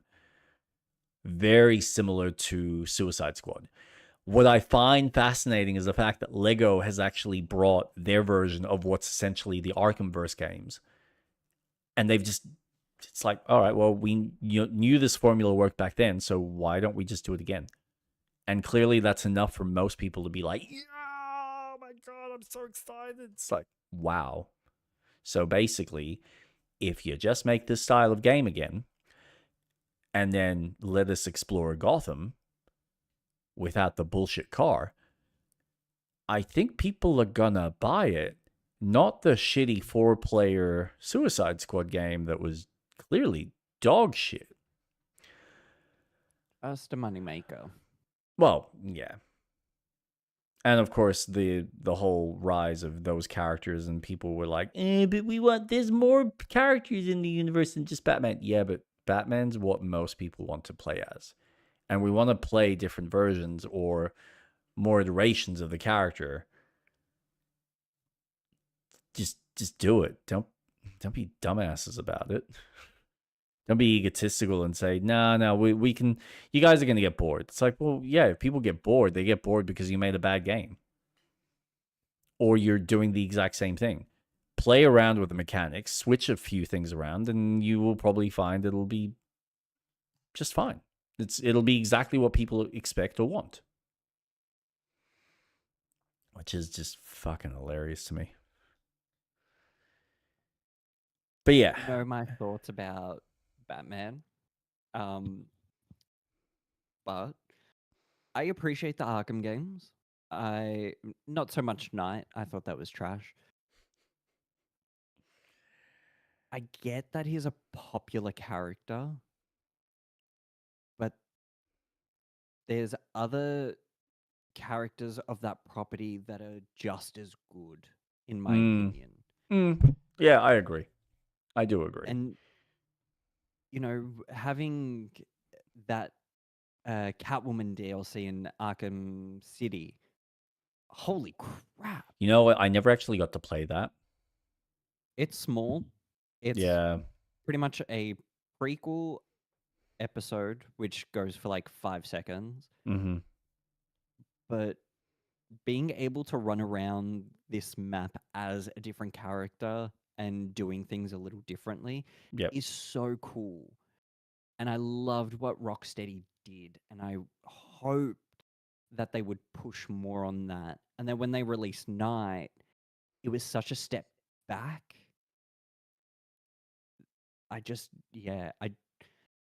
I'm glad that Gotham Knights came out, because that was what I wanted Arkham Knight to be. To have this Bat family come together and face this impending doom, and you had that cooperative sense of Batman or Catwoman, whoever playing but you've got these characters that are exploring this, and then you've got the DLC as that might focus on individual character arcs, like how Batgirl or Batwoman is chasing after Harley Quinn. Like, that's cool. Even playing as Harley Quinn, hells yeah. Even in Arkham Asylum, you play as the Joker.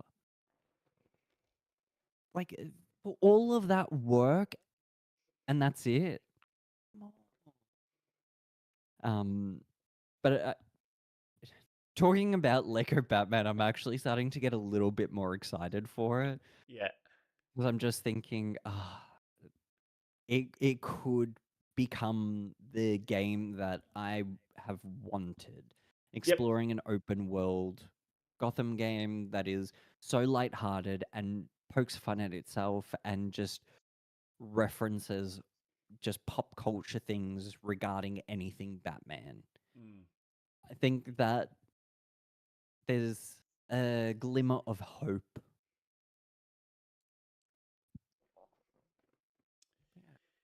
Yeah. Those are my thoughts on Lego Batman. Which there are a lot of.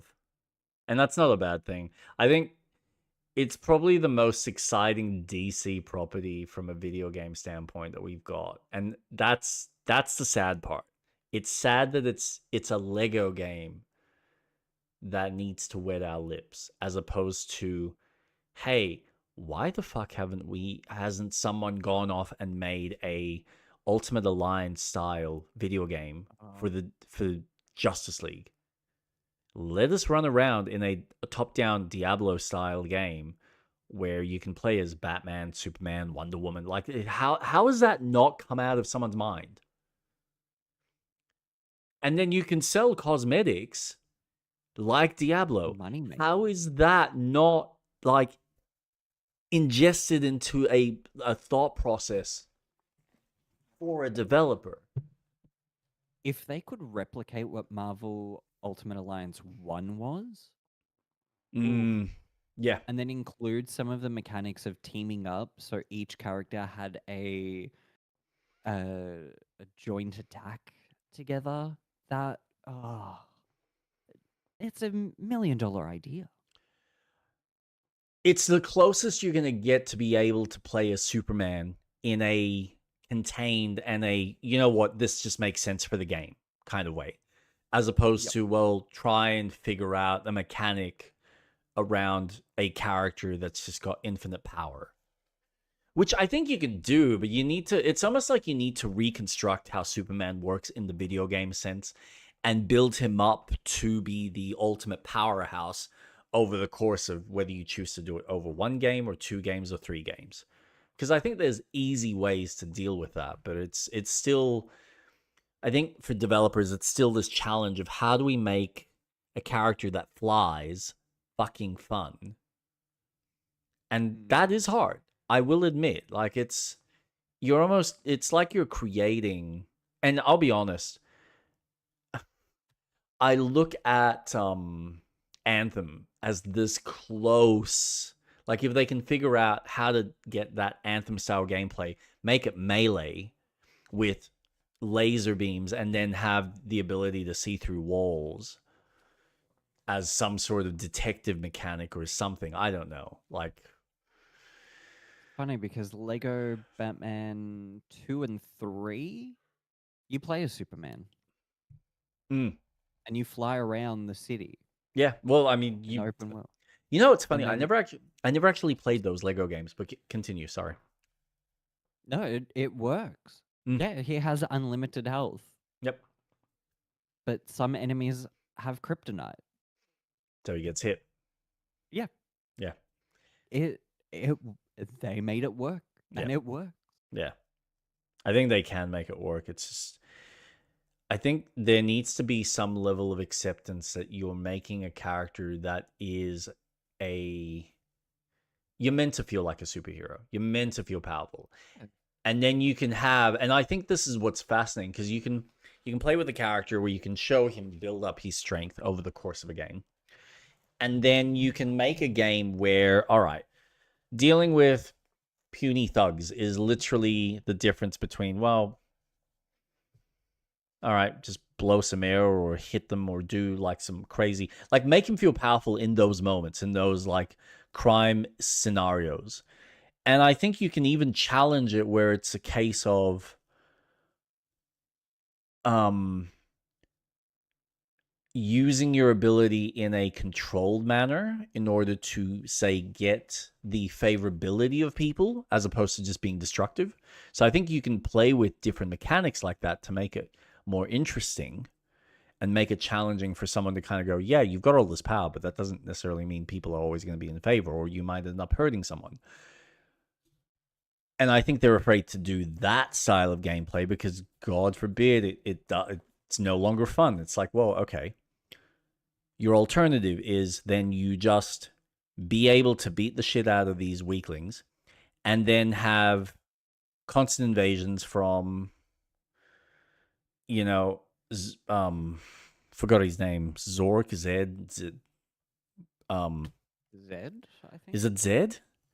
The other Kryptonium. Kryptonium? No. Yeah. Zod. Zod, that's it, Zod. So have something like Zod come. Have a bunch of other characters. Have Lex Luthor throw in, you know, some kryptonite type enemies. Like, there's ways you could play with that to add layers of challenge to a character that can fly and is powerful. But that's just 100%. Obviously, someone hasn't figured out the balancing.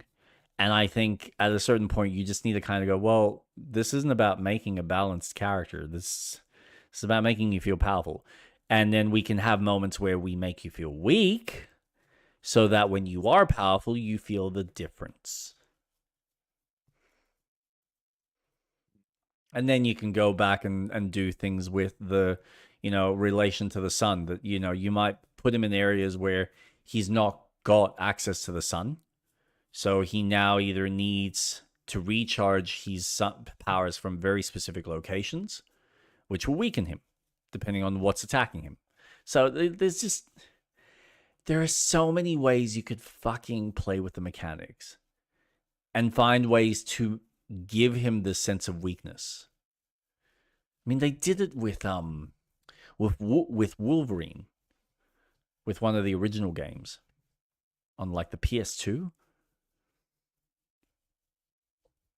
So, yeah, plenty of ways they could find to make him interesting and make him fun. Was that Wolverine's Revenge? X-Men Legends. No, Wolverine's Revenge, where you have you get poisoned, and you need to figure out how to get rid of the poison. It's kind of an interstitial between X-Men 1 and 2, I think. Oh, okay. X-Men Wolverine's Revenge is an action beat 'em up video game based on Marvel Comics. Wolverine, blah blah blah. Plot: young Logan betrayed and kidnapped by a member of Canadian Secret Service. Weapon X facility, which is where it starts. In present day Logan, now the X-Men Wolverine, recounts his tale to Beast and in the X Mansion. A physical examination concludes that the Shiva strain will take effect in 2 days, bypassing Logan's healing factor and killing him. And so the whole game is him trying to figure out how to get rid of this virus. That's cool. So, yeah. So it can work. Yeah, you can do what it's a fucking video game. You can find a way. If it's as long as you can make flying fun, which I think you can, that's probably the hardest part.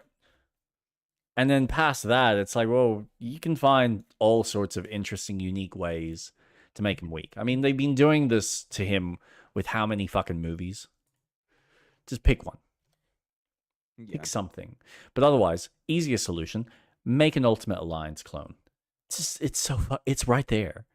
It is Oh, right that would there. be incredible. And like, you either release DLC characters for people to buy as part of expansions, or you've got cosmetics. Hey, do you want to dress your Batman as the 1982 version of the Batman? Or sorry, 1989? Or have him dress as like one of the older characters? Do you want to dress Superman as like one of the older the Matt Reeves? Something. Plenty of options. Changing topic quickly. Voyager. Now, I hadn't seen the trailer till this morning, I think. Oh, I No Man's Sky. finally watched the trailer. Fuck me. What an update. Like, They had to rebuild the engine. Mm-hmm. So that whole game has been rebuilt. If you're because now... Yep. Yep. No, go on. Because now, when you build a ship, you can walk around it. Yeah. So now they've catered their engine so that if you've got someone else on that ship, you've got to account for, well, you're in a moving asset. Yep. How does your character communicate with the rest of the ship? Now, I've created a ship. I have flown around, and I have made the mistake that I got too eager to play the game straight after an update. A rule of thumb with No Man's Sky, when they release an update, Yep. you wait 2 or 3 patches. Ah. I have fallen through the world. Oh, that's My unfortunate. ship has awkwardly crashed into space stations without actually registering to go in. I've crashed into my freighter trying to park it. Dude, that But sucks. things that I think are manageable in bug fixing. Yep. So I'm going to wait. Building ships is a little finicky. There's a bug where if you remove parts, it removes it from your inventory. Like, it will delete it, and Are then you you have joking? to repurchase it. What? So yeah. So I'm gonna wait. I'm very excited because it's becoming the game that I've envisioned. I've always wanted to walk around in my ship while it's been flying. I've tested out a few mechanics where I've set my ship to go onto autopilot to a space station. I've walked around, I've done stuff, got back into the cockpit, flew into the space station. Yep. No, it's a great update. Yep. It is great because they're moving towards what Star Citizen has been trying to do. Yeah, this I is... mean, Go on. That game, you spend $100 on a ship. Once that ship gets destroyed, you have to spend another $100 unless you insure it, and that uses real money. God. And that game is hella expensive to play. No Man's Sky, you pay once, and all these free updates. Incredible. There's now trade routes. There's proper settlements. There's a pretty cohesive story, which is mind-boggling. You've got multiplayer. I honestly thought this update with the emoji.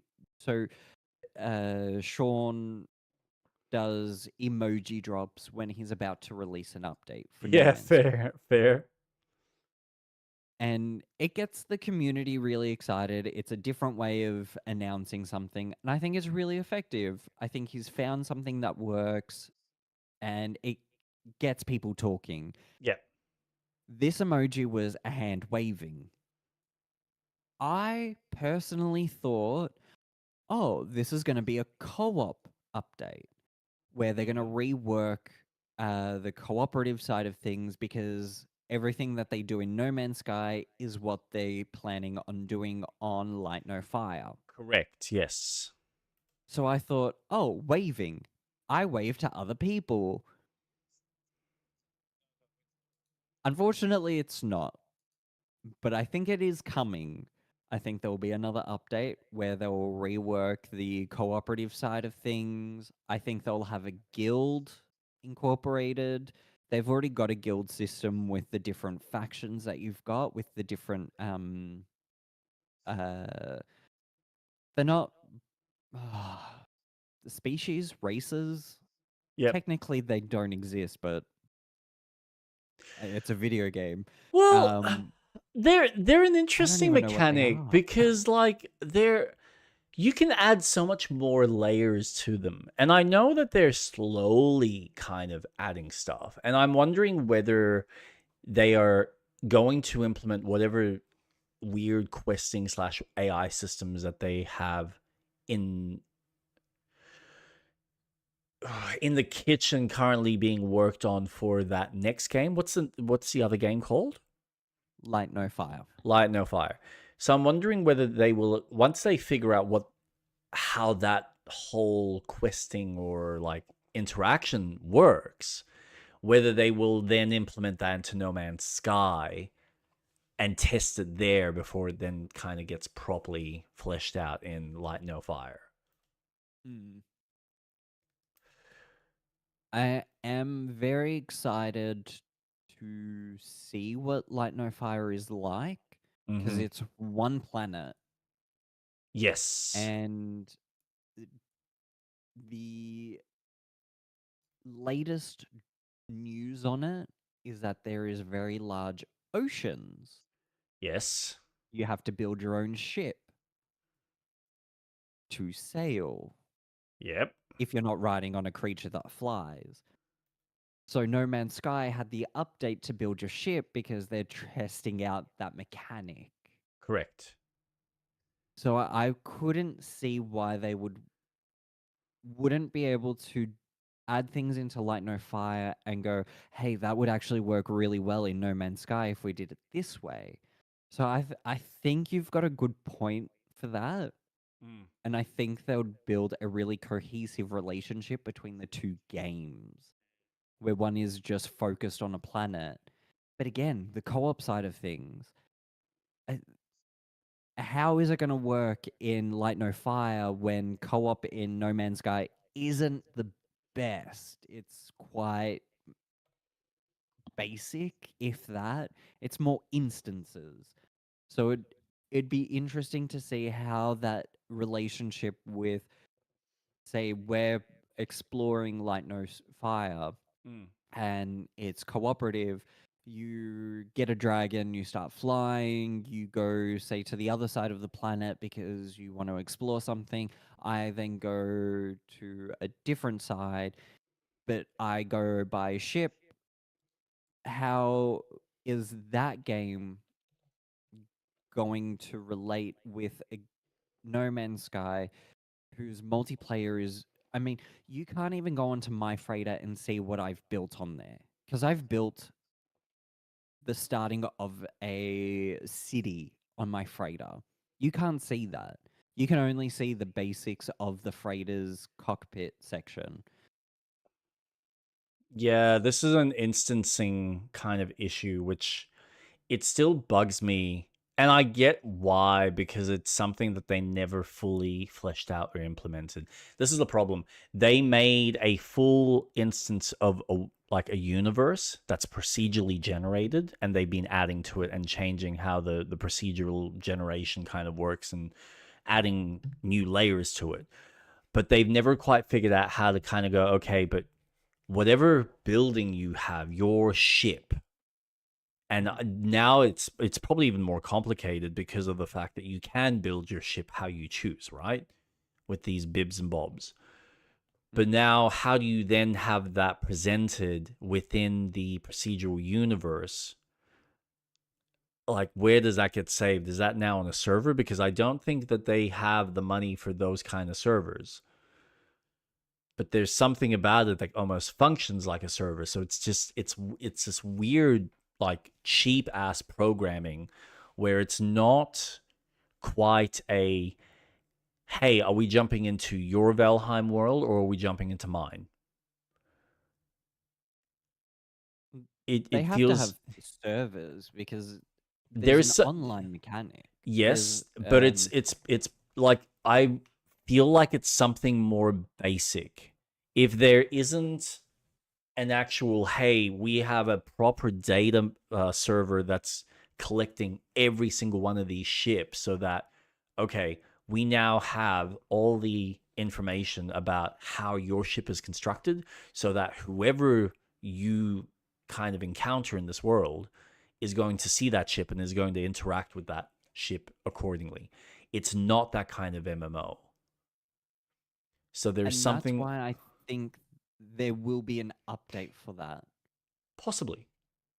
I think they're working Because you- towards finding some way to synergize that, at least for players, so that it's more organic. Absolutely. And one of those examples is your customized ship. Yep. That ship is built by you. You go to the anomaly or you're out in space and there's another player. They will see that ship. They can get into it. They can see what you've built in there because you can put items in the ship. I've already seen some crazy things people have made. And anything that you can build in your base, on a planet, or on your freighter, you build in your ship. So I could put couches in there. I could put signs, posters. I can put what's the word? Not a landmark, a curiosity, so to Yep. speak. So if I've discovered a really cool alien and I want to display that, that image of that alien is on my ship. If you came onto my ship, you would see that. So that instance of that ship exists for everyone. Yep. But if my freighter's instance doesn't exist, then that might be something that they are working on as a cooperative update. Because I would love a proper system where I would also love fighting to just be reworked Man, ever so much. don't even get me fucking started on that. It's the one mechanic that I just feel it's lacking so much depth. Like, it's funny. All the building blocks are there. You've got the freighters, you've got all the star pilots, you've got like everything that you can do to make these really cool, intricate little warfare scenarios that can happen either organically, but and this is what I find so sad when every time I see an update, especially like this one in particular, just hit something deep inside of me where I went, you know what? These guys have done more from a world building, procedural generation, exploration of space than what Bethesda tried to do with Starfield. Now, I get that Starfield is a better game in certain aspects and obviously has a proper like narrative and characters in their world. And then you've got the other layer to Starfield, which is the multiple playthroughs that you can experience, which adds more layers to the storytelling somewhat. Still very limited, but it's their kind of way of dealing with it. But there is something sad when another developer can get the sensation of actual space exploration down packed better than what you can. And I get that you're developing very different systems, but there's something about the fact that I have, in my opinion, ignored the story aspects. Because like you can add story, but I honestly think by this point, you're better off building systems and letting people tell their own stories, because I think that's more interesting in this kind of game, right? This is like if they nail this and they nail it really fucking well. It's essentially their Minecraft, should they make it, which they have been.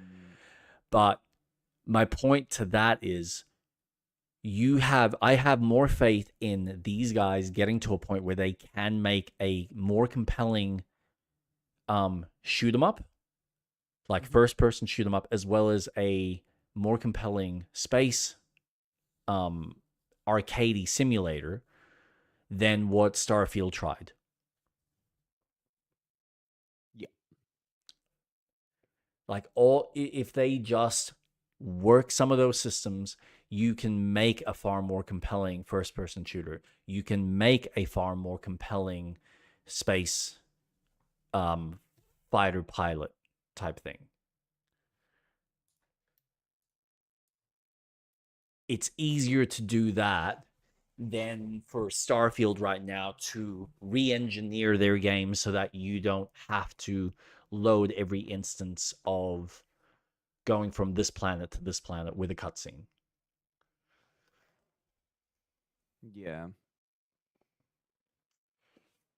I think No Man's Sky will get to a point where it will have the simulation aspect of, well, this is a living, breathing multiverse where you could have a functioning settlement that brings in money with trades depending on where you want to trade route to. You've got your bounty hunters. Keep talking. I'm just going to go to the bathroom. Okay. Yeah, I think No Man's Sky has come a really, really long way. But yeah, there's more things that they need to just get. Co-op, fighting, and some of the procedural stuff. I think they need to offer a bit more procedural. Once you start exploring the world or the universe, you start seeing the repetitive assets that are used. I would like them to add a bit more so it feels a bit more fresh. I do appreciate that they've reworked the planets themselves, so there is a bit more distinctiveness to them, especially with the water planets that are purely just water. I think that's awesome. The fact that they've added in fishing and a whole cooking mechanic, awesome. Again, I would love if No Man's Sky became the game where you can just live in, so to speak. Yeah, I see a few more, at least another 2 to 3 updates before No Man's Sky is like, okay, now we're gonna focus a lot more on Light No Fire. Yeah. I'm intrigued to see. It's funny, like you're pointing out the fact that there's this repetitive nature to the biomes because of course, there would be. I literally, I'm looking at this. He's in space and they're in this like asteroid belt type thing. But I'm looking at all the rocks and it's just like, yeah, it's just very samey. There's nothing inside this area that feels like you've added something unique. And maybe that's the point. Maybe like I'm just looking at one aspect of it. But it just I can it's not go so on. much the space part. It's the 'cause planets. space is meant yeah. Yeah. And I know exactly what you're talking about. Like I've explored a lot of the universe that I'm in. Okay. No, I take that back. I'm so full of myself. I've barely scratched the surface of the universe that I'm in. I've explored maybe 50 different galaxies. Yep. Maybe more. Yep. That's kind of the point, though. That means nothing in the grand scheme of things because there is it's an accurate representation of how many galaxies there are. And how many It permutations you could potentially insane. encounter. Yep. Yeah. Yep. But because I've explored probably the limit of what the procedural generation can offer me, I'm now familiar with it. I found a really cool planet in the session that I played yesterday. Because I felt like that was a really good time after work to just play and mess around with the new update. Mm. And part of also the missions are quite bugged for building your ship. But I digress. I found a really cool planet. It's a hot planet. It has a firestorm. Mustafa. It has plants that have a glowing red border to them because they're fire plants. And it felt refreshing because I hadn't seen that use of The procedural color. generation. Yep. Well, more so the color because the plants themselves looked slightly different to what they usually look like on other planets. And I Okay. thought that was cool. But it was the same asset. But I'm also considering making that a base planet because the firestorm's really cool and there's lightning. But on that planet, there's these not canyons. Oh, how do I explain this? Valleys? So there's this mountain kind of circle that comes up, and there's a large hole in the middle. Ooh. I've seen that same use of an asset on other planets that I've explored. So Oh, it felt right. familiar, but it's grabbing part of that procedural generation into another planet. I haven't found my perfect planet. My perfect planet probably doesn't exist yet until I find it and I Yep. just click with that aesthetic. Yep. I've been to a planet that is purely just black and white. Jesus. I've been to a planet that has really high bloom. I've been to a gas planet that is poisonous and just provides radiation. There's so many things that the game offers, but the offering that it gives you is, well, here is its pool that it's going to take from. Mm. So you're going to see things that you're familiar with, Yep. but we're just putting it in this type of planet now. Yep. Or this kind of color scheme and Yeah. yeah. Yeah. And I just want to see a bit more of what they originally intended. I want to see the giant alien dinosaurs walking around. I've yet to have that moment where I'm standing and there's just this huge alien that's not hostile, it's docile and it's just living its life. But I want to feel like a tiny little ant in this universe. And I've yet to feel that as See, much. that it's you, man, you're kind of hitting something that I just feel like I don't know. I haven't played it in a while, but the feeling that I got playing it, even with the way the animal system worked, I never felt like it was like it made itself unique. So what I mean by that, I would expect that I might go to one planet and maybe only find very specific bacteria or, you know, a type of alien bug that can survive in this type of harsh climate. But just like find just this specific species and then jump on another planet that's more habitable.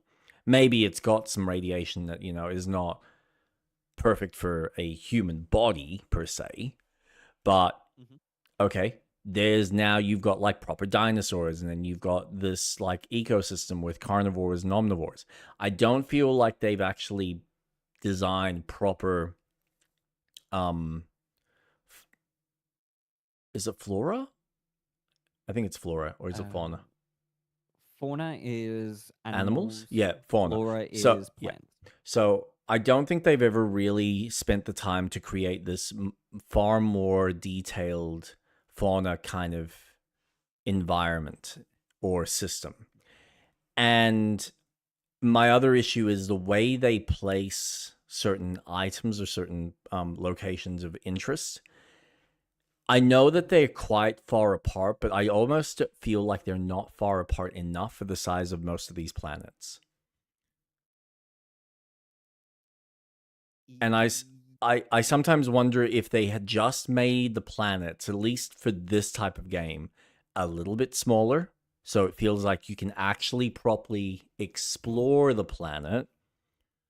You know, make some that are like stupidly ridiculously big. And then others that are, you know, a lot smaller and tighter that you can kind of go, okay, I'm actually familiar with the layout of this planet. I know exactly where the specific, you know, relics or temples or whatever it may be, underground mines that I can find. Like some of this I know in my head they would have to rework in a very different structure, and I don't think they're going to do that because that's not what they're interested in. But I think what they're nailing is adding the variety and the creativity back into the game, so that as a player, I think that's what makes it more engaging. That's what makes it more interesting. It becomes more of a, like I said, it's like Minecraft. Like Minecraft, when you play it for what, 10, 15 hours. You start getting to some of the other worlds, but eventually if you just start exploring the biomes, you realize that it's really just like your cave systems and your various cave systems, and then it's your beaches and your grasslands or your forest lands, and then like now you've got the mountains and mining and stuff like that. So, and then the like the underworld or whatever it's called, like the netherverse. The Nether. Yeah. So there's variety, but you're still technically exploring the same, what, 8, 10 kind of just rearranged spaces. Yeah, and you're almost Minecraft relies on their seeds, so I feel that really brings weird generations of the world. Mm-hmm. Because the rule with Minecraft is the further you go out from your coordinates of 0, 0, and the closer you are to, I think it's 30 million blocks by 30 million. So the further you go out, the crazier the generation becomes. Oh, really? Yeah, so you start seeing weird block formations. Is And that on purpose or is that I think it's just how it's coded? programmed to generate. Hmm. So it starts out more structured and then just ends up getting out of whack. Yeah, That's it's hard. fascinating. So the more central you are, the more. I mean, you do see weird stuff, but it's not as frequent as, oh wow, this mountain is quite weird. The generation of this is a lot more grand. It's almost more extreme the further you go out. That's interesting. Yeah, I don't think I ever got far enough, and like I've only ever spent enough time to kind of be just in that first area, and it's like, yeah, cool. It all kind of blends together, and it just feels samey by the end. But yeah, there's clearly more to it. It becomes very familiar, and that's how I felt with No Man's Sky's generation, because I've played a lot of both. I Mm-hmm. think I've clocked a lot of hours in both games, and I've actually cleaned out chunks in Minecraft so they'd regenerate to what the latest game version is and Mm. how the latest game version will interpret that seed. So I've cleaned out the Nether, I've cleaned out the overworld. So they're all very new.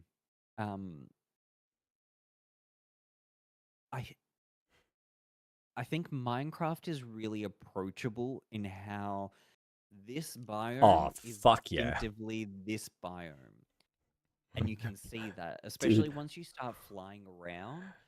And I think they've nailed that sense of, wow, I feel like I'm really traveling around different areas, even though some generations of a biome might be one singular block to Yep. maybe it's 40 to 70 wide biomes. But once you go onto a planet in No Man's Sky, that biome is the entire planet. Mm. If there is a storm that comes in, the whole planet has a storm. I think it's because the planet itself is an instance of that planet. So Yep. if you're on the other side of the planet exploring, we're exploring the exact same moment. Mm. I would like them to rework it so then it feels a bit more, okay, this side of the planet's going to be a bit more calmer because of how it's, I mean, orbiting isn't a thing. They're all stationary planets. And you don't see a sunrise or sunset unless you're in the planet, or on the planet, should I say.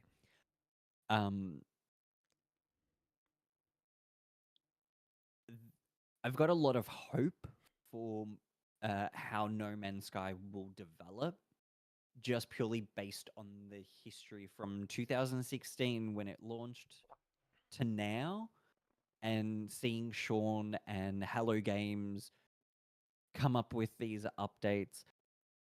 I see a lot more potential in how Minecraft will generate something and Mm. how the world communicates, and how I think what you said before, how one planet might have one specific habitat because of the conditions of that planet. Say it's a really toxic planet, it's full of radiation, then you're going to see a lot more, or maybe you might not see anything. It might be a barren planet because nothing could survive. Yeah. Or maybe it is a bacterial alien, and that's the only thing that survived because of evolution. That would be sick, and I would love that. Or there's a paradise planet, so the conditions of it is a lot more healthier, so you're going to see a lot more abundance of different aliens. See what? Okay, but now what I want to see, and this would be really dope, right? Is you will have planets that are just, here's a gas planet, here's, this fiery planet, but then give me the planets that would say mix some of the biomes where, okay, if this is a live planet, have an area that maybe is gas because there's some sort of like weird volcanic or something that's erupting from, the center. And then when you get to the other side of the planet, it's just all desert. Or it'll be, here's your beach area, here's your forest area, and here's something else. And I think this is what they're going to be exploring within this new game, Light No Fire, where you will have multiple biomes very specifically designed as you travel across the planet, so that you will probably have areas that are just vast, great deserts. You will have areas that are these, jungles, or, very much these Canadian forests, or snowy peaks, snowy mountains, whatever it may be. Oof. And I think I'm excited for Light No Fire.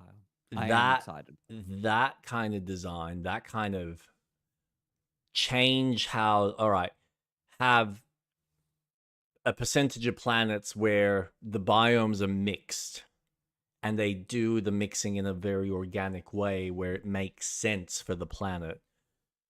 And I think that's going to be far more interesting further down the line, because then, all right, you're finding you find a planet that's just one biome, and it's like, yep, these are the rules of this world. But then you find another one that the rules change depending on what side of the planet you're on. That's fucking interesting. Because now it's a case of, okay, well, I have various resources on this single planet. Depending on what part of the planet I'm on, So now you're almost looking for this kind of rare, weird, Earth-like place. My biggest issue with the game now, and it is cool that it, like, as a new player, you'd be thrown in, and essentially from the beginning, you've got access to pretty much anything and everything. But I feel like it's almost at the behest of the teaching experience, where instead of giving it to players straight away, why not kind of redesign the story aspects so that you navigate to very specific things based on what your preference is, and then keep you on that path long enough to actually invest a bit more time so that you don't have to worry about the other mechanics of the game until later.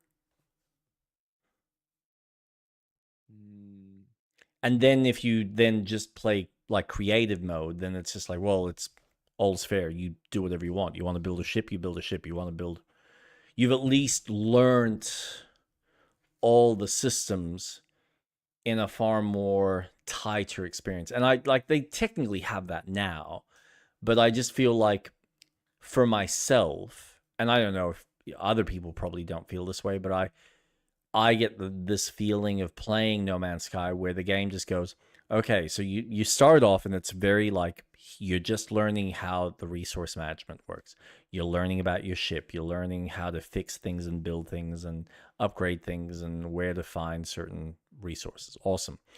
Then you get to the first ship or the first space station, and the game just kind of goes, okay, so now we're going to give you this, so you can go and build bases, but you can also build your freights, but you can also do this, and then you've also got this quest, and then you've also got that, and it's like, it's just too much. Can we just slow this down a little bit? Have it a bit more control. Let me make a decision, and then keep me on that path long enough where I'm like, okay, I'm actually committed down this kind of arc. So I'm learning all the ropes in relation to this side of the game.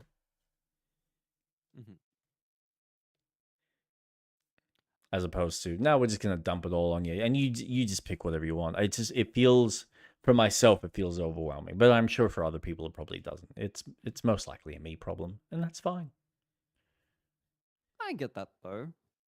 I have a lot of unfinished quests in No Man's Sky. Shocker. And it does feel quite overwhelming. And it's basic things. I've got 2 settlements that have required my attention. And the missions keep coming up. I've got to talk to a certain character about something. I've got at least 3 pages worth of quests. Yep. And 3 of them are the core quests. And they just won't leave. You know what they are? Enjoy life. That's what they are. All 3 of them are telling me the exact same thing to do. Enjoy life. Well, then let me enjoy flying around. Why are you making this a mission? A mission that I can't complete and get rid of in my quest log. Oh, so it doesn't even like tick it off, where it's like, yep, here you go, you're done. So I've finished the main story. Yep. I've done the end game storyline. I've done the post end game storyline, where it does continue, but they just stay on there. I've completed it. I've talked to everyone, and now it just says, enjoy, fly around, explore. Well, yeah, that's what it's led me up to do. Like, this whole adventure going through the universes, talking to the alien simulation monster thing, whatever it wants to be referenced as, I've done all that. Yep. Now you're giving me free reins, then let me have free reins. Don't remind me. I know Have fun. I've completed this. but I get the overwhelming sensation, and it with over 200 hours of playing No Ooh, Man's Sky, nice. I don't recall the starting,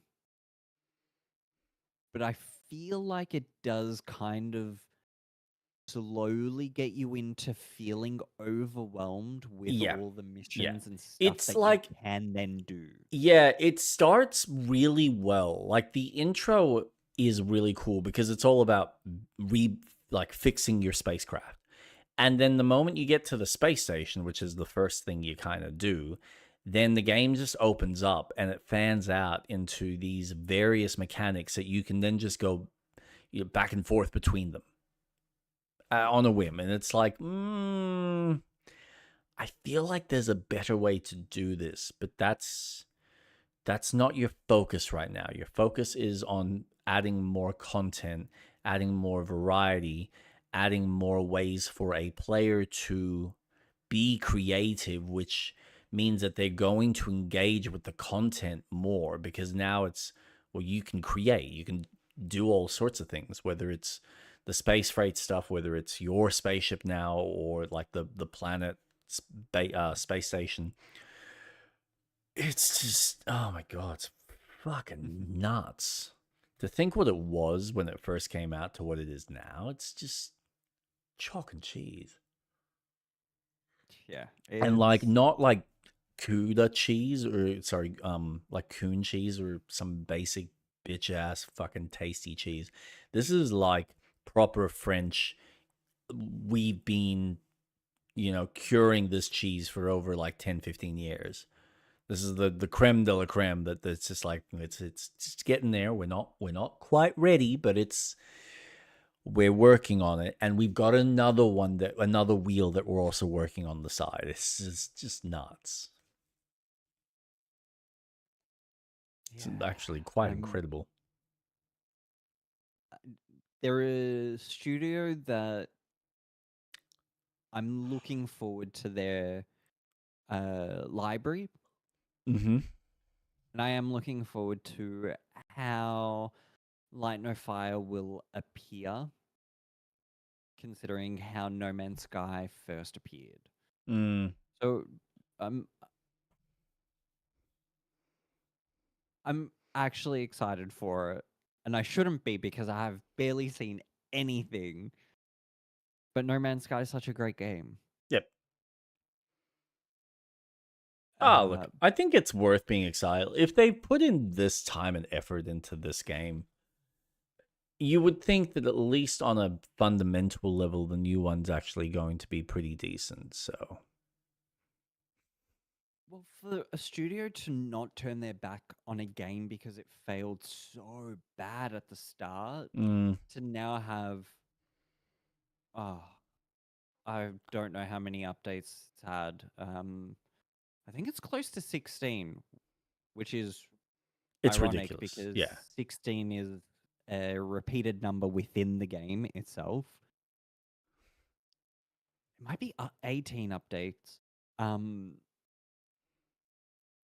I feel like No Fire will launch quite well, especially because they've got No Man's Sky as their testing ground, and this is their baby.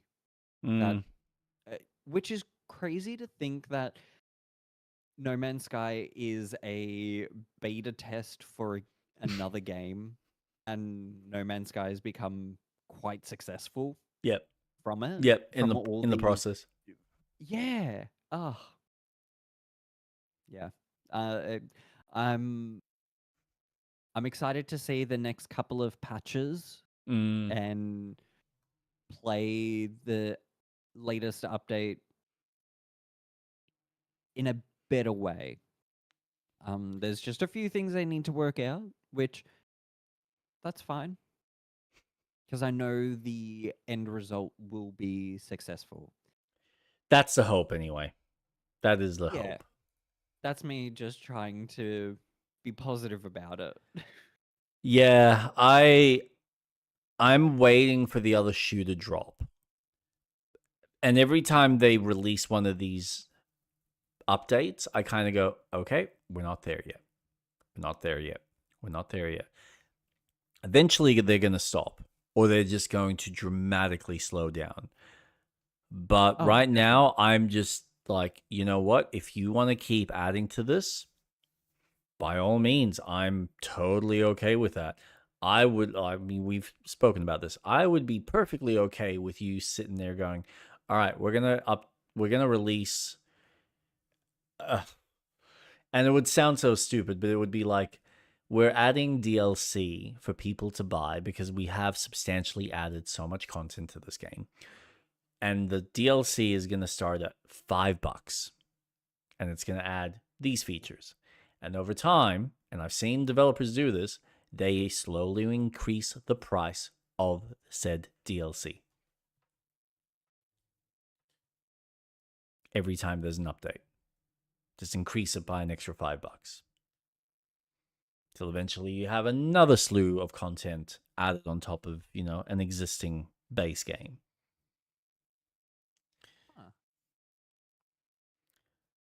I don't think they're going to do that because I think that would split some of the community. Maybe not. I don't know. But I don't know. I feel like people are willing to give them money, yeah. considering how much free things that we have received for this game.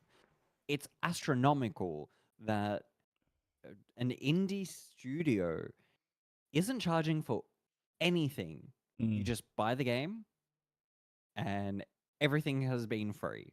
Yep. It's that is been my given. hope. Yeah. I would not complain if they dropped DLC and they said that it was $5-10. Sure. Have it. Easy. I wouldn't even question giving them more money for, even if it was a cosmetic for a ship or a supporter pack or anything. Much how I felt about Expedition 33, that I purchased the deluxe upgrade because they gave me a full game and they've updated it. They've added a few things to it. 100%. If there is a way I can support you and you've respected me, I'll respect you back. And this then leads me back to the whole Borderlands thing. I'm not being respected for my time. Sure, there's a base game, but again, you're already telling me about all these DLC things that you're going to release. Well, then you're not respecting my time because you're essentially telling me, well, you would want to wait until we start releasing the DLCs so you can start playing these characters. Well, then I'll just wait. And that's a year's time or 2 years' time. You're getting to the age. It's funny listening to you and seeing how you're reflecting the same way I did, 5 or 10 years ago. And you are getting to that age where you're becoming a bit more privy to the business model that is predicated on people's nostalgia, people's FOMO, and just wanting to get the hype train, get people on the hype train. You've been burnt enough times, just like I have, where you sit there and you go, you know what? It's more beneficial for me to wait than to play the game. And this is, it's one of those things, for better or for worse. There are certain experiences that I've gotten to experience much later down the line that has benefited me as a player over most people who would have played those games day one. Cyberpunk is one of those where, yes, I played it day one, but I was like, you know what? I want to enjoy this on a decent rig. And I waited till I built the rig. Now, it took me longer than expected, but by the time I did, guess what? I had a rig and a laptop that was able to play the game flawlessly with the 2.0 patch. So I got a better game the first time round.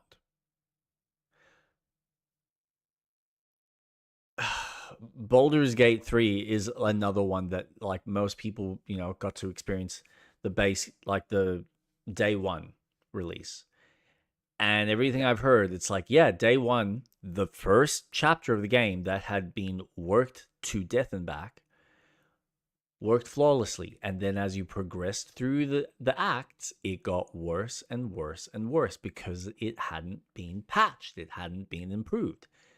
And I'm grateful that, again, this is one of those games that I'm playing much later down the line where I can enjoy all of those improvements that have been added over the course of the game's life.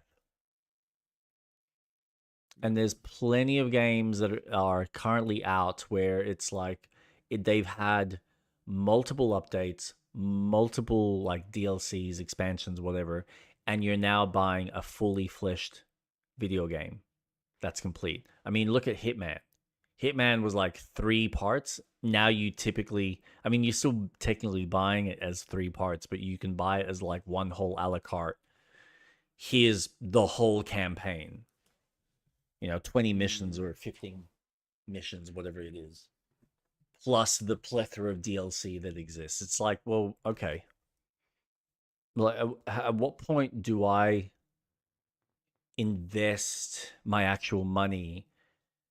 Do I do it now, or do I wait 6 months, or do I wait 12 months, or do I wait 2 or 3 years when you've got all this content? But then what happens if I'm jumping in and then you're doing a Destiny 2 on me and you're now scrapping all the old story content because you want to have us all on this new server, which is clearly better because, yes, you've reiterated and added all these improvements, but we can't support both.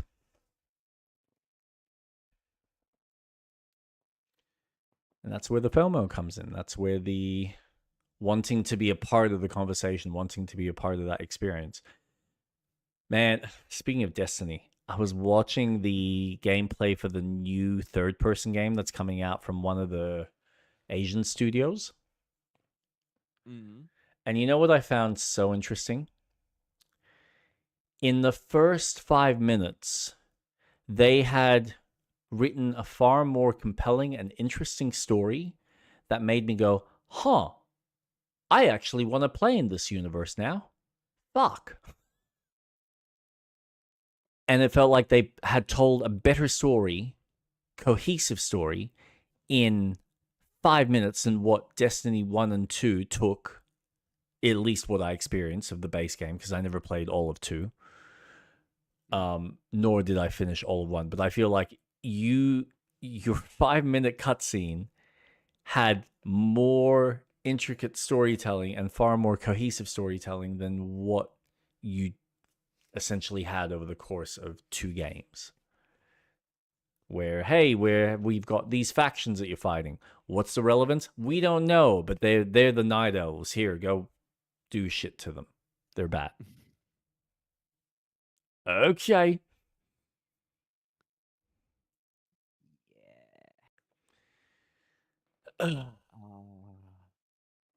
And I know so many people had so much copium playing that game and they love that universe, and I get it. I know that there's something there because Bungie has usually offered it, but it's not without some sort of caveat, and I'm not subscribing to being forced into an experience where I need to make sure I've got a team of 3 or 6 people to experience actual story content that I should just be able to have in the game. And or B, have to go through books or a library of telodexes of information just to make sense of your mumbo jumbo universe that, God forbid, you actually put into the game in logs or libraries or characters as you chat to them and have actual conversations like an RPG. Like Baldur's Gate 3, that feels like it's actually developing more in this small area. It's just, I'm just sick and tired of lazy development. I'm sick and tired of these developers that just make what you can tell is the bare bone basic, hey, let's make this mobile game, but make it bigger and flashier. Because that's essentially what they're doing. It's what works on mobile, but put it on a console. Yep. Fucking disgusting. Now, there is a game that was shown off at Gamescom. Hollow Knight Silksong? No, but I thought they were going to shadow drop that. Yeah, I heard a few people mentioning that little. I was really expecting them to say, "Hey, there's a demo at It's out! Yeah! Gamescom. Yeah! Once the Yeah. event finished, it's out." Yeah, that would have been cool. I don't know why they're waiting a couple of weeks, but hey, sure. Yeah, because they got the power.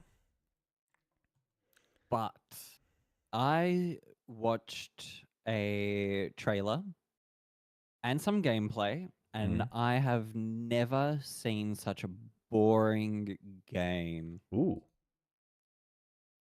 Vampire the Masquerade's Bloodlines 2. What? You found that boring? Yeah. I've heard it looks fun. Ooh, now you've tickled my curiosity.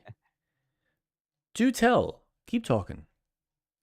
It feels like they've... Yeah. and I know that it has gone through quite a development hell. Oh, yeah. Yeah. But the game that they've shown just... it removes so much of the old RPG elements. that Which the I'm not first one surprised. offered. Mm-hmm. This just looks like a Here we go. first-person game. It didn't really grab anything from me. It felt very weak. It didn't feel unique. Not to mention that the game has DLC factions. Mm-hmm. Why are they Well, not in the game? they apparently have spoken about changing that, so I don't know what is happening with that. I haven't actually read into it, but I think the developers kind of went, yeah, we hear you. I think we're going to just release them. Oh, crazy. Maybe, That's actually yeah. crazy. Yeah. But the gameplay didn't really grab me. I was expecting a lot more role playing. Nah, I had. But it Yep. kind of feels a bit generic. Yeah, I was quite disappointed. But again, it's a game that has been in development hell, so what they've racked up is probably the best that they could do with the time restraints that they had. I'll wait and see. From what I've played of the first one, that was really, really fun. The haunted house mission. I was love how you so say the first one because you're calling it Bloodline being the first one, yeah?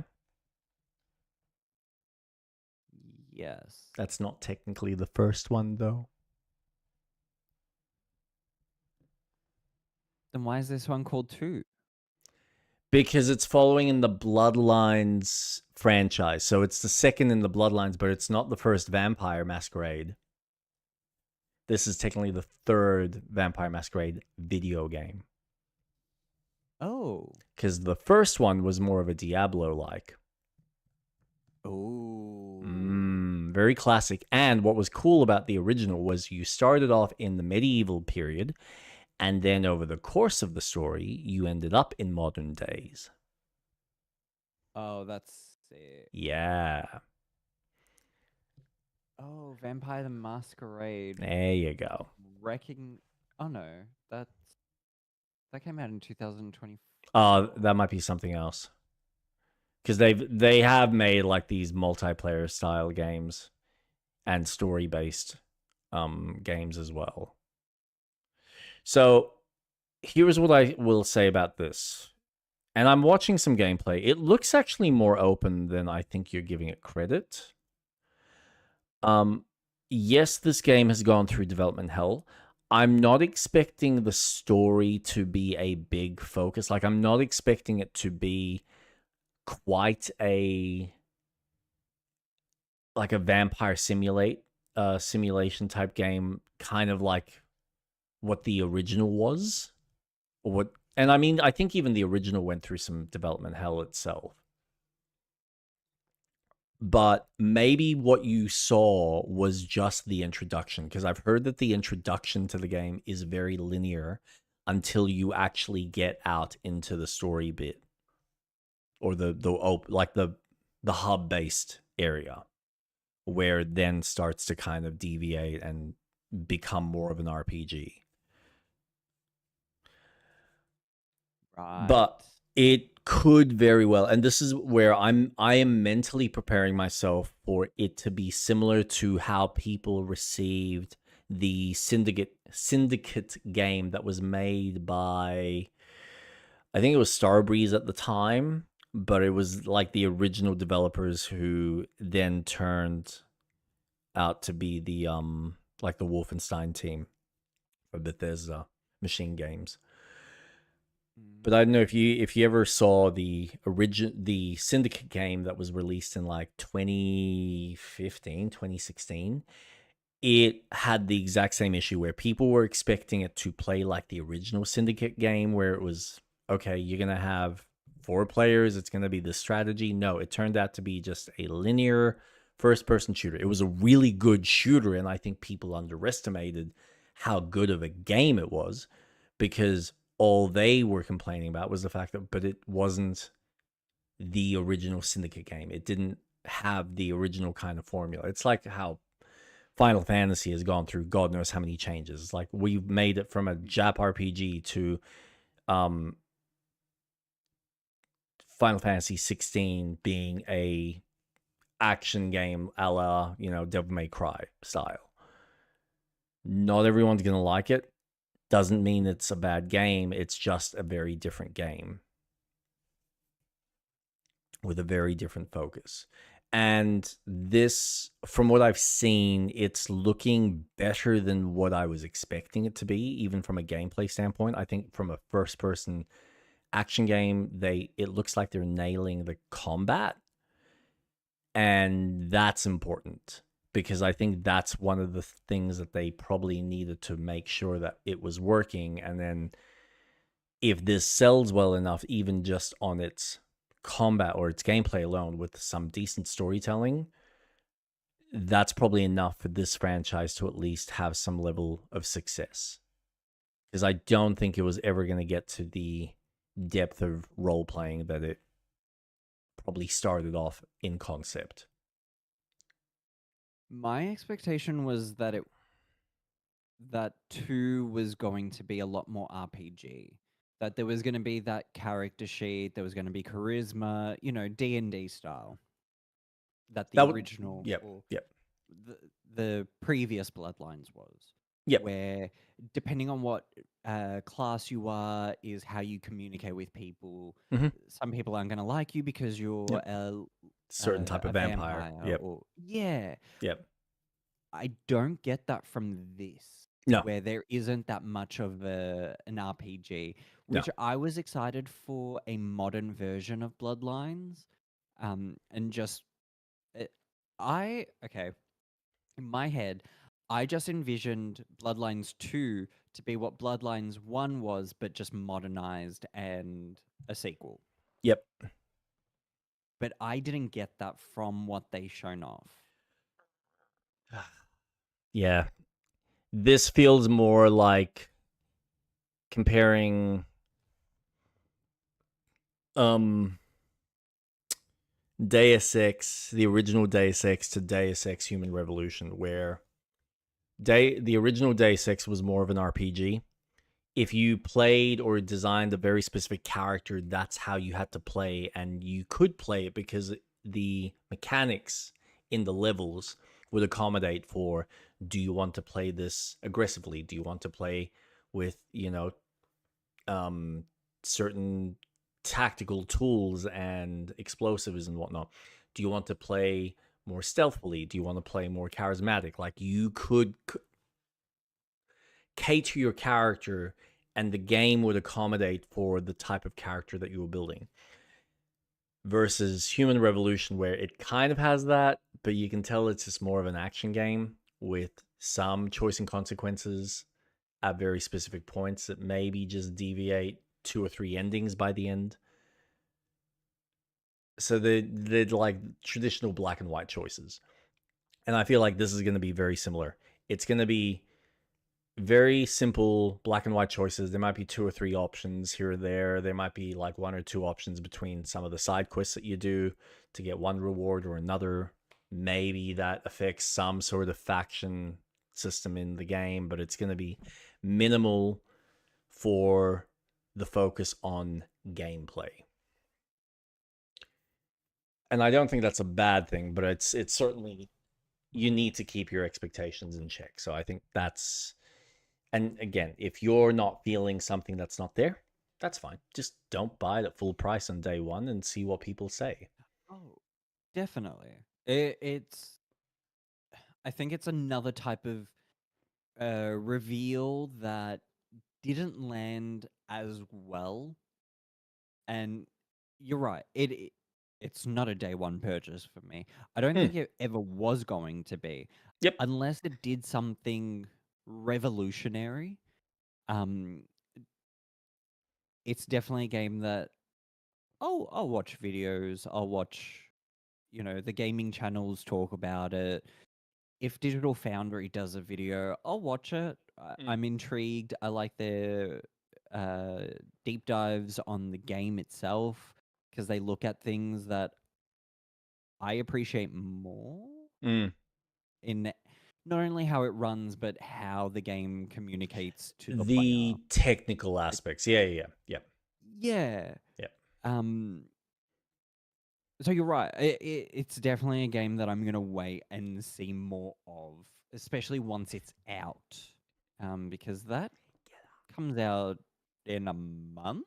Yep, it's soon. It's very soon, which is kind of concerning. Actually, I haven't actually had a look at this list recently because obviously there's been so many updates. Ooh, I had 4 people watch me. Thank you for the people that are probably still on the channel watching.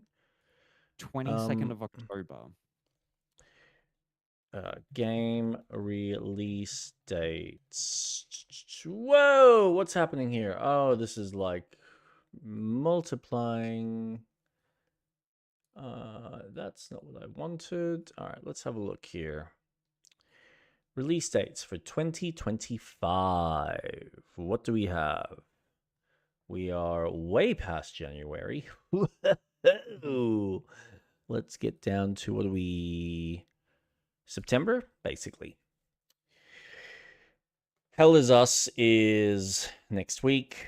Indiana Jones and the Great Circle DLC. I'm excited to try that, but I don't know if I'm going to... yes, Impulsive. That is exactly what happened.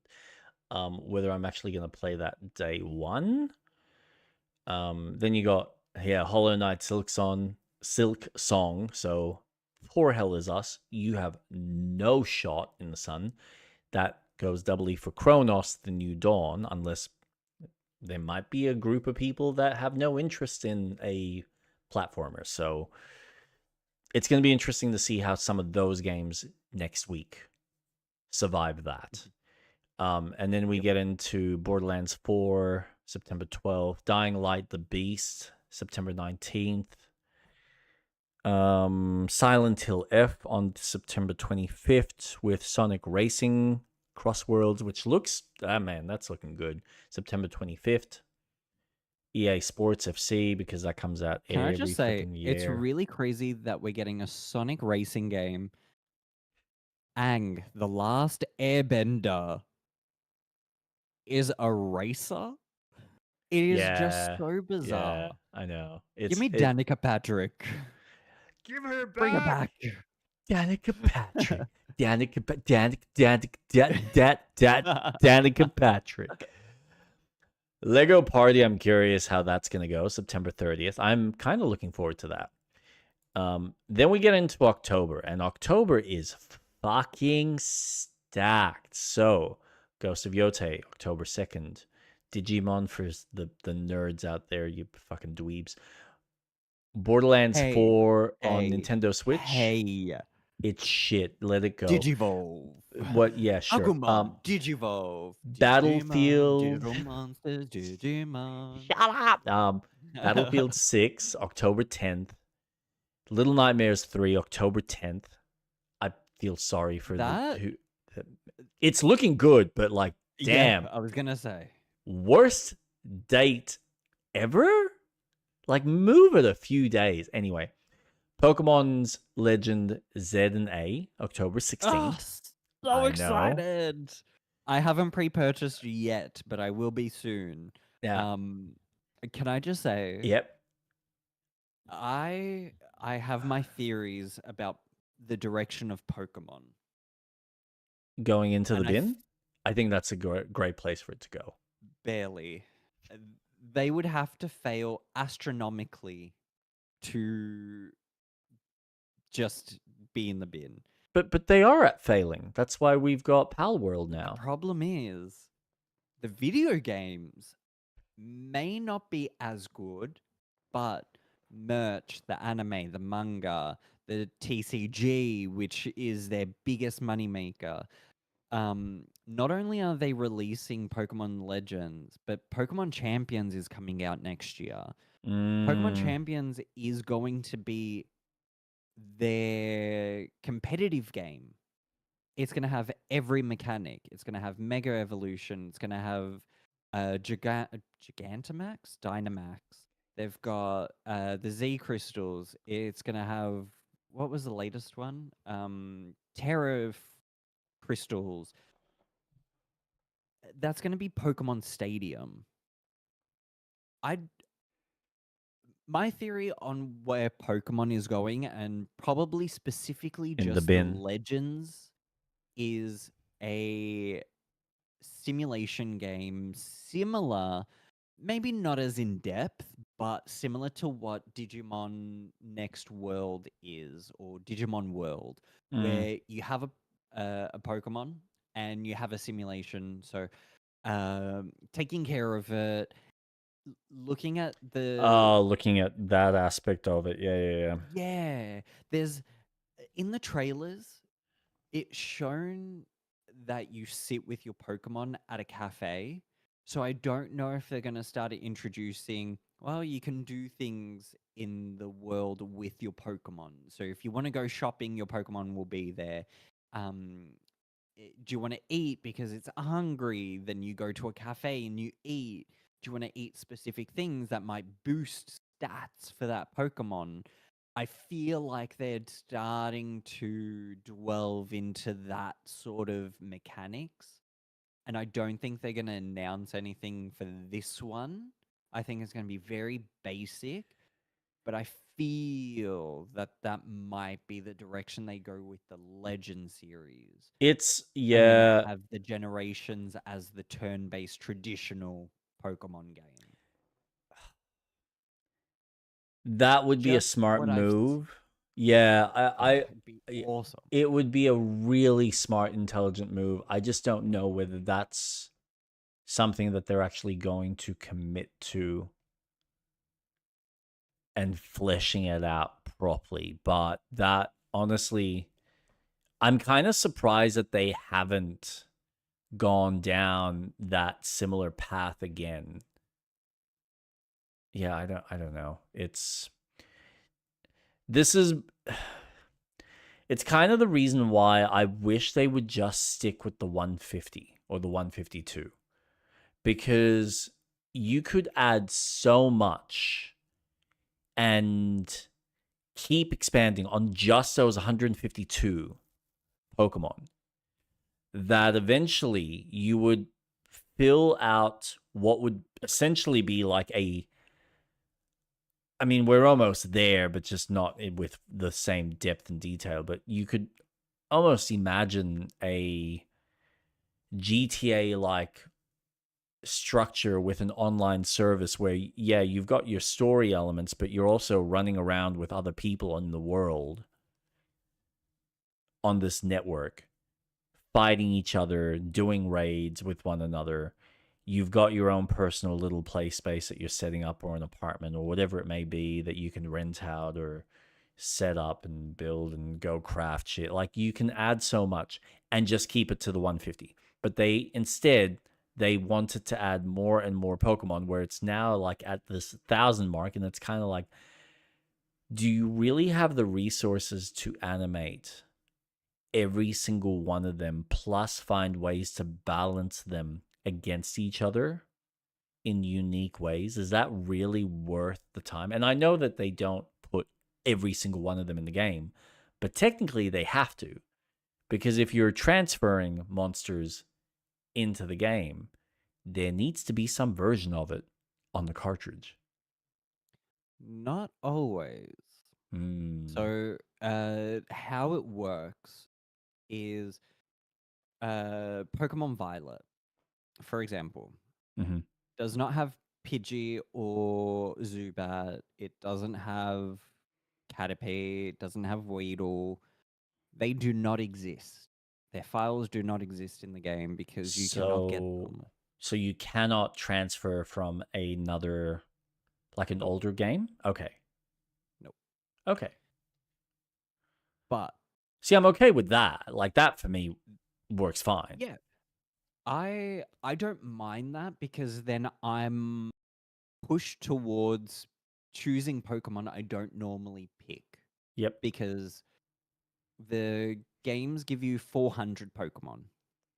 400's a decent amount. Oh yeah. Oh, and then the it's DLC huge. adds Fucking 200 massive. each. Yep. So you get 800 Pokemon in total to play with. That's how they do it. But that's how they each have been doing it. game will re-add older Pokemon. So Mhm. Pidgey hasn't existed on the Switch until Pokemon Let's Go came out, because that was a remake of the original game. You can't take Pidgey out into, and I'm using Pidgey as an example because it's my favorite Gen 1 Pokemon. One of. But in the new Pokemon, because Pidgeot Mega evolves, it's back in. Yep. So this generation is going to tackle inaccessible Pokemon from other games to make them accessible again. Now, Pokemon Champions is going to have every single Pokemon. Now, that game, you need to think, well, how does each Pokemon move and interact? How does each mechanic work with that Pokemon? Now you're going into, well, this is everything. Every file of a Pokemon needs to exist. I could be wrong. They might do it generation by generation, or they might do a group at a time. I don't know. But as far as I'm aware, it's every single Pokemon. I think every move is returning. Every mechanic is returning. How Mega Rayquaza will interact with a, I don't know, a Terra Umbreon. I don't know. How is that going to work? Because now you're mixing the different types of mechanics with each other. Now, I use Mega Rayquaza as an example because that Pokemon is broken and is banned in a lot of competitive scenes because of how broken it is. How is that going to work with everything else? How is oh my gosh, the one from Sun and Moon, not the Ultra Beasts. Oh, what's his name? There's a legendary Pokemon in Sun and Moon that has a different form, and it becomes a radiant version of it, and it's huge. How's that going to interact with all the other mechanics of the game? I like where Pokemon's going. I like that they do what they call the Dex cut. Yep. Because then that generation of Pokemon, I can then focus on, well, maybe I can use a new Pokemon. Or what I like even more now, what they're doing because there's so many Pokemon, I like that they're going back and going, well, this Pokemon in this habitat, it's going to naturally change. Vulpix has been moved to the snowy regions, so it loses its fire and becomes ice type. Mm-hmm. I like that. I like that move of maybe not 1,000. I think that's a bit ridiculous, but give me, I don't know, 700, and then have those 700 reworked as different variations of that one. I think having only just 151 and then just having different versions of them would be really tiring really quickly. Because how many times do you want to catch Charizard in a different element? I would much rather have Charizard, well, maybe not a starter. Pikachu, sure. Pikachu is reworked as a ground type in this generation, or is a flying type in this generation. Yeah, but it's still Pikachu. I'd rather just something brand new. But maybe if they ever had the confidence to do it, and they did with Raichu having a different form, being the Alolan Raichu form, who surfs on his tail, which is sick, by the way. That I think is cool. Branched lines, I think they need to do more of. There's a few Pokemon that they've started to introduce a lot more of, which Scyther has 2 different evolution lines. Ralts has 2 different evolution lines. I think that's cool.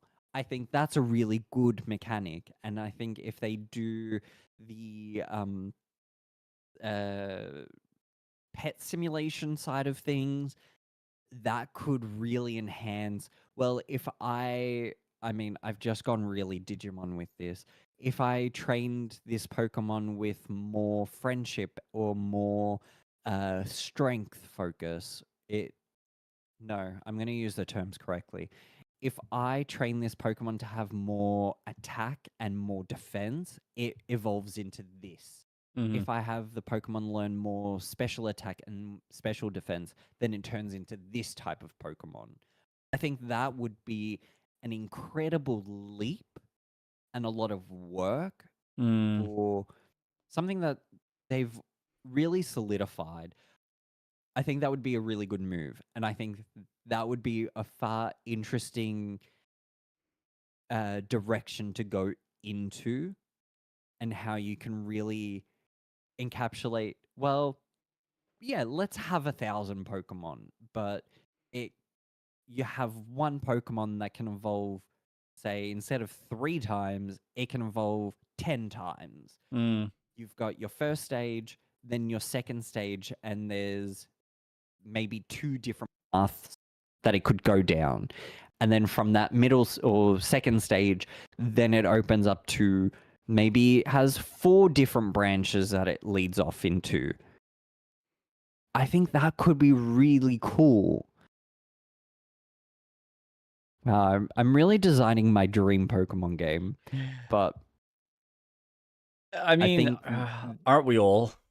Like, as you're talking, I'm literally walking through what mine is.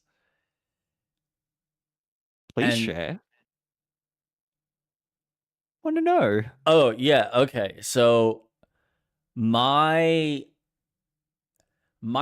business move / design would be somewhere in a mix of World of Warcraft, Diablo 4, and Breath of the Wild. And here's what I mean. Yeah, and here's what I mean by this. So I would still try and keep the core turn-based elements, because I think that works, especially from an MMO standpoint. But I would have it so that you would start off by going, okay, we're going to build World 1. We're going to have you start off and explore the space. And what we're going to do is we're essentially going to make it so that, like, instead of it being like World of Warcraft per se, you can make it so it's more like Diablo, where when you're in town, you have, that's kind of the server instances where you will typically see majority of the players that you can interact with, and you can have battles, you can do your exchanges, you can do all sorts of like fun, interesting stuff in there. Make it fun and exciting, right? You will have, when you're exploring the kind of going from like region to region, so you can have it so that, all right, you start off, you create your character like a Diablo. It's very self-excluded, so you're not seeing other players yet until you get to the first town, right? Yeah. Where you're playing through this campaign, and it's very much the traditional, here's your 3 Pokemon that you start off with, and you kind of go off on this journey. And what you can do to kind of vary it up, which is almost what Diablo does to some degree, where you can kind of go, okay, well, you can either go either here in this direction, here, or here. And I think that's useful from a like a MMO standpoint, where it's like a World of Warcraft. Yes, you have kind of the first introduction, which is like, here's the first 10 levels, and then we're kind of going to have you veer off in opposite directions so that you can then find different Pokemon to then, like, you say, how many badges is there? 8 typically? Yeah, there's 8. Yeah, okay. So you would say have maybe 3 locations, so you can probably like get to the first town, which is your first badge, which is where most people are going to end up. And then you have an option of like your next 3 badges, whether you go for badge 2 here or 3 here or 4 there. And then once you've done that and you level up to, you know, your kind of 30s or 40s, then you work towards your 5, 6, 7, 8, which are kind of in your upper regions, and you start working your way to get to like the Elite Four or whatever you want, right? And so you make this really engaging world that you can kind of just explore, that has you go into these battles. And I think it would be beneficial to have the monsters kind of there in the field, and then when you interact with them in that field, play an instance where it's like this turn-based mechanic. So it's very traditional. You don't have to make it too complicated in that sense, and you can still keep to the same rhythm and the style of what the originals are.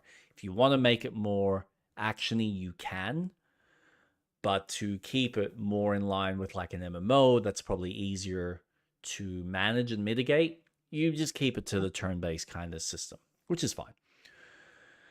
And then you can make more interesting decisions in things that you experience in the town, having your own, like, you can set up your own little encampment or base or whatever you want to call it, like your play space that you get to look after your Pokemon, and you get to raise them and do other things with them, and whatever it may be. If there's like crafting involved or something along those lines, that you're finding ways to, you know, build things to put them in like a Pokemon pageantry,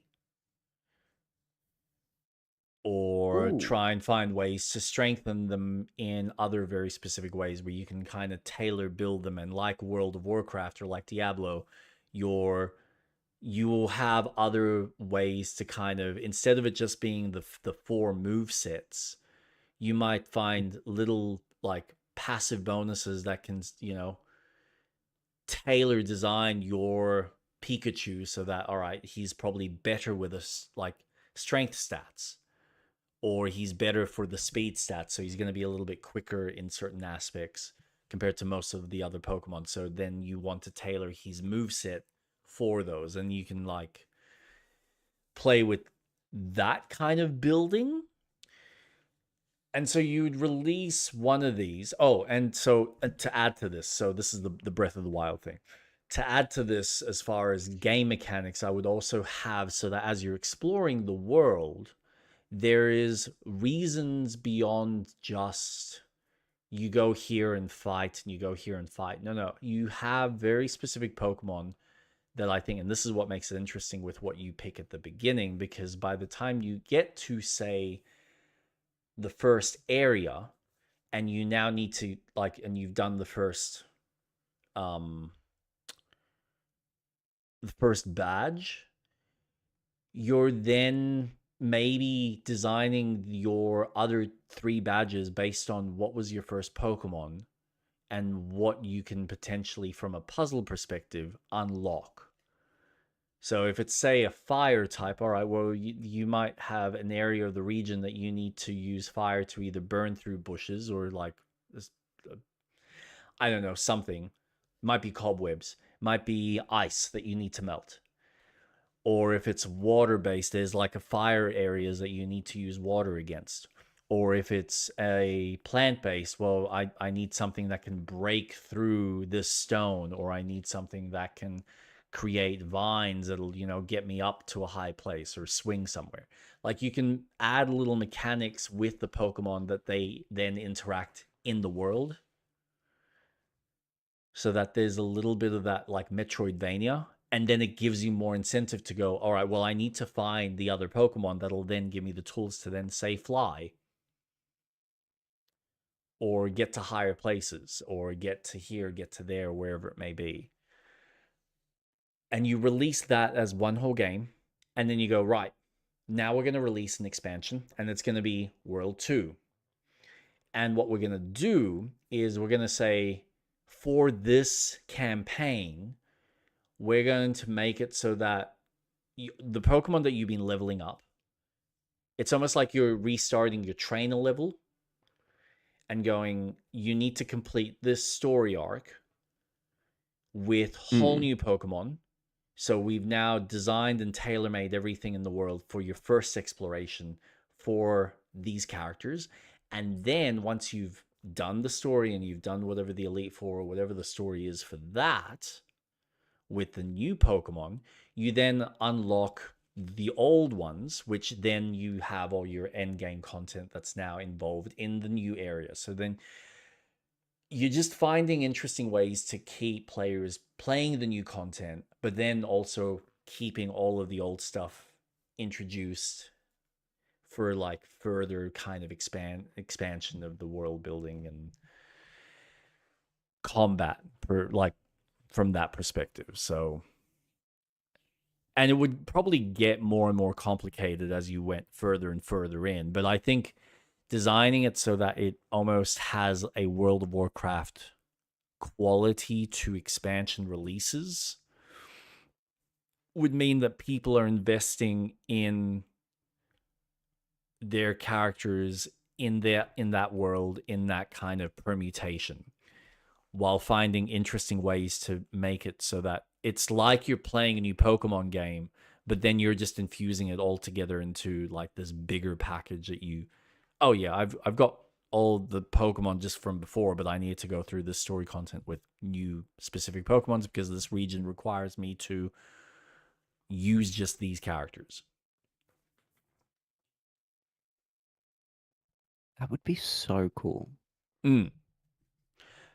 That's what I have in my head. And it would be, I like it. And it's a great way to start it off simple enough that you can then build upon. Because I understand that for a long time, because Pokemon has typically been on a portable system, and especially a portable system that hasn't really had the same brute force or power or capability as a console, it's never really had the ability or they've never had the imagination to kind of go, we can make this bigger and better. We can start off with a small conceptual design and then add on top of that like any other MMO.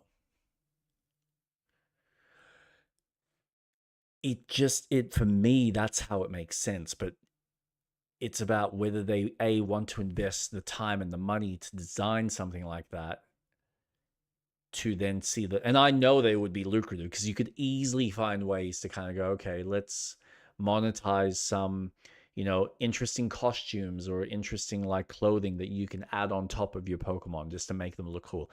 Has no other value other than just that.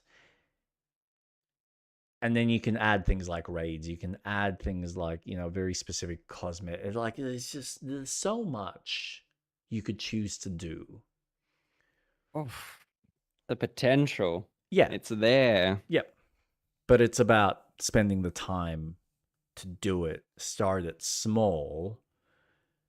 Design the first game, expand it, work that system, which is what they did with WoW back in the day. This is why WoW has got such a massive following, even though it's a shit show now, but it's still very much, they started off with one thing, and then they added to it, then they added some more, and then they went, hold on.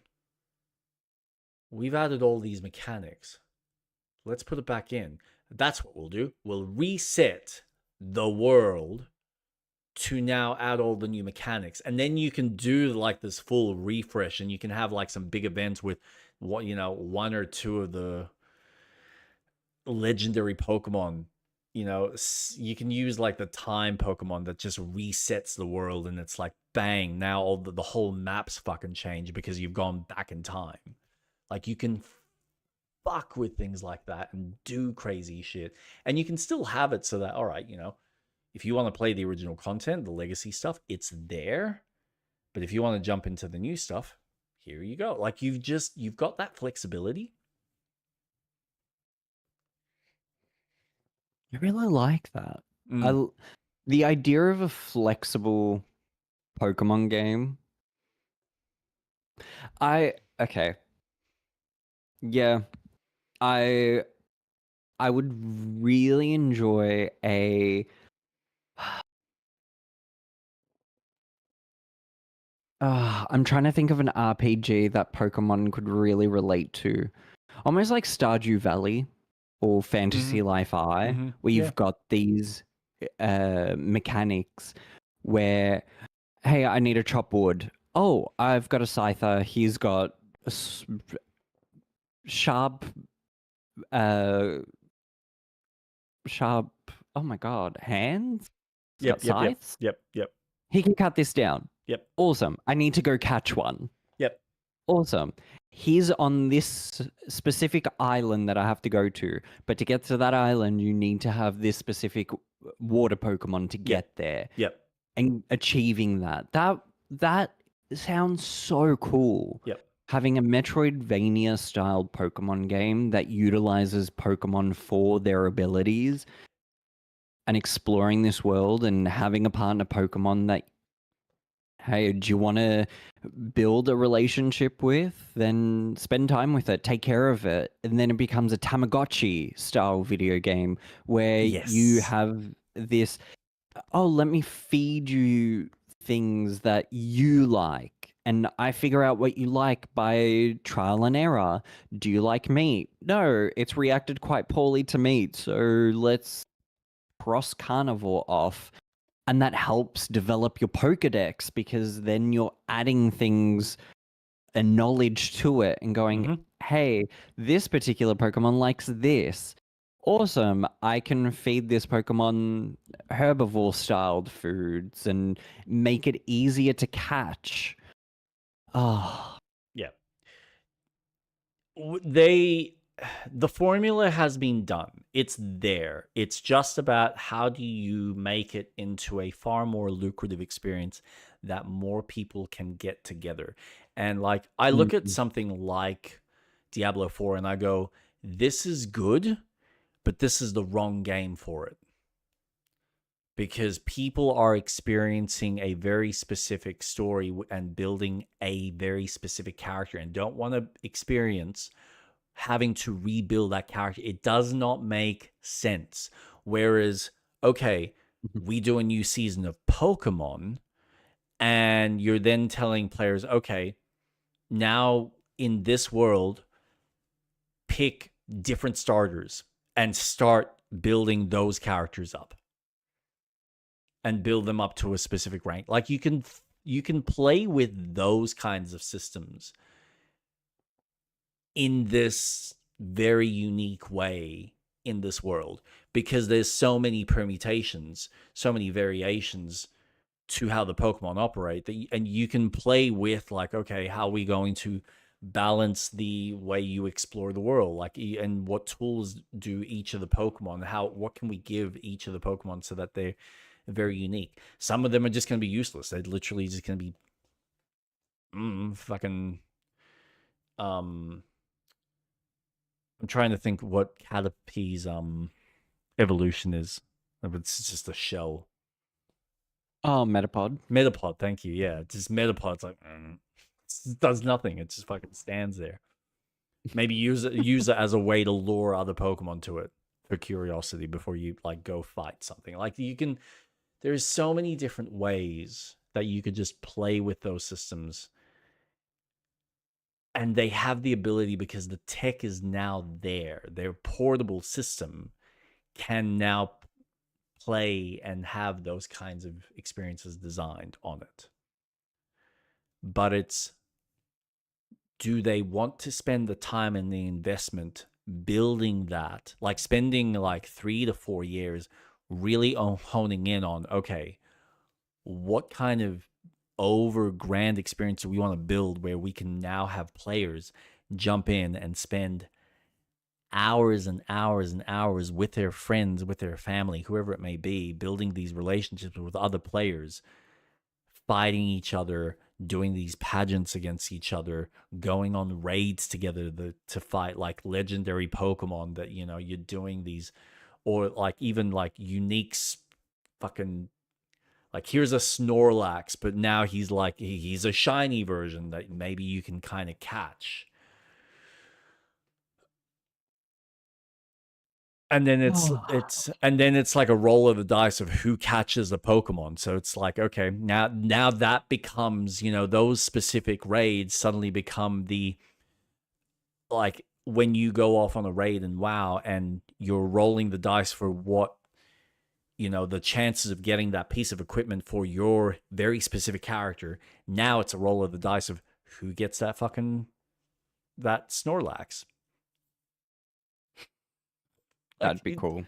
And it would, drive people insane because they're like, fuck, I gotta do this again. It's like, well, yeah, okay. That's the game. You'll eventually get yours. I think that's part of the charm. And it's that sort of raid mechanic, especially if you're the one to catch it. Yep. Because the raids in the game is, once the raid's done, everyone has a chance to catch it. Yep. And they get their instance of that Pokemon that you've just raided. And you can find ways to limit it. So it's a case of, okay, yeah, 4 people, have it to like 4 or 6 people that are doing this raid, depending on what it is. And it might be something bigger where you're sitting there going, okay, do we want these specific Pokemon even in people's hands? Yes or no? And you can make a conscious decision to go, okay, base Pokemon, general Pokemon, yes, they're all available. But then all the legendaries, they're just there for fighting purposes. We're not going to give them to you, but we are going to mark that, yes, you have fought this thing and it's part of your Pokedex. So there's like cool little things that you could play around with and do should you want to. Yeah. Sounds like a sick game. Yeah, it's a great fantasy. I just don't see them doing that. I don't think they are crazy enough to even consider or try that kind of concept, which is sad, in my opinion. But I'm not a developer. I don't know the ins and outs or the levels of stress that would come with even considering that style or that level of development.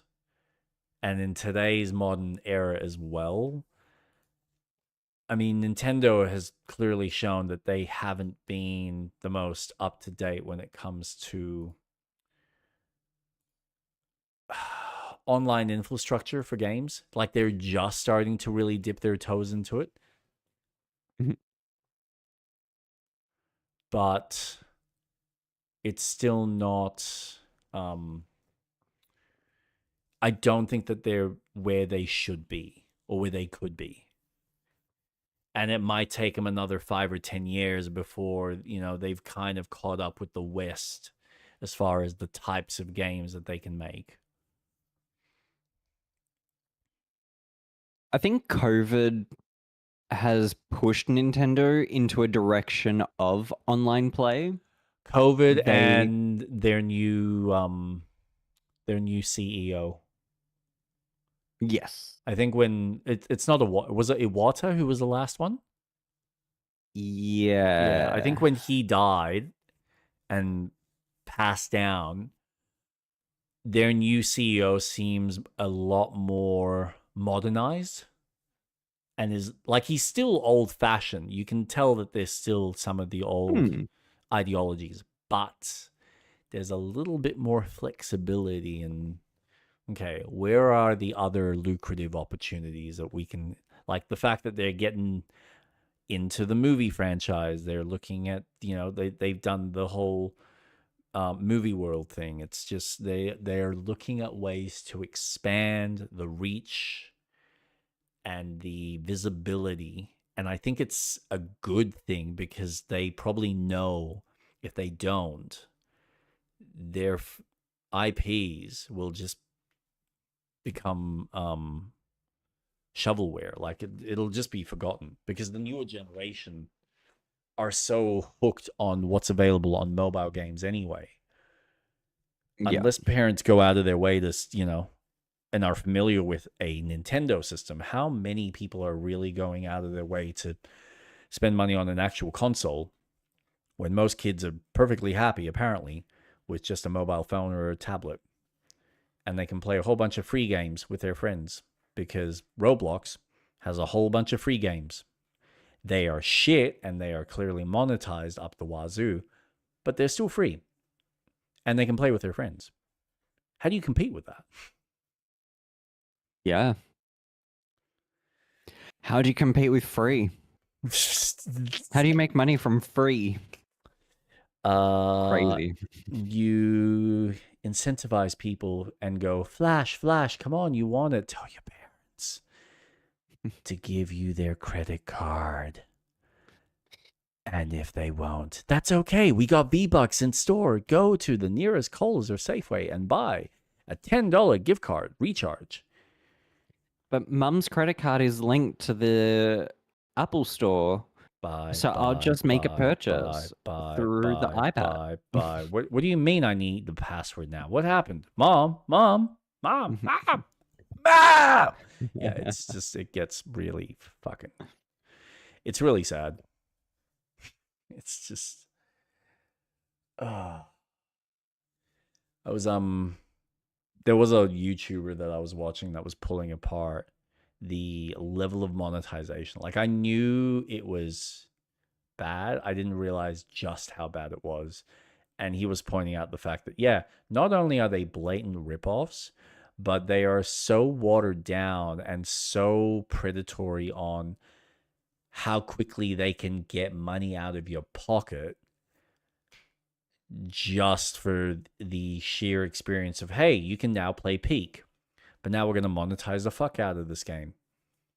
Or like all the cosmetics that you would get organically through the game. Yeah, no, you got to pay for all that shit because, well, we want money, so pay up. Same with their Dead by Daylight, ripoff, or their Call of Duty ripoff, or whatever other game that has existed and has had some moniker of success where they've gone, here's a Roblox version with monetization. Give us your money. I mean, it's free, so why are you complaining? But give us your money.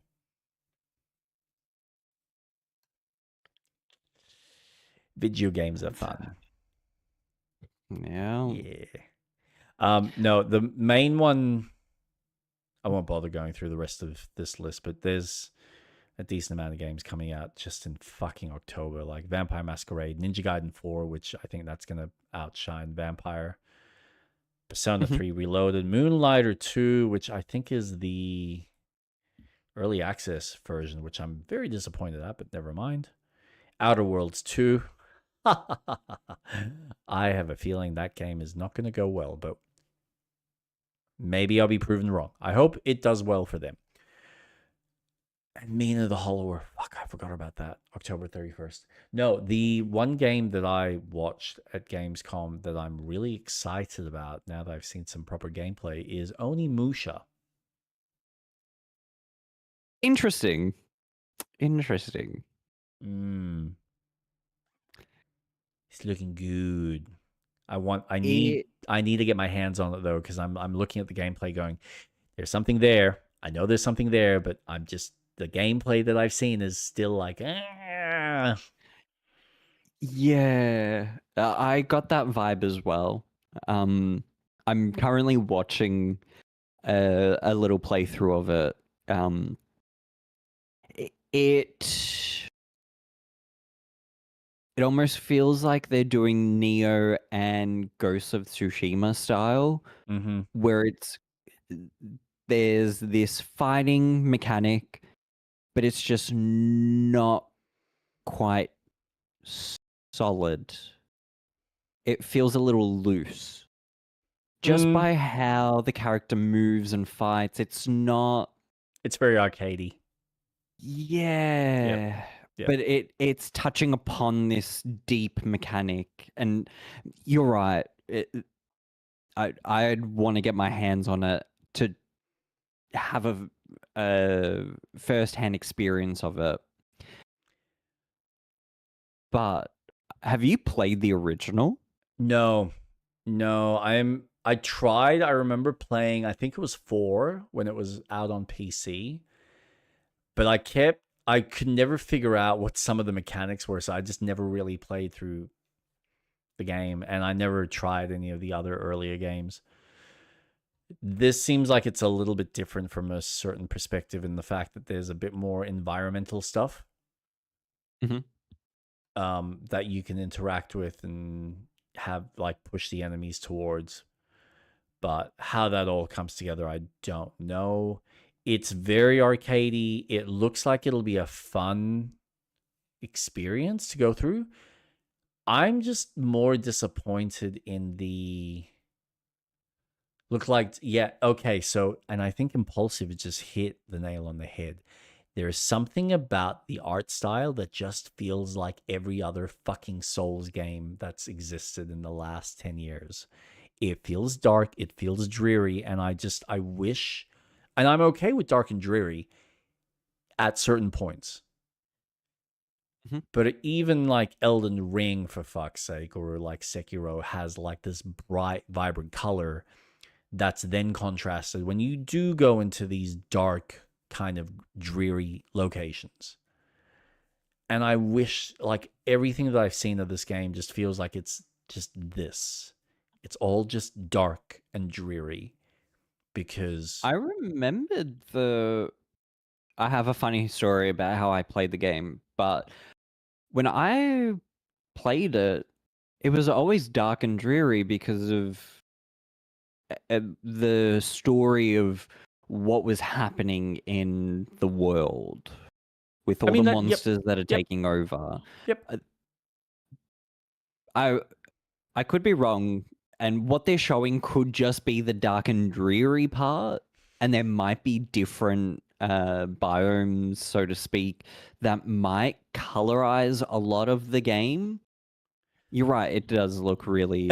it's just all very gray and blue and just brown. Yeah, it's...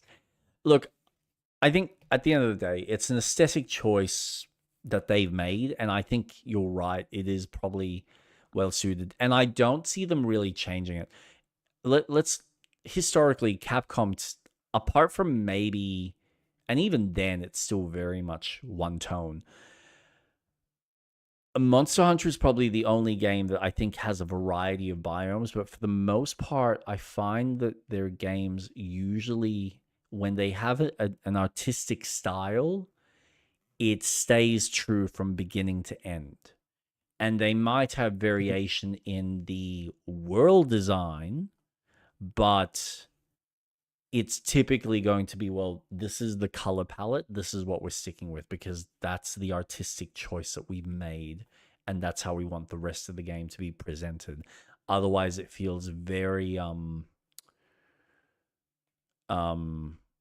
just disorientating to kind of go, oh, so it's all very dark and dreary, and suddenly it's like really happy and exciting, and look at the colors. It's you can see the vibrant purples and blues and pinks. It's like, has always had this dark atmosphere. Yeah, so Impulsive is agreeing with your statement. Onimusha franchise has always had this dark atmosphere, and I think that's just kind of what this world is. I would like it to have more color, but that's not what this universe is, and that's fine. But what I'm seeing of the gameplay, fuck, it looks cool. Like, just even the dismemberment is a nice touch. Because how many games really play with that? It's like one of the biggest disappointments I have with the Star Wars games. It's like, come on, let You me literally cut have a storm. plasma sword. Yeah. You're cutting people in half. You Christ's cut metal open in that game. George Why am I not cutting Lucas- stormtroopers in half? George Lucas had Obi-Wan cut a guy's hand off, and we saw blood. Not just a little, a lot. Don't be bitches Wait, about it. What? Who? Obi-Wan in episode 4. Episode 4? Mm-hmm. And there was blood? Yeah. The game is going to be nicely guided as every Capcom game. Gonna feel lighter than most Souls games. Yeah, most likely. Episode 4. Obi-Wan cutting hand. Is it when they're on the Death Star? No. Let's see. There you go. If you jump on my stream, you can see it.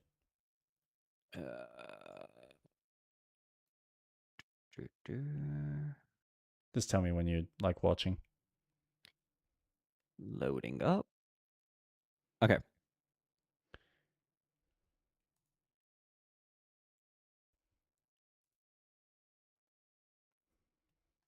I don't know about you, but that's a lot of blood coming from a lightsaber. Huh. Yeah.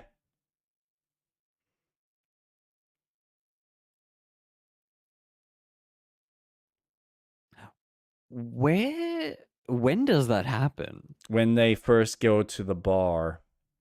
Mos Eisley. Yep.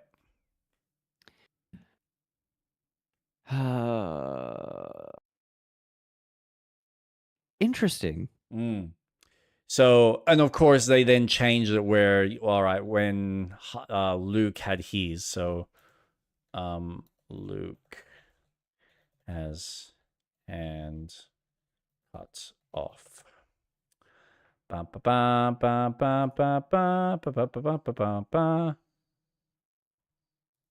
Where it's just now a clean cut because, of course, it's a lightsaber and it's, there's heat. So we're not going to have blood. But the wound. But it's still a fucking wound. Like the fact that they just treat this, they treat it with this weird like baby type of approach to it. They are fighting. This is actual martial combat. There is nothing playful about it. People are dying. This is not the face of someone that's going, ow, you gave me boo-boo. No, that is agony he's feeling right now. Like, what the fuck? He's just lost his hand. Like, look at how that literally burnt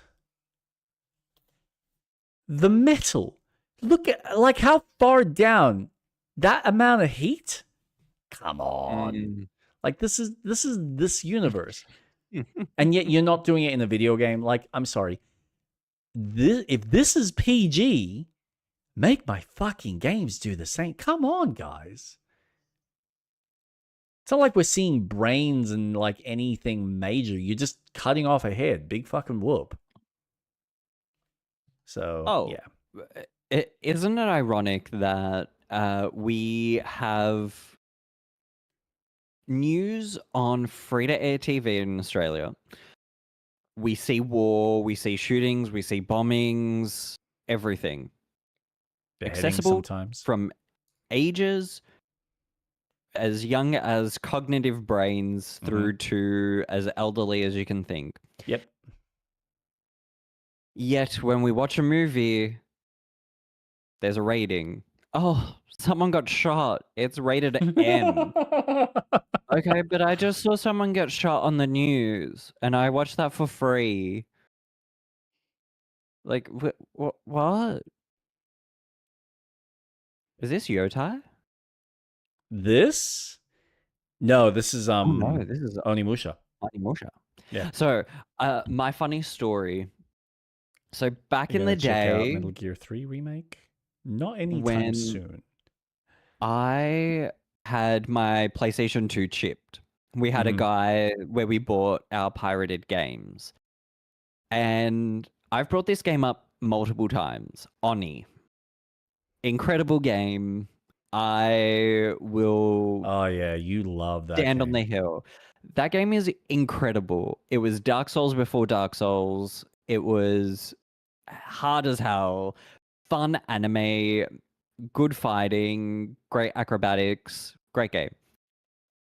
So I asked this guy if he could get Oni for me, so I could play it on the Switch, on the Switch, on the PlayStation 2. Oh my god, this game is incredible. I still find love it this game. I still find it funny that this was developed by Bungie Rockstar and Incorporated Bungie. and Rockstar. Yeah, like what the fuck? Yeah. What the actual fuck? I recommend anyone and everyone to get the fan remake of the game so you can play it on modern consoles. This game is worth it. Oh, this game. The TCTF. Oh, such a great game. Such a great game. Anyways, I'm getting distracted. I'm just watching the video and I'm like, I really just want to play. So I asked, can I get Oni for the PlayStation 2? And he's like, yep, no worries. See me in a couple of days. We'll have the game ready for you. My parents bought a whole bunch of DVDs. I got Oni, put it in the PS2.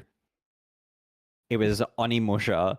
Oh I was no. like, this isn't Oni. And so I played a bit of Onimusha. Rat is getting harder over this game. Yeah. Yeah, I am.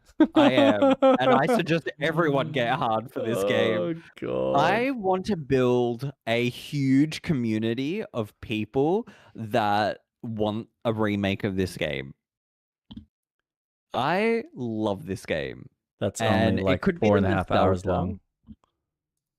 I mean, it's absolutely nostalgia. Like, such a great game. Like, I get it. I mean, at the time, there really wasn't anything that was an action game like this that was a brawler. Honestly, the closest game that I think focuses more on this style of brawling in a, like... I mean, it's probably going to be... What is that fucking franchise? I mean, the recent example that I've got is... Oh, damn. Is it Slow Clap? I think that's the name of the developer. Slow Clap. Yeah, Sifu. I think Sifu and Absolver, which was like their multiplayer attempt, are the closest thing that we have nowadays that's kind of that third person, purely melee combat focused kind of gameplay, as opposed to most of your Souls likes, which are weapon focused for the most part.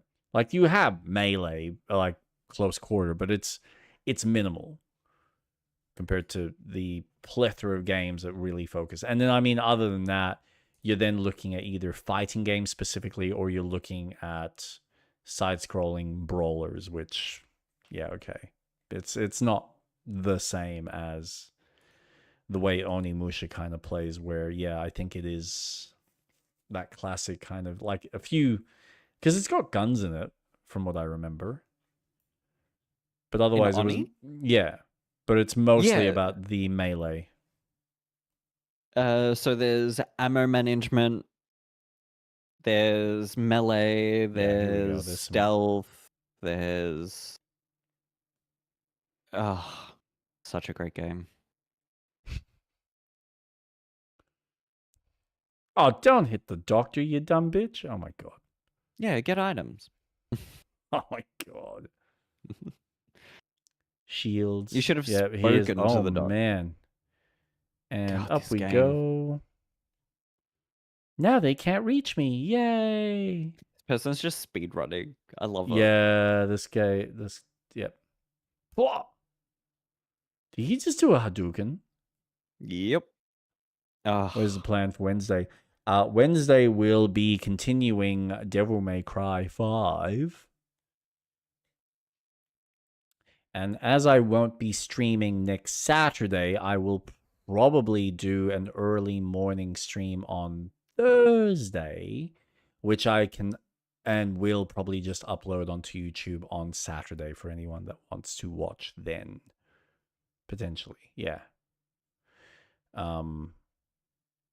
But yeah, it's just for 1 week as we are going to New Zealand next week.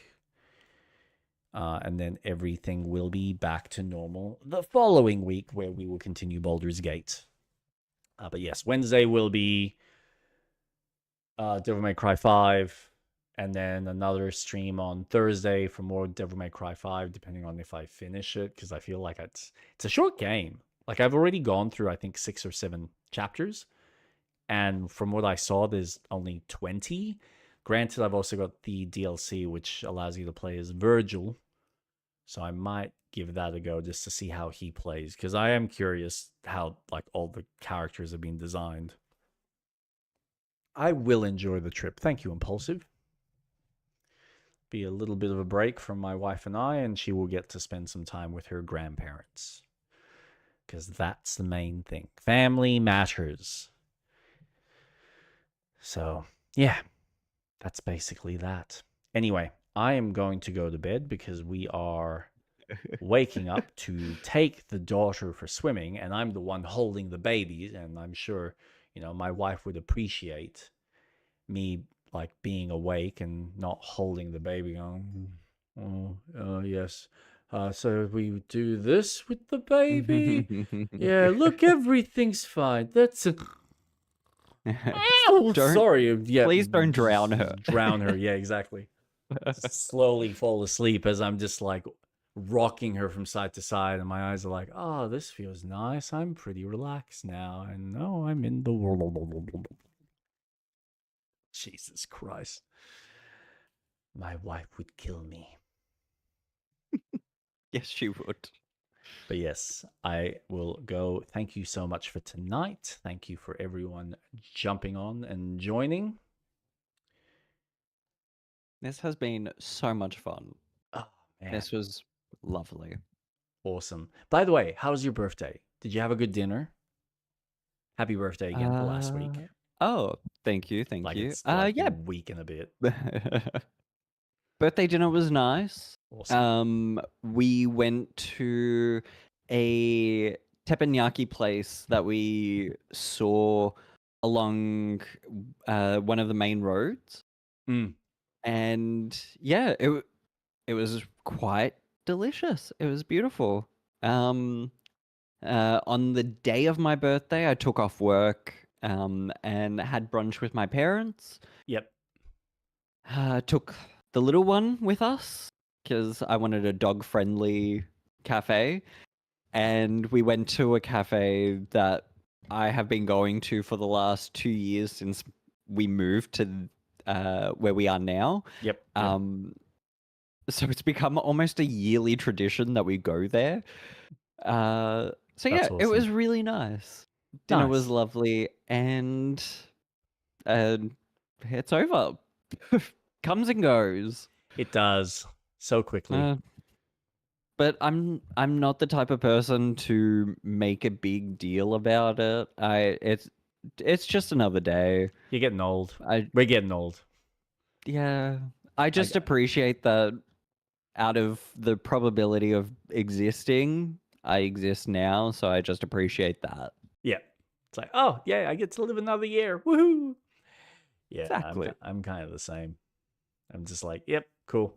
I get to continue living, and I get to watch my daughter grow up, and I get to live another life with my wife waking up next to me, which is always a pleasure. I mean, lately she hasn't, because of course she needs to go and tend to the baby because she's always awake at like 1 or 2 a.m. Oof. Because her spider sense, man, it's just like tingles, and it's just like, I'm up. Even if the baby's not, she's already like, what do I do? I can't go to bed now because yeah, it's one of those things that I think men just really don't appreciate the fact that, and it's even like, this is what also drives me nuts with the trans community. I'm not going to sit here and chastise a person for how they choose to express themselves or how they choose to dress themselves. You are who you want to be, and how you choose to express yourself is how you envision yourself and want to represent yourself. That's fine. But at a certain point, we all just need to accept the fact that we're still mammals, and there is still a difference between the physiology of a male versus the physiology of a female, because for millennia, for billions of years, we were designed to procreate and do very specific things for each sex. So, however you like to sugarcoat it, if you're a man who's transitioned to a woman and you identify as one, guess what? You will never actually be a woman, because you don't actually have the genetic predisposition in your body that actually operates like a woman. No ifs, no buts, no maybes. At least until science catches up and we can kind of go, right, you want to change your actual genetic DNA coding? Let's go. And God, what a shit show that's going to be. Isn't it funny that we can do that pre-conceiving with IVF? You can design the perfect baby, but we haven't gotten to the point where a fully formed human, you're right. When that moment happens, it's going to be crazy. It's going to be insane. And it's probably going to be scary in ways that I think people don't really appreciate. Because imagine a criminal with enough money and the right resources going in hiding, and you'd never find out. Like, imagine what kind of a nightmare that's a fact. Actually, I never even thought about it. This would be a fucking sick detective story. Like, imagine a futuristic detective story where they're trying to hunt down a criminal, and they're looking at genetic blood, and they found they think he's led it to this particular person, but they're the other sex. But they've changed their DNA structure completely. So now when they do blood samples on this person, or they get a DNA sample, it's not the same, because they have literally restructured themselves. And you have this detective going completely batshit crazy while this killer has just like perfectly hid themselves. Like a chameleon. Like, this is the thing. Like, humans, these people forget the fact that we're not reptiles. We are not frogs. We're not built like frogs. We can't just suddenly go, so I'm a male and there's a whole bunch of other males here. Amphibian. Okay, awesome. There's my vagina. Let's go. Who would like to have sex with me now? Ooh, a seahorse. Well, I mean, yeah. Seahorses do that. Yeah, but do they change, or are they already? Yeah, they change. Okay, yeah. So there you go. So it's just like, that is not how our DNA is structured. Yes, I get that the brain is complex and there's some, I mean, you have hermaphrodites, so I know they exist. but they are the exclusion to what is a general rule set of how our body is designed to be created, how the cells are meant to form. And it's just unfortunate that sometimes some people are just genetically engineered very differently based on very, very unique circumstances. And I'm not saying we should exclude them as human beings, because they are still human beings. And they're free to express themselves, provided they understand that the reality is they're still male and female. Like, we cannot, as a species, exclude the fact that we are still mammals. We're not excluded from the animal kingdom. We just, like, we have consciousness, yes, but we still operate like mammals, just on a higher plane of thinking. There's a little, like, there's that extra layer to us above a chimpanzee where we can sit there and go, I can have an intellectual conversation with you that doesn't require a banana. Sometimes I think it's at a detriment, though. As in, like, you think that we think too much? Yeah. Oh, yeah. Oh, yeah. I have this. I don't want to get too deep into it. Yeah, but, we would be here for a whole another 2 hours. Yeah, easy. We have become so oh my god, they literally just show up like that. That's so cool. We've built society in thinking that the human species is above everything. Yep. And we're above the food chain. And I'm just waiting for the day where the next big thing that, well, humans can't control that. Like the Earth, for example. The Earth is a living, breathing entity that exists. Again, I don't want to get too deep into it. We still don't appreciate it. We are the virus. The Earth is doing what it's going to do. The Earth will not be destroyed. Humans will be destroyed. Global warming. The Earth is just doing what it's naturally doing to survive the conditions. Like how a body will heat up or cool down depending on what is happening, what it needs to do. Correct. The Earth does the exact same thing. So, my theory, my game theory, is there will be something that is uncontrollable from a human side of things. Ooh, nice and it will probably put us in a place where we're like, oh, we're not that powerful of a species. We're quite vulnerable to everything. Oh, yeah.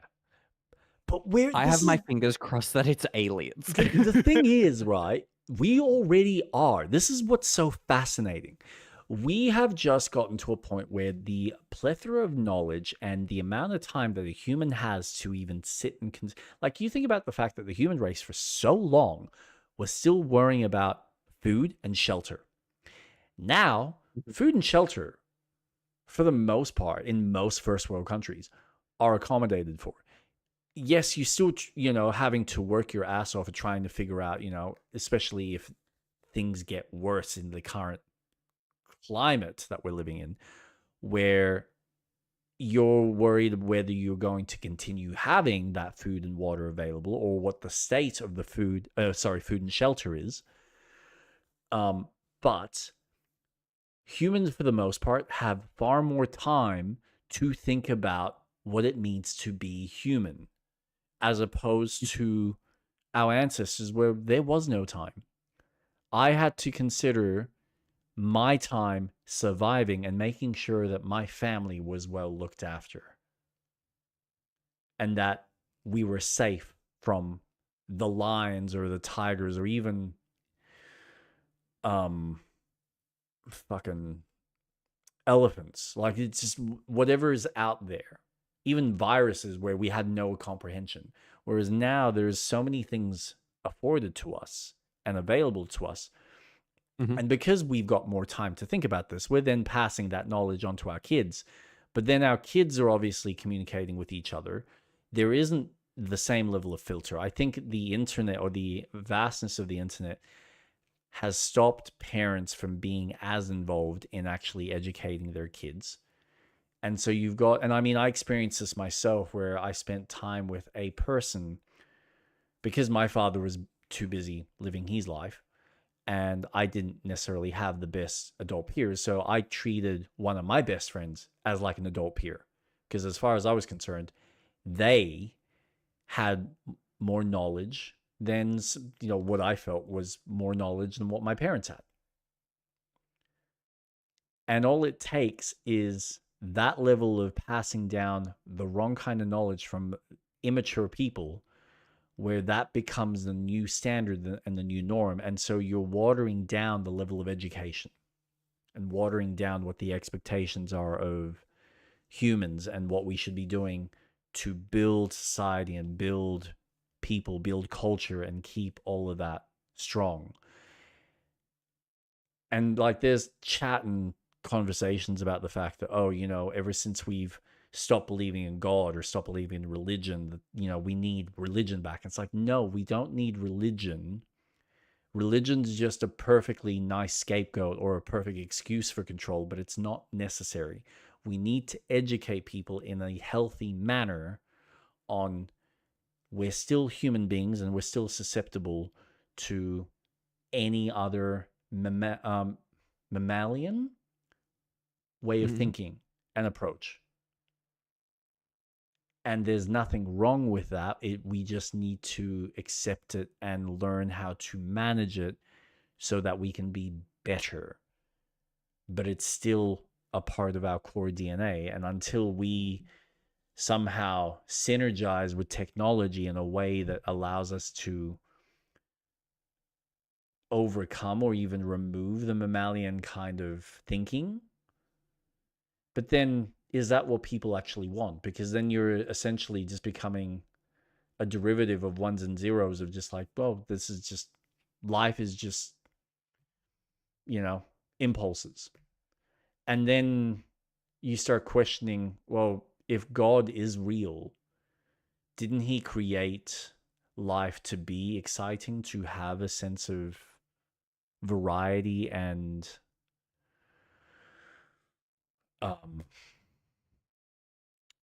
randomness and sporadicness where you don't feel safe? That it's because it's that kind of risk factor that's what drives us, and that's what makes life interesting, as opposed to, I've got all this time and I can just think about anything. And you know what? Today I feel like being a hot dog. Yeah, I'm going to be a hot dog. I'm just going to sit in my bun and wait till someone squeezes ketchup and mustard. So you identify as a hot dog. I a identify sausage a between buns. Yep. Drenched. Yep. In someone's blood. And it better be female blood. It needs to be from the monthly dose. Oh my god. Just to really spruce up the ending to the show. But yes, I think as humans, a lot of us have way too much time to think. And the things we think about are just wacky and wild. And then we don't have adults with balls to turn around and say, shut the fuck up, you're an idiot, moving on. And this is what I find so funny. We are allowing this. And my concern is that we have become so passive that all it takes is this really strong frustration and this really strong pushback, where then you suddenly get a Trump-like figure who goes, well, we've gone too far into dodo land, so we're just going to completely snuff out all this thinking. And then we go too far on the other side of the pendulum, where anyone who has any thought of any level of expression is just like, nope. It's like you get a Hitler, like you get a military mindset of, We're going back to traditional traditional thinking. And then you set the style of thinking and the style, the kind of freedom that should be accessible to people back by hundreds of years. I mean, this has happened for fucking millions of years with humanity, which is unfortunate. We get too liberal, we get too free, we have too many options, and then shit hits the fan, and then we go back to, right, nope, there's A, B, and C, that's it, nothing else. Anyone that has any inkling of any other type of thinking, burn them. It's just such an extreme. She's a witch. Yeah, literally. Because it goes against the normality of thinking when you're trying to control a populace and trying to control a way of culture. So, of course, someone over in the corner who's spouting God's not real and they are able to heal you with fucking herbs? Are you insane? That has to be witchcraft. Burn her.